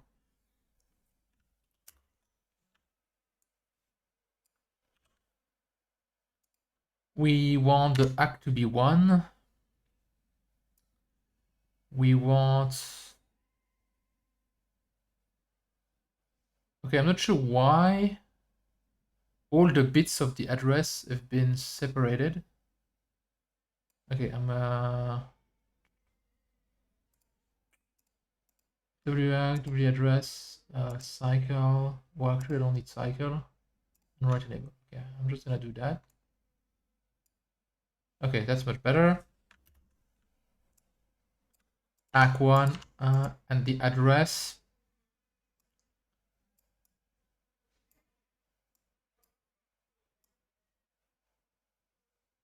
String. So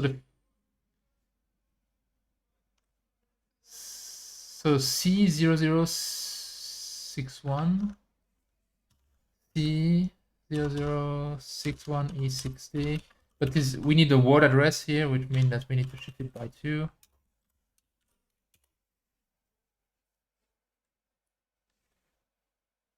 Something is wrong here. One.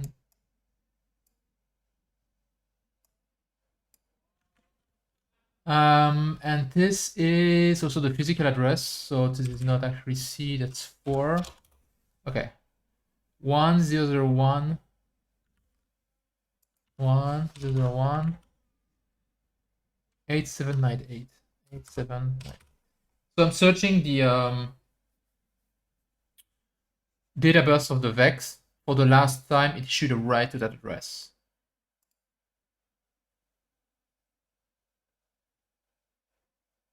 Well, that was disappointing.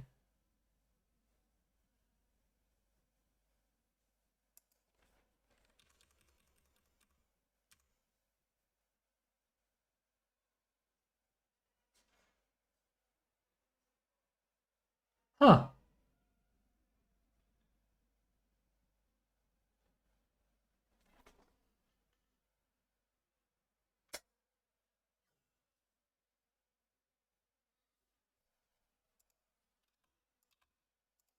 Okay, let's try any access to that address.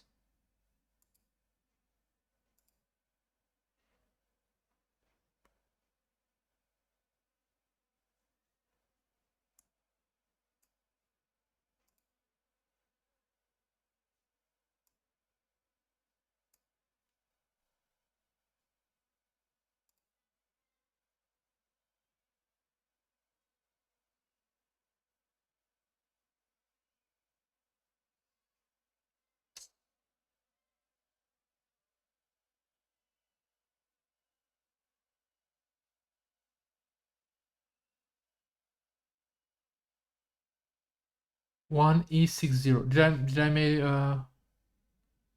8798 8798 4006 one E60 4006 one E60.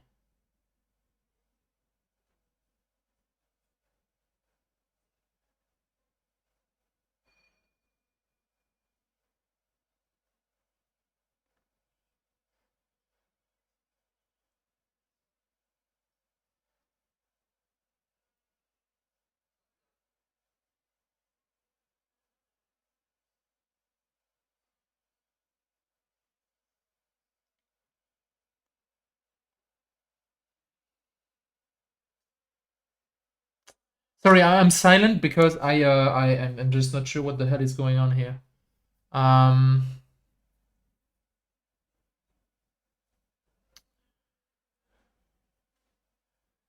Okay, maybe we didn't issue a write to that address, and the we wrote to some other.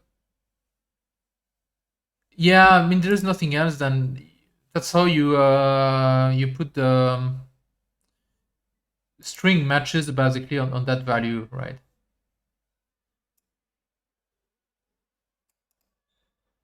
Like if I pick an address that it's accessing one like the one it's on 1019 DC00 MH1019 DC00.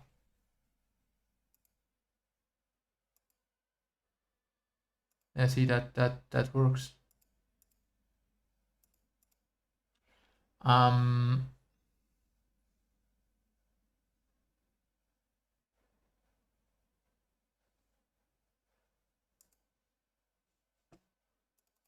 course now I lost where I was going with this. Here.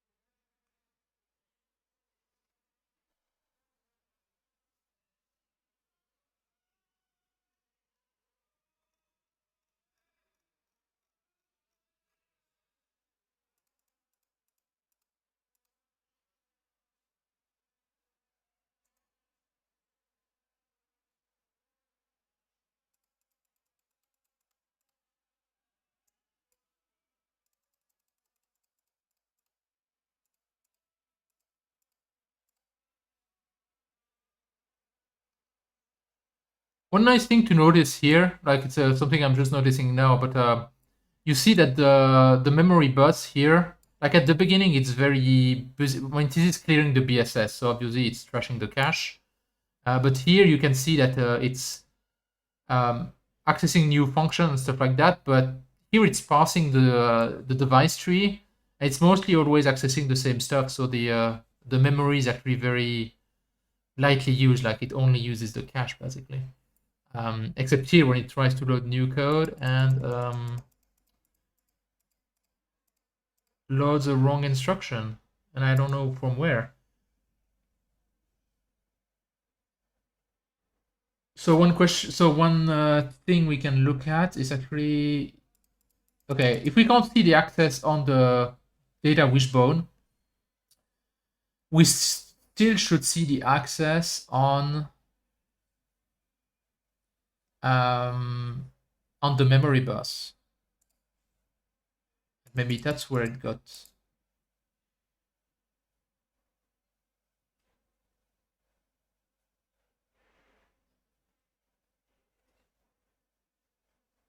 Where something got corrupted.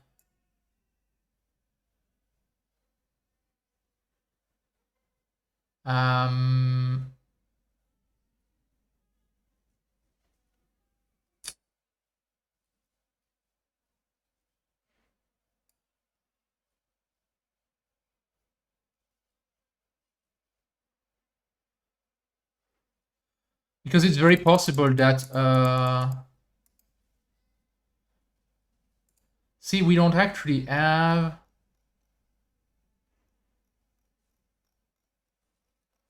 And here we have a bunch of writes, obviously. But then we don't have that many. Okay, we still have a bunch. Okay, never mind.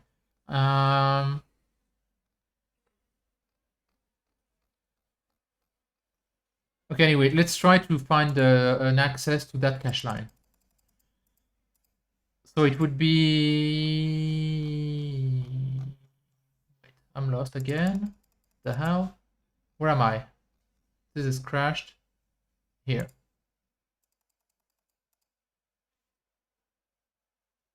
I want to match on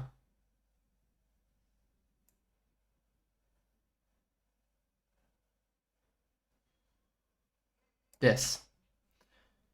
I want to match on mi address, mi ready, mi valid, and this. Edit, search, pattern search one. I want valid to be high, I want ready to be high, and I want address to be string 018.798. This should at least find, yeah, this finds the current access.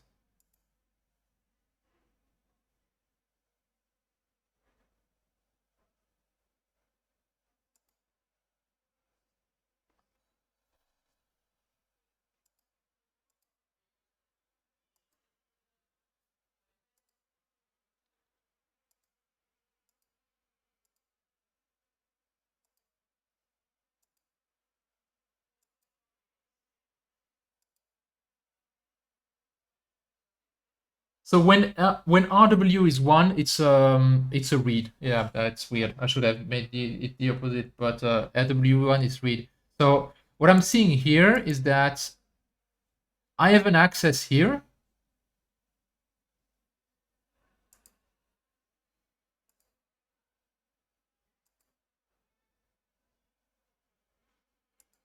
And the previous access to the same address is a while ago. But the previous access was correct.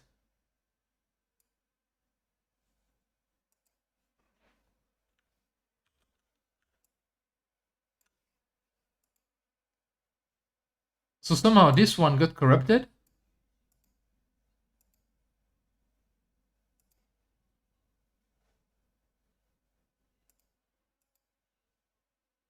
See, like the data here changes between the two access, right? But there is no access in between to that address, so how the fuck did that get overwritten?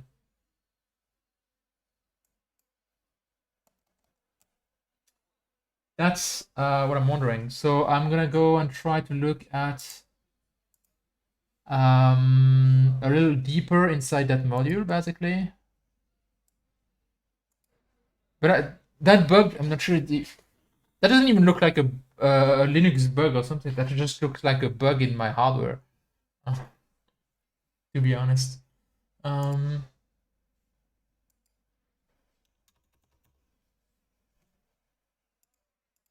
or a bug in the simulation, which is definitely not impossible. So this is literally like the giant block. You can view it as the giant block RAM, which emulates the RAM.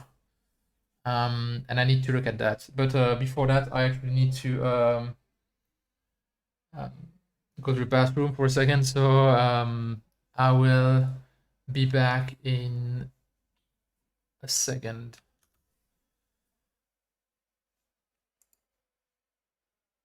So yeah, taking a short pause. See you in a minute.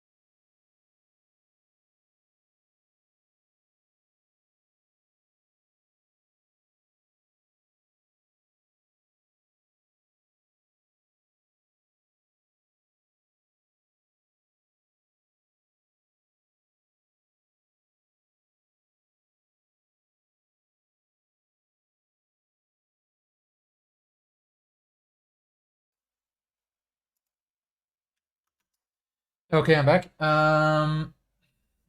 So yeah, I need to look up exactly what's going on with the underlying access. So wait, I wanted to forward. Okay. What's nice is we can actually have a pattern search too. So I should be able to search pattern search too. I mean, people are complaining about GTK Wave, and honestly, I find it's a pretty good tool. Like, it's not perfect, but it's definitely gets the job done for me. It'd be nice if there was like an integration with the simulation tool, so you can rerun the simulation stuff like that. But yeah.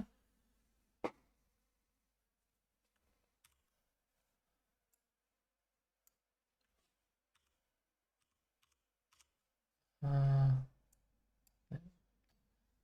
need to be on top. Oh wait, I just realized my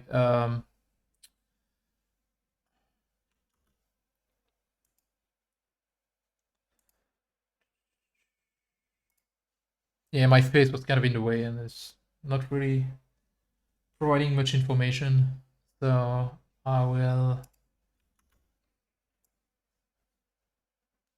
Okay. So what was the address we're trying to access?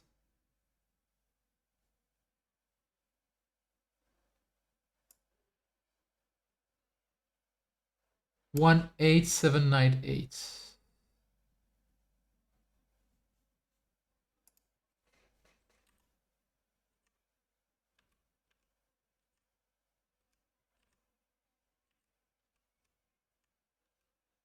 And it's definitely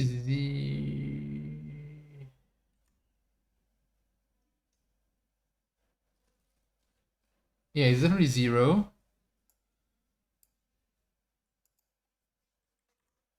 And then FF.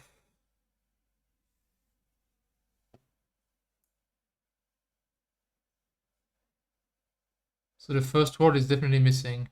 So I'm comparing the access to the raw RAM here to what I'm getting from the memory control, the simulated memory controller. So what I'm gonna do is just match on everything we see. 18798. 18798.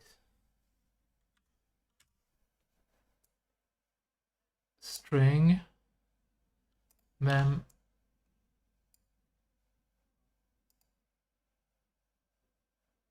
Okay, so here I have definitely written to it. Interesting.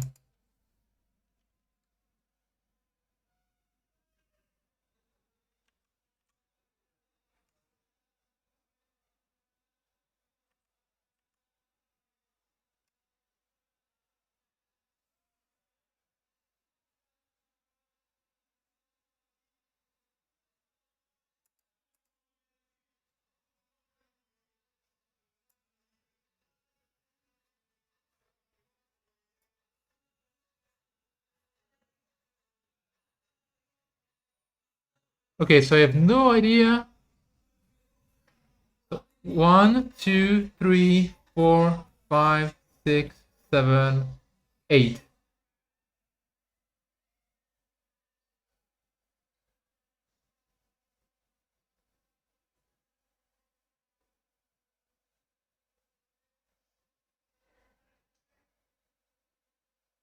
Okay, this is definitely wrong.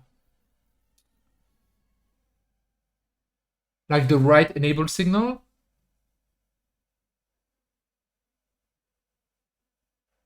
is not at the right time. I mean, you can see that 7A0. In theory, every write should be aligned to is 8 words because that's the cache line size, but they should be aligned. So this should be the write should start here and then here, here, here, here, here, here, here, here. Actually, not even that one, just here. So the write enable signal is like completely wrong.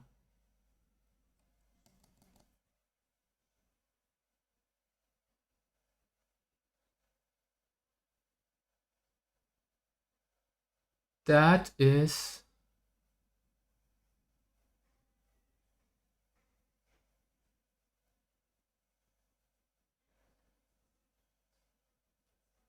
really weird.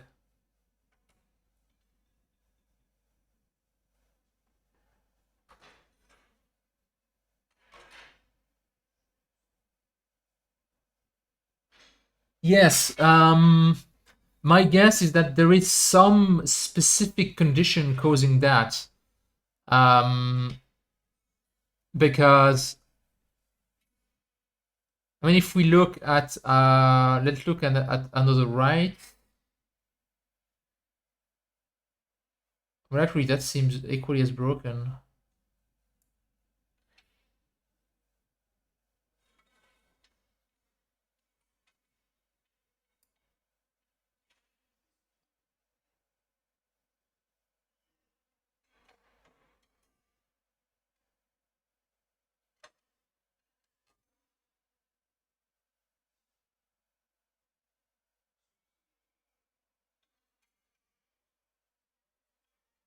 Yeah, that looks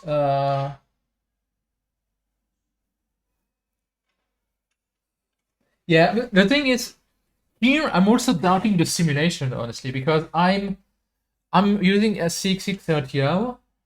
This is the first time that I'm using it, and I actually already found a bug in it, which unfortunately is not easy to fix, and so I kind of have a workaround for it.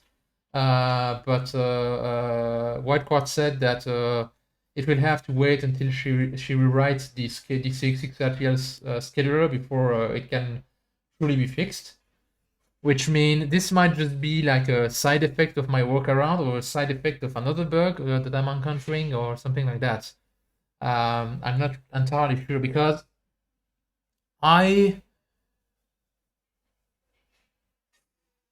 it's the same cache controller that runs Doom, right?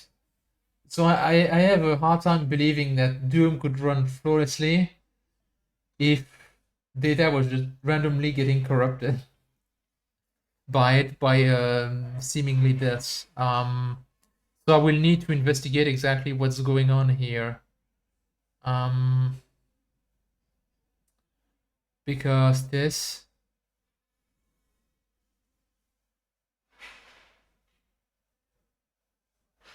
is definitely not normal.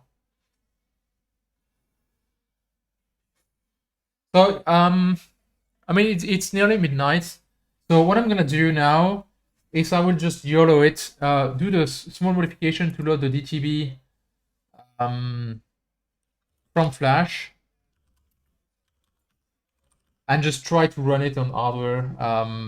As I said, I seriously doubt that it's gonna do anything, but I would be remiss if I didn't try it basically. So let's just try to YOLO it basically. So I need to modify this to load.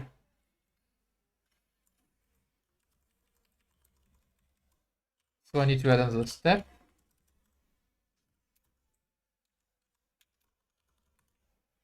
And I need to, okay, this is just load.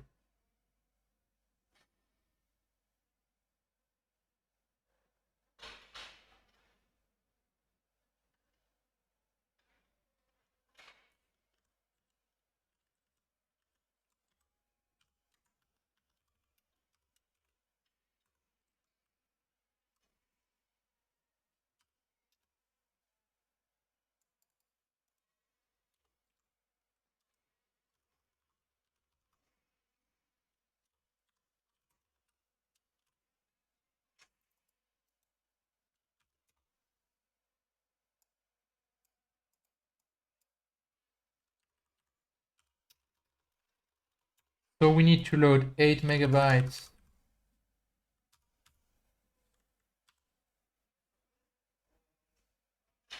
from Flash and load it there. And then we also need to load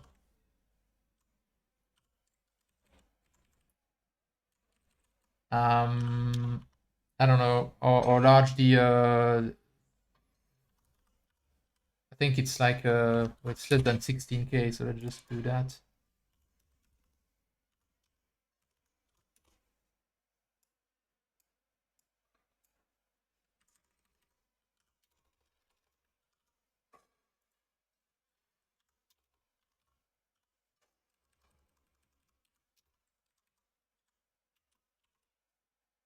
And we need to, yeah, this.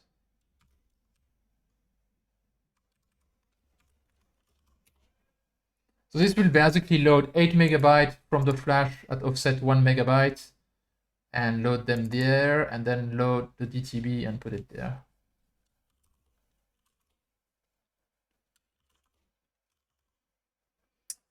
We need to rebuild this.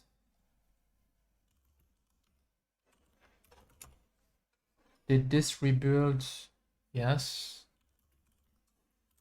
And did this rebuild boot X? Yes. Yeah, let's just YOLO it, you know. Might as well.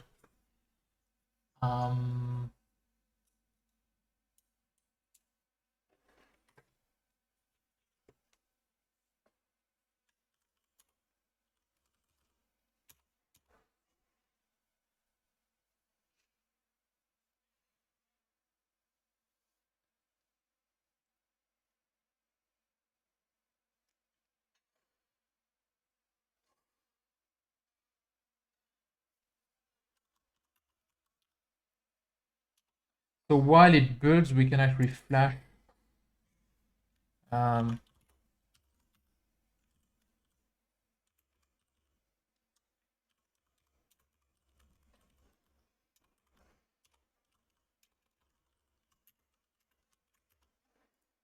the image, because this is gonna take forever. It's like 6 megabytes.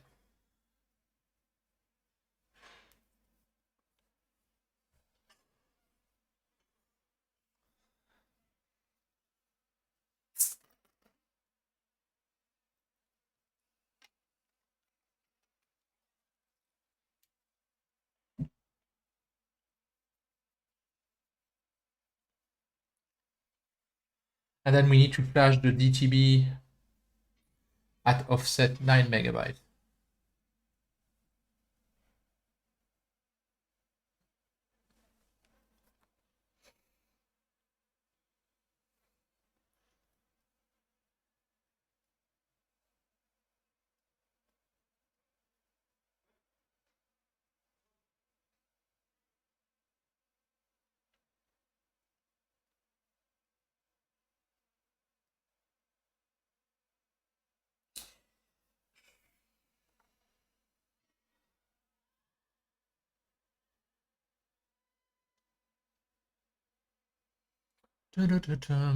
Come on.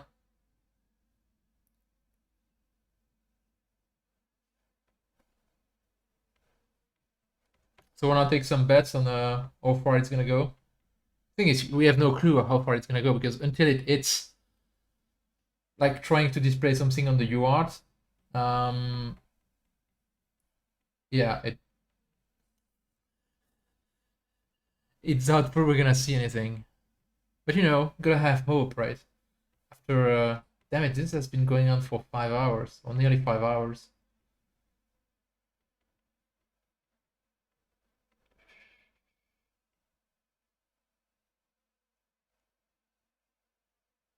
I need a more faster machine. What I need is like even if I bought a new machine, it wouldn't be that much faster, because the single thread performance of even like a 3950X is, it's not like double the one of the one I have, right?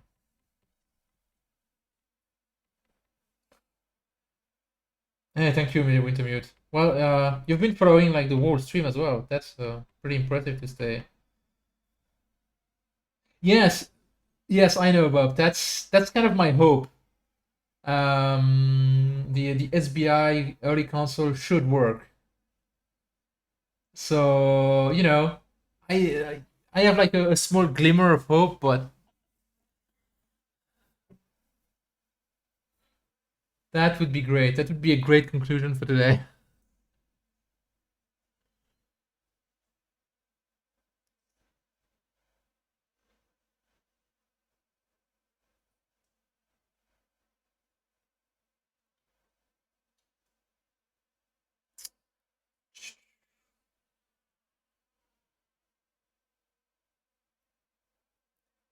Come on.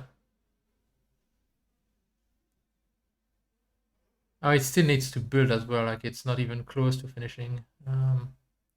Okay, now I can flash the DTB. iCEBreaker offset 9 megabytes. DTB rv32.dtb.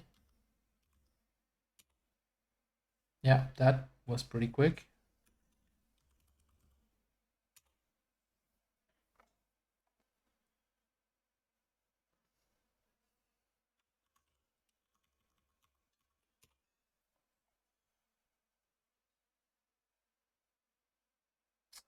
I know we just need to wait for the build to finish. I should set up iCEBreaker so that I can replace the content of the boot memory without having to rebuild the bitstream every time.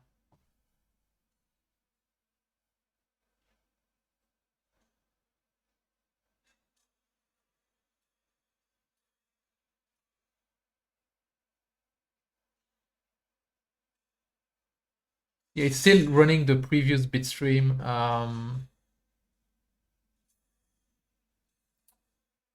Which is stuck in a boot loop, basically. That's the CL that it just printed.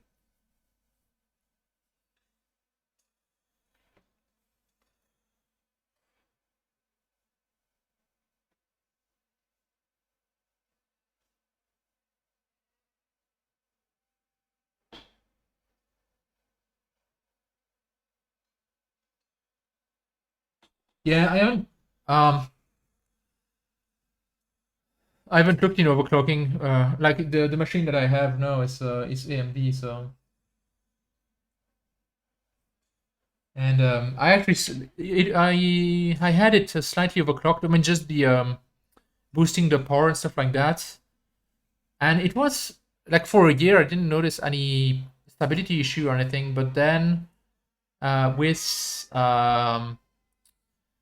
when I run DaVinci Resolve, like the video editing software, I actually did get some issues with that, and I had to slow down the memory a little bit because that software is really demanding, right? Because it loads both the CPU and the GPU at the same time, and that goes pretty heavy on it. I had no issue like running games and VMs and stuff like that, but yeah, with Resolve I had some issue. I had to back off the memory. Okay, it's nearly there. So what do we expect to see, right? If we look at boot.s, boot, it should output A, B, C, and D. Wait, actually, I'm an idiot because I'm pointing at stuff and showing the camera, and it's yeah. It should output A, B, C, D for the various step of loading.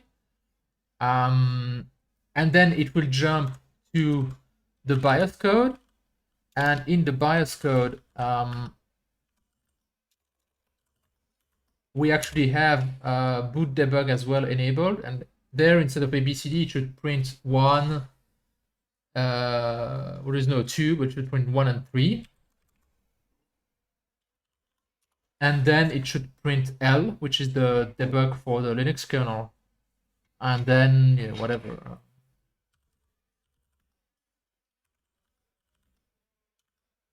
So that's what we expect to see.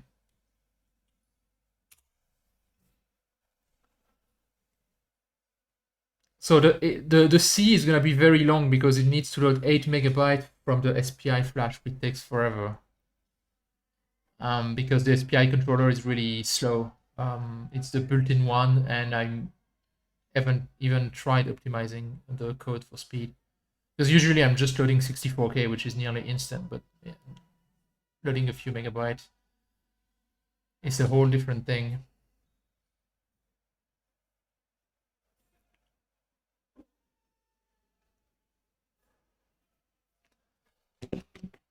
Da-da-da-da-da-da. Drum roll.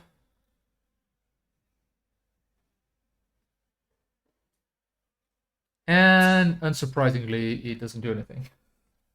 Oh well, it was worth a shot.